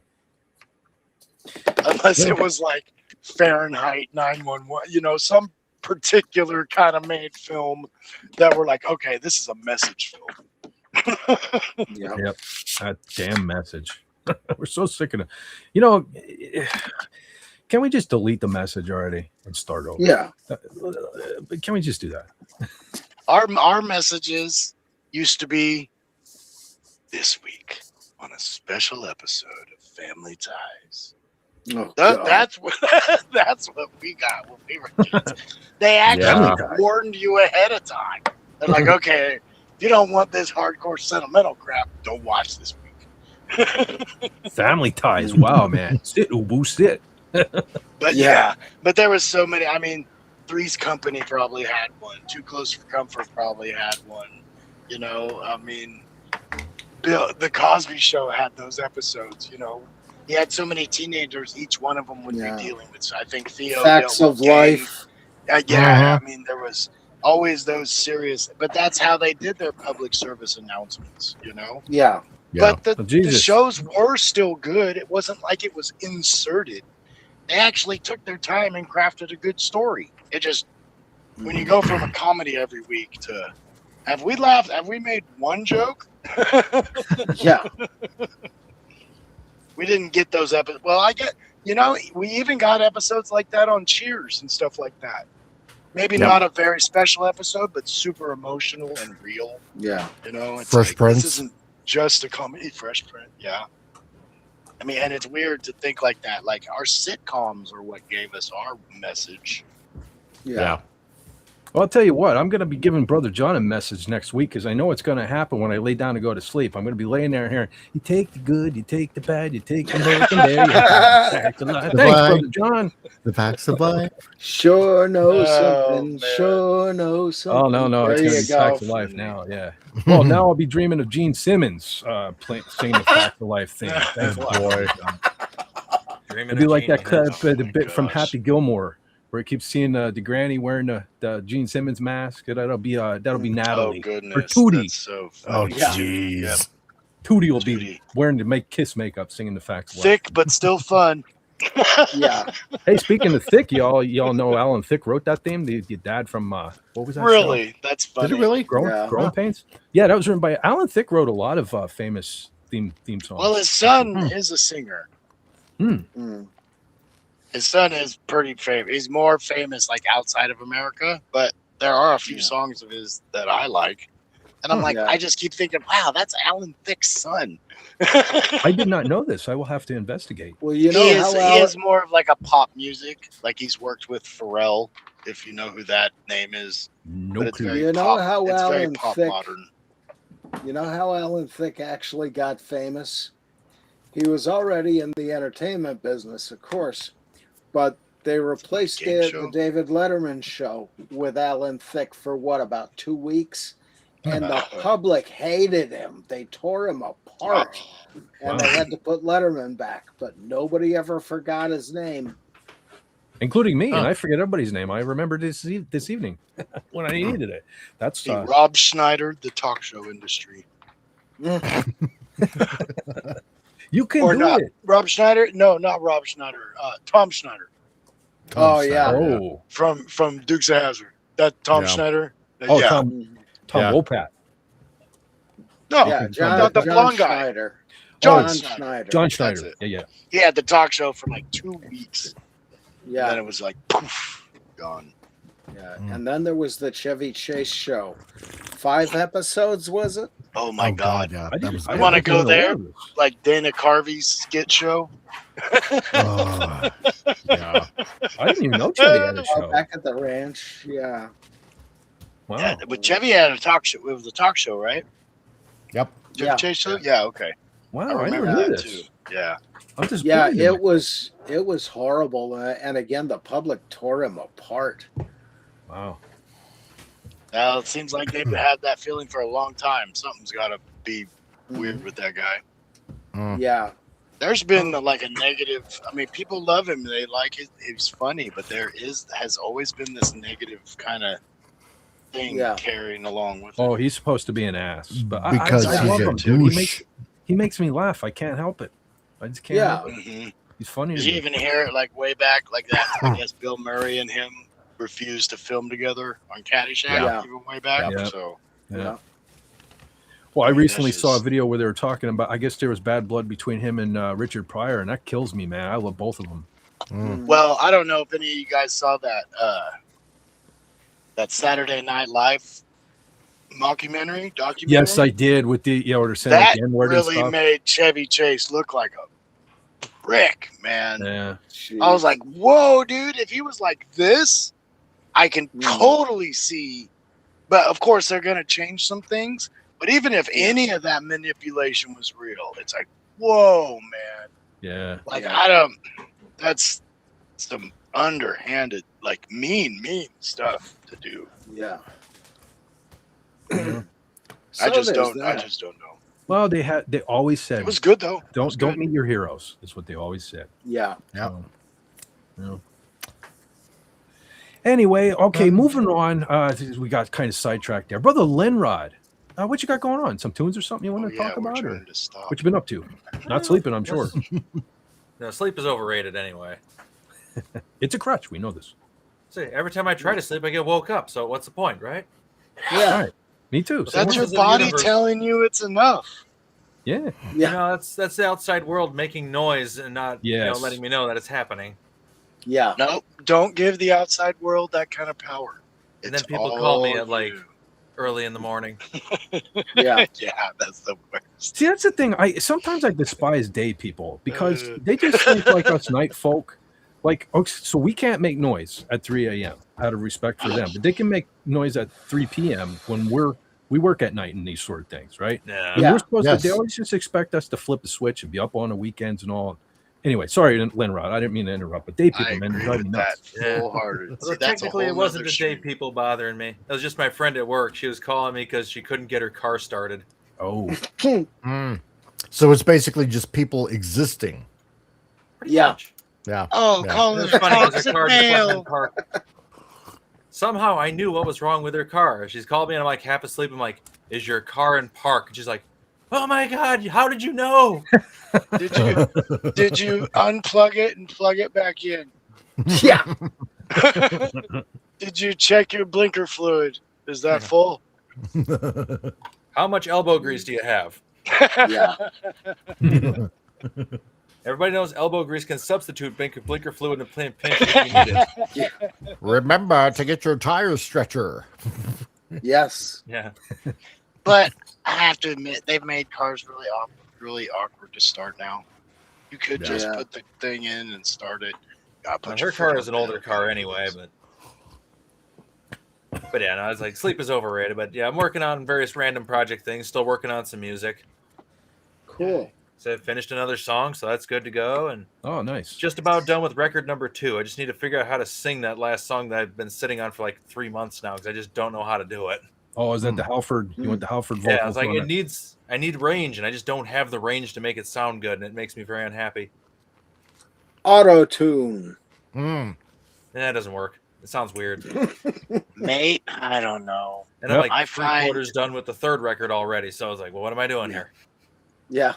Might have to re-record it with a drop D or something. I tried bringing it down, and it still doesn't work. I don't know. It sounds like the song itself doesn't sound right unless it's in standard tuning. Wow. I I mean, I went E flat for the last song I did, but that one actually sounds right in E flat. Like it needs to be down a half step. Hire somebody on the cheap, like Chris Brown. I'm always E flat. I'm always E flat just because I'm always flat. And, go ahead, brother John. Lenrod, go over to Elizabeth Zaroff's channel and sign up for voice lessons. It sounds like I might have to pay money for that. I don't like that. No. Not if you become her project. Listen, I'll tell you what. She probably, Brother John, I can't remember, but she may have done a Bruce Dickinson, or not Bruce Dickinson, Rob Halford, Judas Priest video. I know she's done Bruce Dickinson. So maybe watch one of them, Lenrod, and just listen to what she's saying about what he's doing with his voice. Yeah. That'd be a free way of doing it.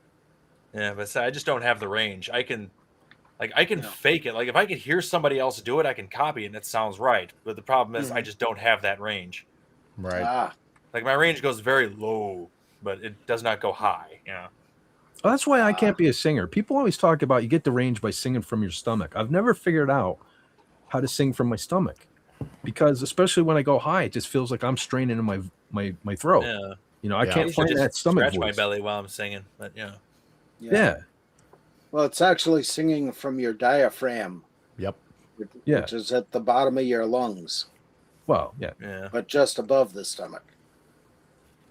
In the end, you still have vocal cords, and they can only be squeezed and stretched so much. I was gonna say everybody has a range, like alto and those kind of things, and it's like you just do what you can.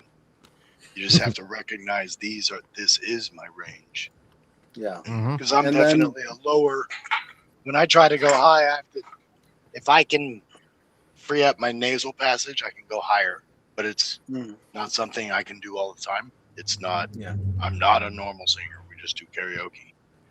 But you know, to get higher, I have to free up that different chamber. Yeah. That and learning the difference between chest voice, throat voice, and head voice, and how to manipulate each one.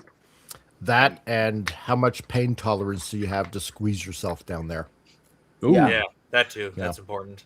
Yeah. And even the mouth movement. Like, I find it's like people have been told you need to kind of smile when you sing a little bit. And it's like, I've kind of like tried to see what they mean. And it's like, that alone can make me higher.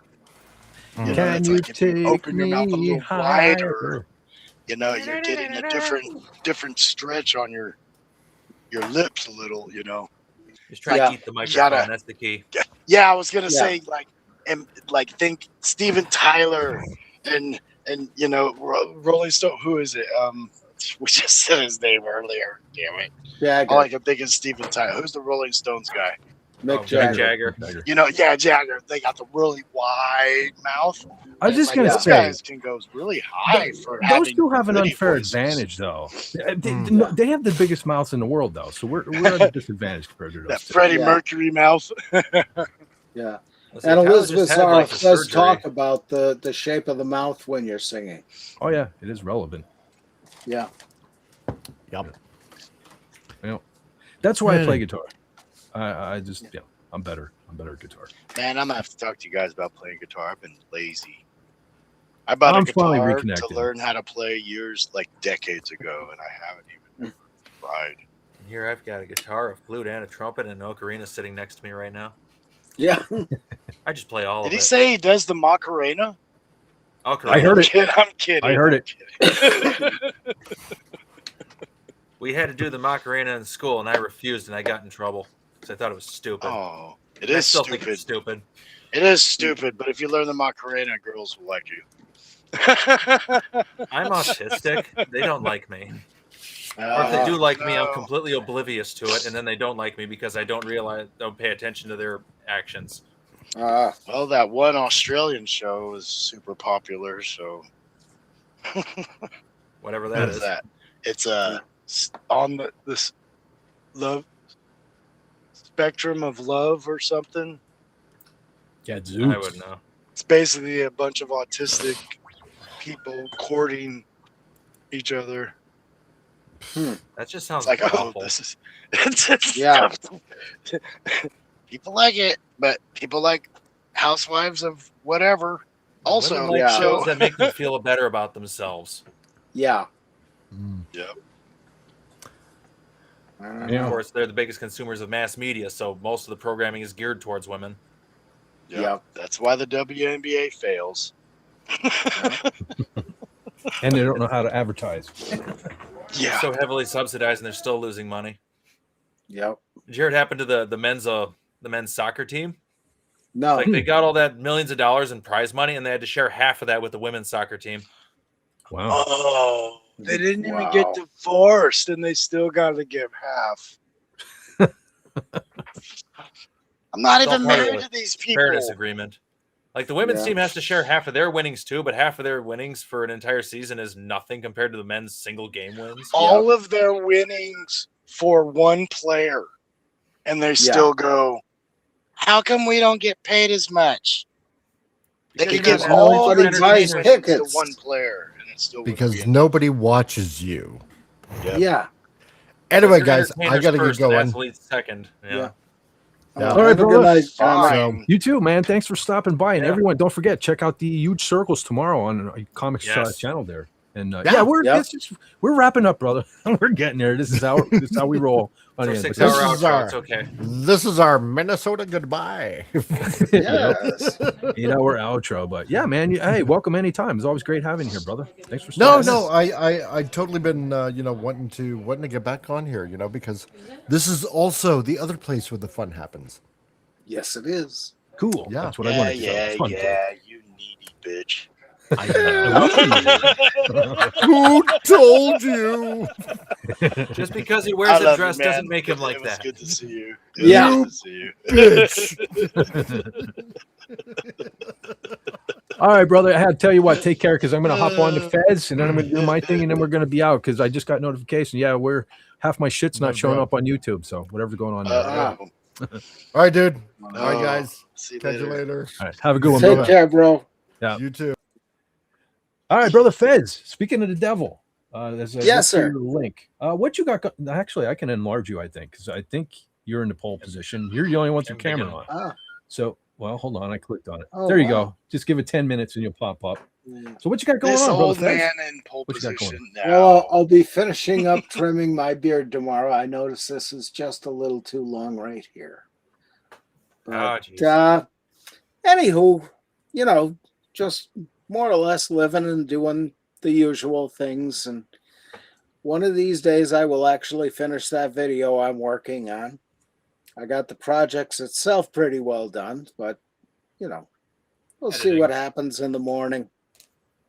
But just doing what I do day to day and trying to enjoy what there is of summer left. A lot of beautiful days this week, and not too hot at night. Kind of enjoying that. It's a perfect time for PodCon. Let's do it right now. Impromptu. Yes. We just show up at Raymond and Sandra's, like, hey, we're doing the con. Yeah.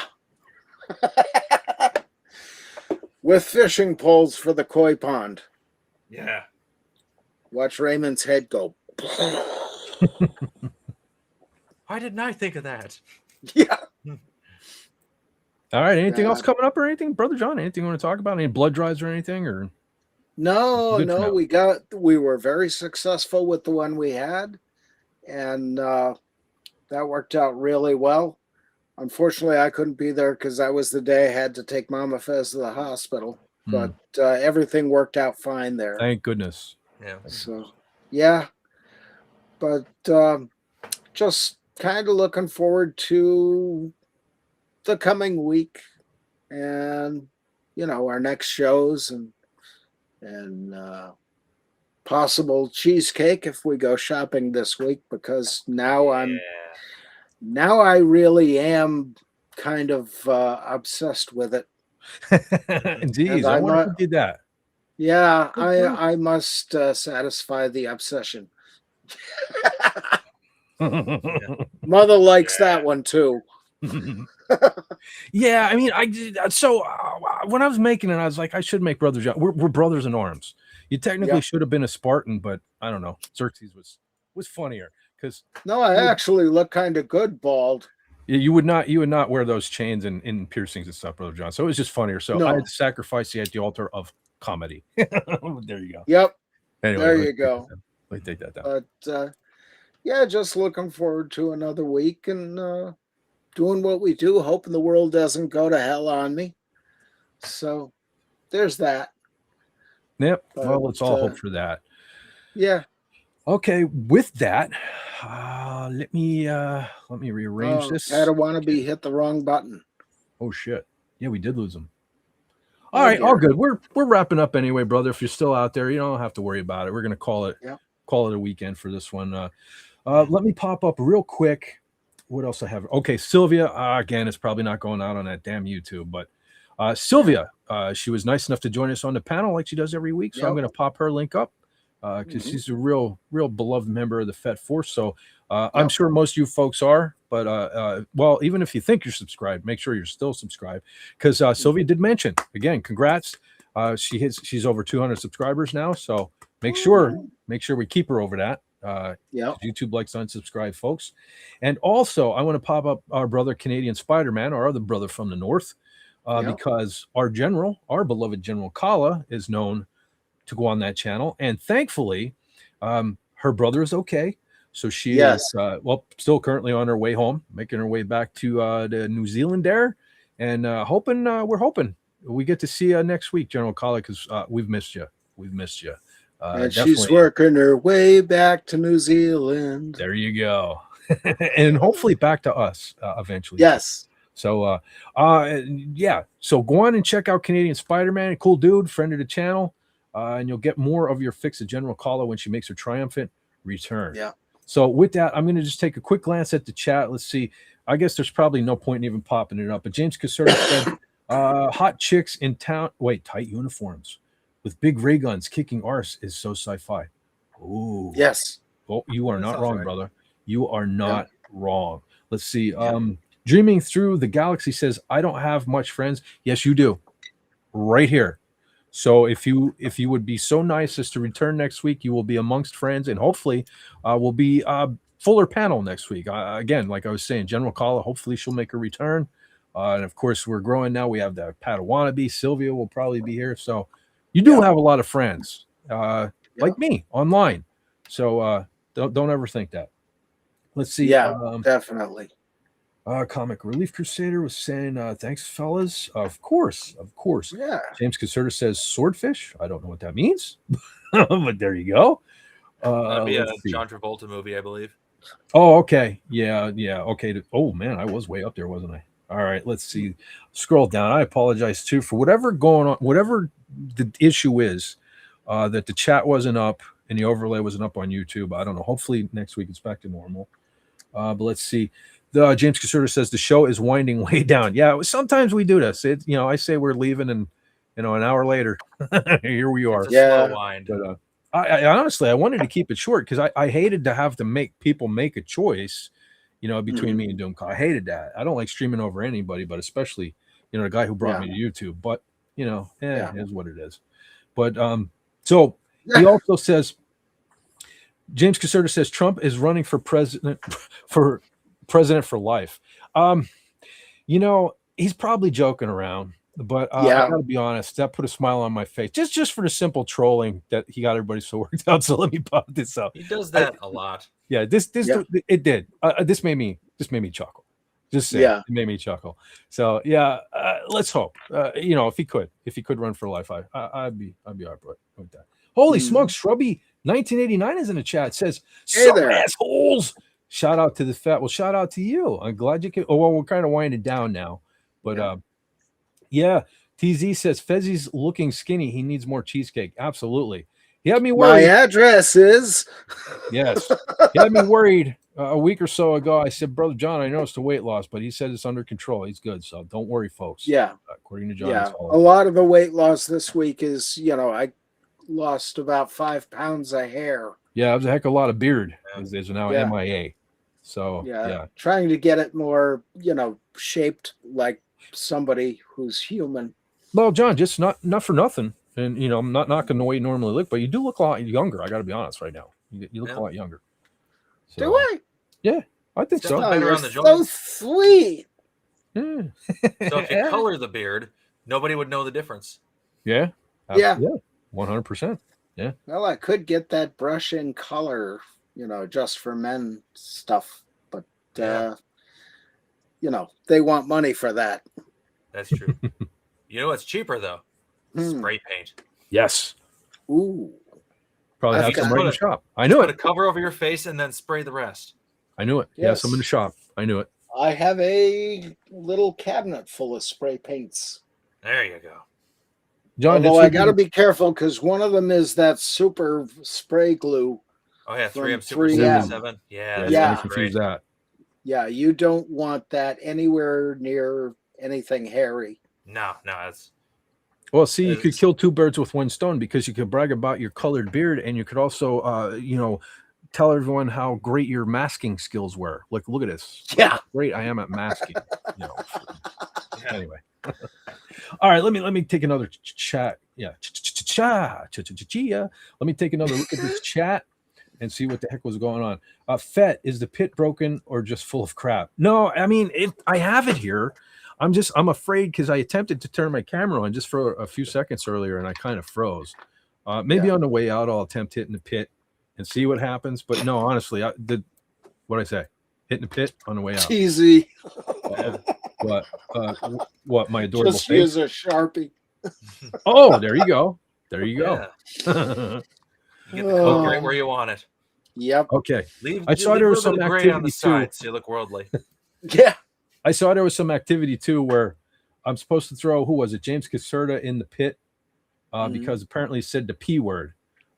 Just for future reference, I have no problem with it, but good old TZ there despises that word. So if you want to make an enemy out of TZ, I don't even want to say it because she'll get mad at me. But the PUSSI word, PUSI, did I say I? PUSSY word, not a fan. She's not a fan. So just for future reference. If you want to get her mad, that's the way to do it. I get it, I guess. But anyway, let's see. James Caserta said, I had no idea it was all about the Macarena. I was upset. Okay, so I must have been missing stuff from earlier. Let's see. Okay, I guess that's about it. Yeah, Fez just uses Sharpie. Yep. Yeah. Yep. Okay, well, let me do this. Let me pop this up and just say on the way out, I hope, I'm not sure what movie for next week yet, but in 2 weeks, I guess we kind of got to do finally Escape from LA.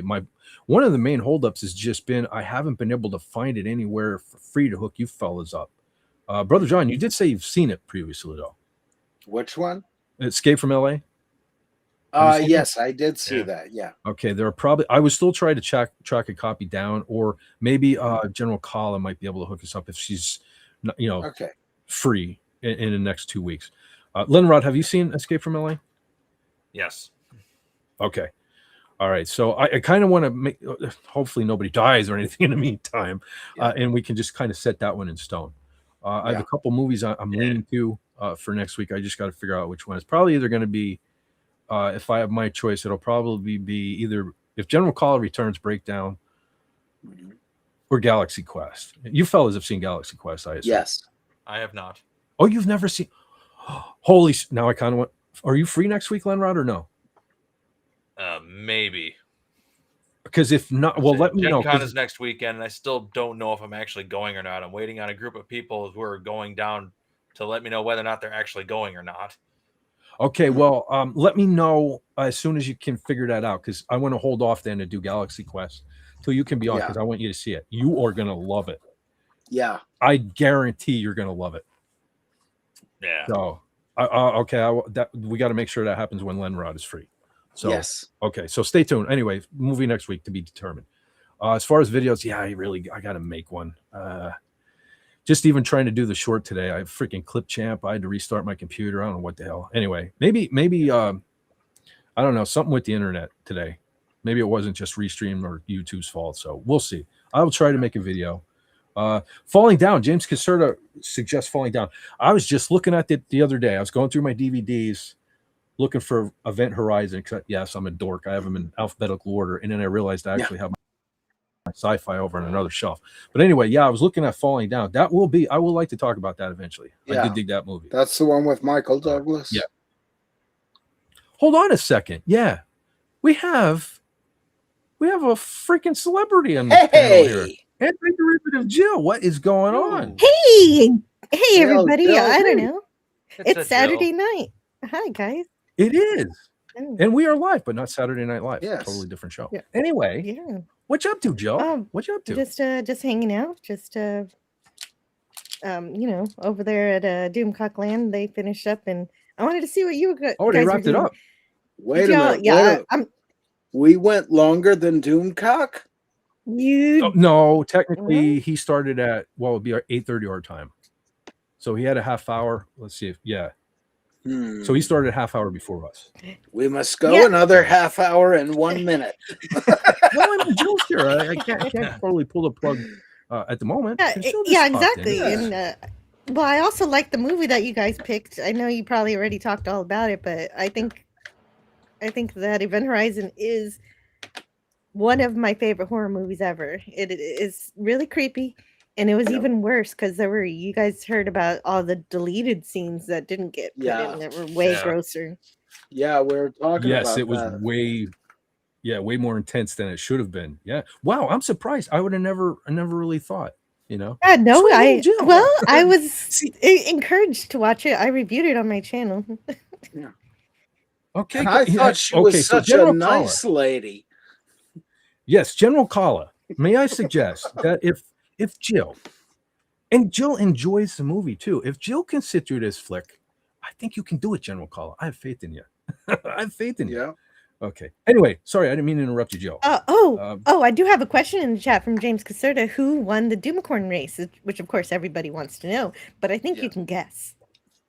Beetle bomb. Let me guess. Was it that darn beetle bomb? That's it. That's the right answer. But so, since everybody knows it's beetle bomb, the real question is who won second place, and that was Helena Clark. Wow, very cool. For all the years I'm going on there, it was only maybe 2 months ago I finally won one. Yeah, I did. I won one time, and it was through the great. Like I really won one. Like for real one. I don't know if anybody remembers this, but I actually won first place because of Santa Claus. Santa Claus beat Beetle Bomb. This was like 3 years ago. Oh wow. That was wild. That's cool. Wow. Okay, so anyway, you know what? Let's just back up a little bit. Jill, what do you like about Event Horizon? Well, I like a lot of things about it. Lawrence Fishburne, he's a really good Fishburne is a really good captain. Yeah. And I always appreciate a good captain.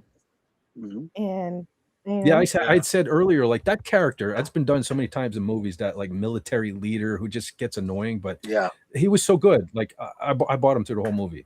Yeah. I like the Latin. Leader. It was really creepy. I was like, okay, and the mystery of the alien. I still don't know what's the deal with that, and that it's still a mystery at the end is really spooky. That is what a good horror movie should do. Yeah. And then I like Jason Isaacs also. Yeah, he was really good. He was very good. Yeah. Now the rest of us kind of seemed like we agreed. Sam Neill, you got to admit, Sam Neill kind of stole the movie though. Like, his acting was phenomenal. Yes, absolutely. Yeah, no doubt. It was absolutely tragic, and but also that lady who was driven by her desire to get her kid back. Yeah, that was creepy too. Yeah. So many the flashbacks. Yeah, too. Yeah, we didn't even really hit on that, fellas. The way that whatever it was, the evil, the force was having everyone see those hallucinations from basically the worst parts of their life. Yeah. Because with Sam Neill's character as his wife who committed suicide, and Lawrence Fishburne's character was that fella he couldn't save who burned. And the way it was manipulating everyone into that, and that woman that you just mentioned, the way like her son lured her to her death by falling into the pit. Yeah, not my pit, but a different pit. Totally well, so in Back to the Future, where we're going, we don't need roads, but in Event Horizon, where we're going, we won't need eyes. We don't need eyes. Yeah. Yeah. Oh, Yeah. hey, I was thinking that before I saw that Miskatonic Madman wrote that. Yeah. It's been on my screen since I got here. YOLO. SP4H is here. You know, I might have Holy just smokes. I might have just subliminally read your subtitle there. Let me give a real quick shout out though to brother SP4H. I get it, duty called, but man, we missed you tonight. The technical demons were we brought the Event Horizon is lurking somewhere around my house here, I think, because I had like the demons from hell on this channel tonight. Yeah. I currently, Joe, I don't know what the hell. Sorry, I don't want to curse in front of me. Well, I don't know what's going on here. I've had YouTube up on my second monitor tonight, but so you're here on Restream. Now, you see my border and the FSA logo and all that stuff up here on my screen? I do see it. Yes. In my chat, see how I have the chat up on the screen next good. to us? None of that stuff is going on YouTube all night. There's a blank screen where all that stuff is. Oh my God. I don't know what's going on. Yeah, it is just Why? blank. Yeah. Welcome to Fett's world. I don't know. It's weird. When I pop people's like, for example, you know, James Caserta says Doomcock Raid. Like it's coming up here on Restream. It's not going out on YouTube. I don't know what the deal is. Yeah. Oh, no kidding. Now I'm looking on YouTube and all I see is the space. Yeah. It's weird. I've never experienced this before. But I was telling Brother John, I think when we watching Event Horizon today, first I was trying to watch it on Pluto TV. It froze, which made my lazy ass go get the DVD. Then halfway through, right where we're getting to the gore, my player shut off. Then I was watching the behind, because I have the 2-disc version. I was watching the behind the scenes in the making of that shut off. It's cursed, I tells you. Yeah, I was saying earlier, going back to that old movie, The Car, that 70s movie where the Lincoln Continental was driving around, running people over and stuff. You know, there were always those legends. That people were getting killed on set and cameras were falling over and lights, you know, this and that. So I was thinking, we awoken the demons, Brother John, by discussing this movie, which made it even creepier when I was watching it, because I was telling myself these things. They want to show us so many things. Yeah. I don't know. Well, that was one of the kind of tie-ins to the Hellraiser movies. Was Sam Neill's wife in the movie has the line, "We have such things to show you," and in Hellraiser the line is, "We have such sights to show you." We have such sights to show you. Yeah. Yes, Pinhead. Now, Jill, have you ever seen the Hellraiser movies? I have not. No, I'm. Oh, you got to see the first two. Oh, yeah. This Event Horizon, there are so many nods to Hellraiser. Yeah, for sure. All I know is that if you take screenshots, do not take screenshots of Event Horizon. That was my biggest mistake of my entire life.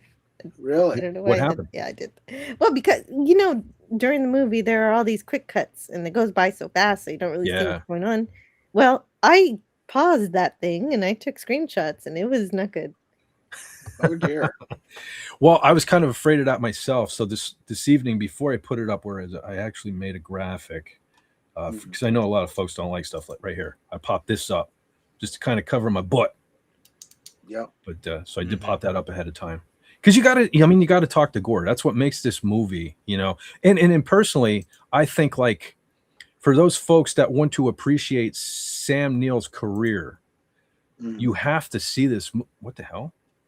That's not what. That's not Sam Neill. No, I know. I meant to take everything down. That's what I'm saying. This has been all this sort of thing going on. Oh man, it's just so bad. People can't see that awesome graphic. It's just a pain. No. What if Sam Neill played Dark Helmet? Ooh, that'd be too something. tall though. Well, there is that. It's like half of what made Dark Helmet is that he was like half of Darth Vader. He was tiny but had a giant head. Yeah, a little fella. Yeah, wouldn't have been the same either.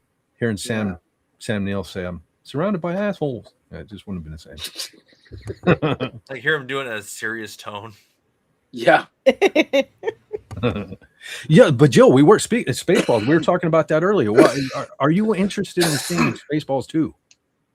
Definitely interested in seeing it, and it does seem like there's some good publicity behind it in terms of the advertising that they're doing. It seems to be in good spirits. It seems to be in good humor. I'm not noticing any warning signs. So I don't know. Yeah. Yeah. I have Knock some on hope. wood. Yeah. Knock on wood. I know when they first announced it, I wasn't crazy. I'm a big John Candy fan, so I didn't know how they were going to do it without him. But the more I'm seeing, and the return of Rick Moranis, they definitely couldn't have done it without him, for sure. Yeah. So now I'm kind of interested. I'm liking what I'm seeing so far.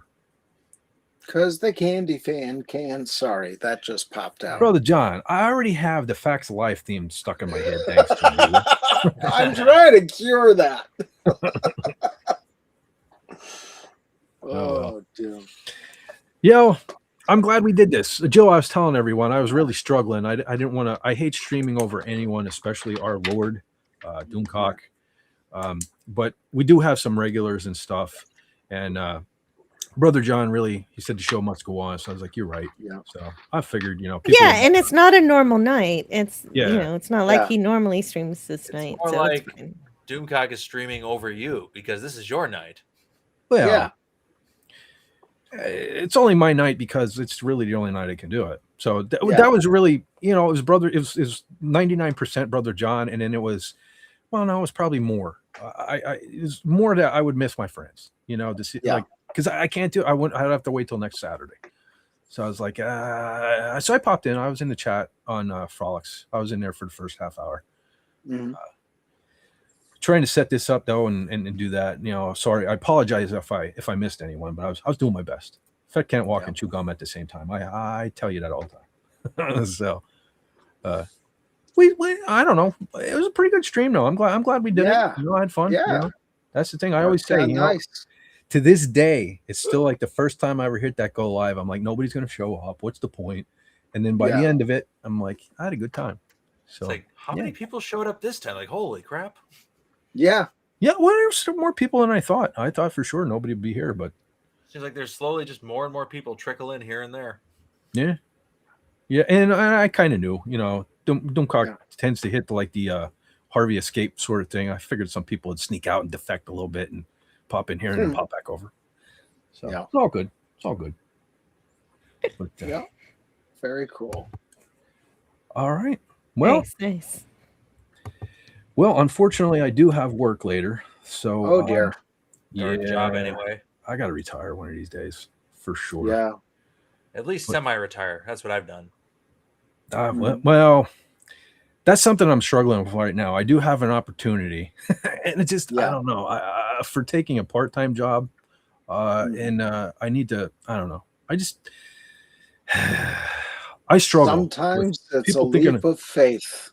Yeah. Well, I mean, way back to when I had the surgery and all, the thing I got here, I could have went on disability and all, but I struggle with, I don't want people to think I'm a piece of crap. You know what I mean? I can't, I don't know. I struggle with these things. Yeah. And then there's those people who just live on disability and all the other government programs because they don't care that everyone thinks they're a pice of crap because they are. Yeah. See, I don't know. I'm from the generation where I kind of still care about that sort of thing. Yeah. But I don't know. Too many people I just want to punch. I met one guy I really wanted to deck him. He's complaining about how he can't work all the time because he has, has headaches and his foot is kind of hurts all the time. He can't stand. And I'm thinking about my friend who had passed away a few years back. Like his whole body was destroyed, and he actively tried to go to work as much as he could. Yeah, like he could barely walk. He could barely function as a human being sometimes, and he still kept at it. Yeah, it's like you have no excuse, dude. Go to work, you deadbeat. Yeah. I don't know. Some people, most folks don't have consciences anymore, though. You know what I mean? Yeah. They don't care. They could just stab you right in the back, steal the money out of your pocket, and just don't even think twice about it. They don't lose sleep at night. It's sickening. So, stealing from the government, it's stealing from us, the taxpayer. You know what I mean? Yeah. So Where do they get their money? Oh, yeah. Yeah. Yeah. All right, they let's go see. on and tax the money they give away. Yeah. Well. All right, folks. I guess that's maybe what is it, about the fifth time we're going to wrap it up? Somewhere in that range. All right, I want to pop up. Yeah. I'm glad I made it for the third time. Yeah. I lost track. This always happens. That's why I'm good. So we're probably the new format should probably be this. So I hit the intro and I sing my little song, and then we just go right to the outro because then it'll be another couple hours. So yeah. Intro, hello, outro.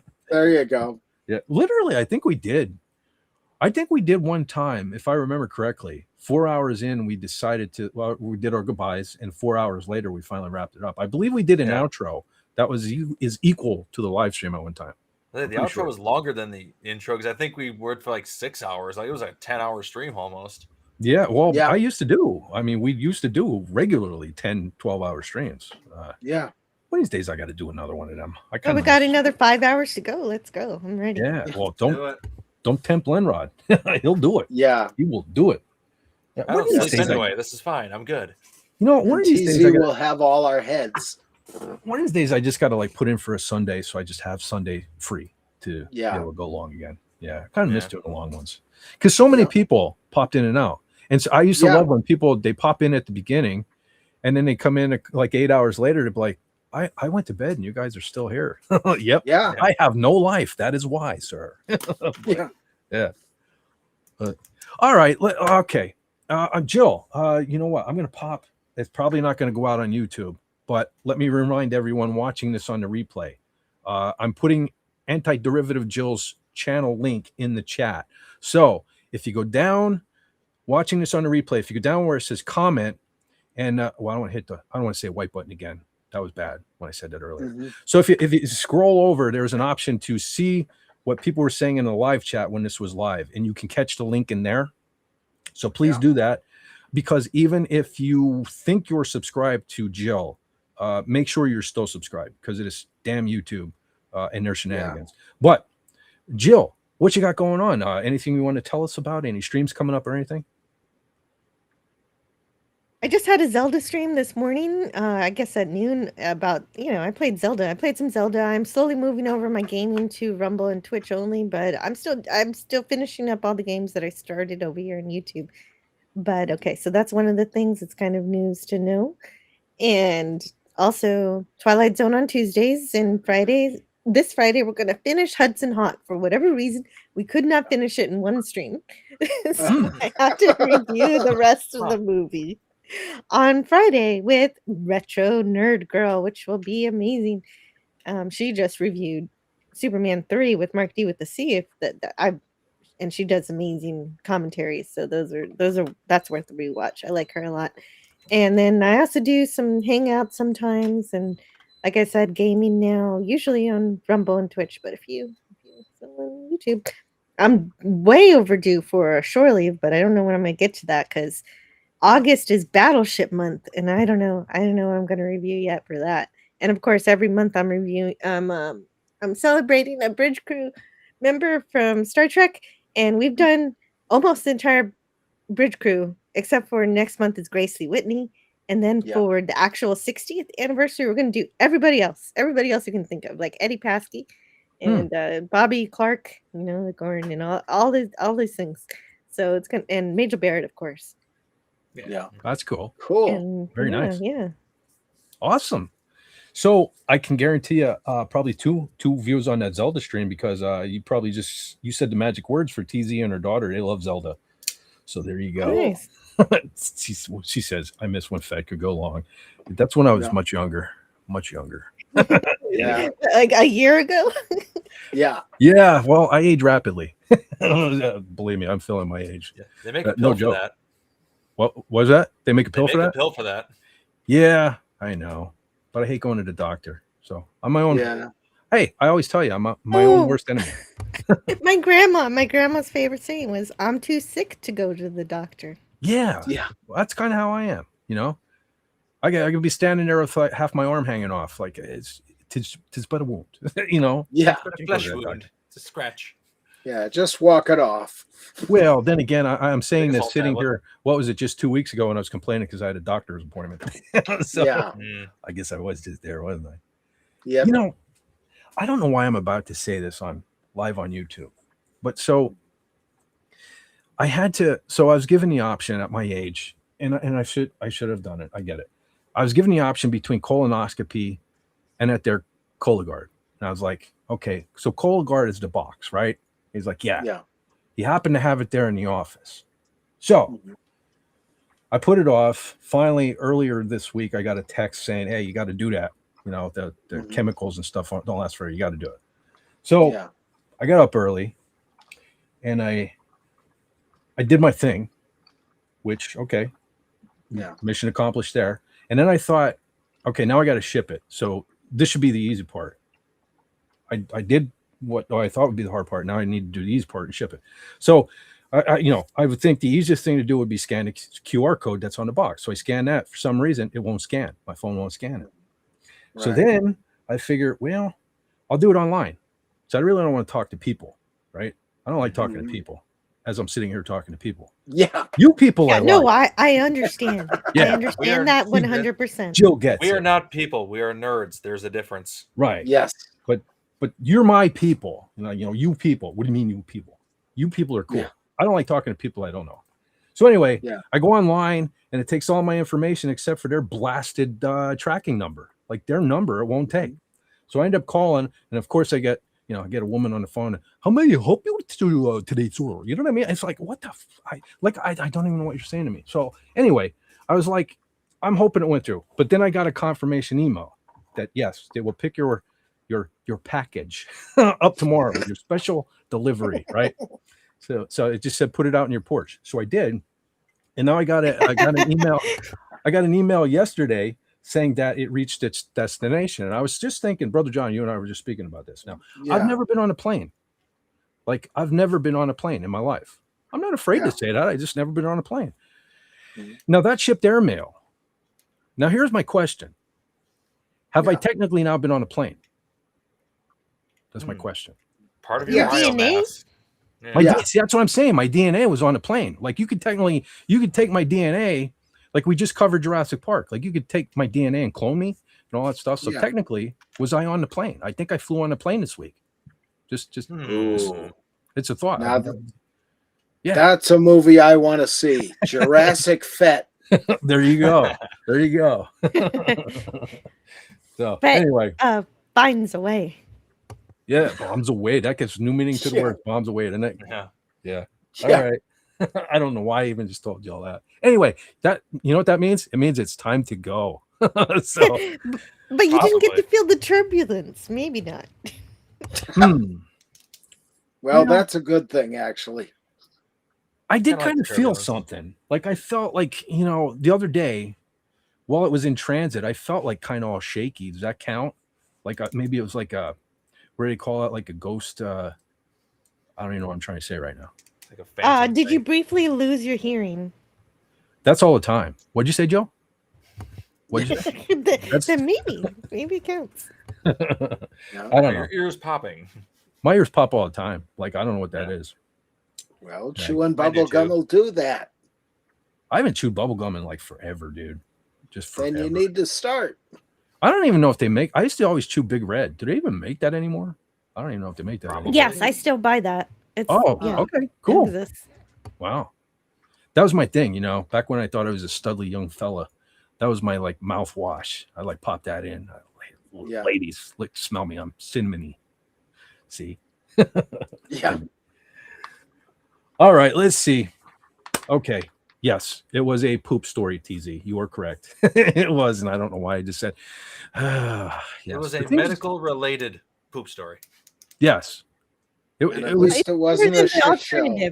Like I think I probably would have made that choice too. That way. Yep. It beats being something stuck in your bum. Yeah, well, it gets to remain an exit. To be kind of serious about it, I probably should have got. Well, first of all, I'm at the age, I should definitely have one. And I did have to have one when I was 24 because I did have some issues, and I did have I had a polyp and all that stuff. So I'm hoping not. I'm just why I'm trying to joke around about this. I'm actually a little nervous. I can't wait to get the results. I'm hoping everything's okay. But knowing my luck, it's going to be nope. Now you got to get the colonoscopy. We found something. But anyway, trying to find the humor in it. Your poop was contaminated. We didn't find it in a box. It was in a paper bag in your front porch.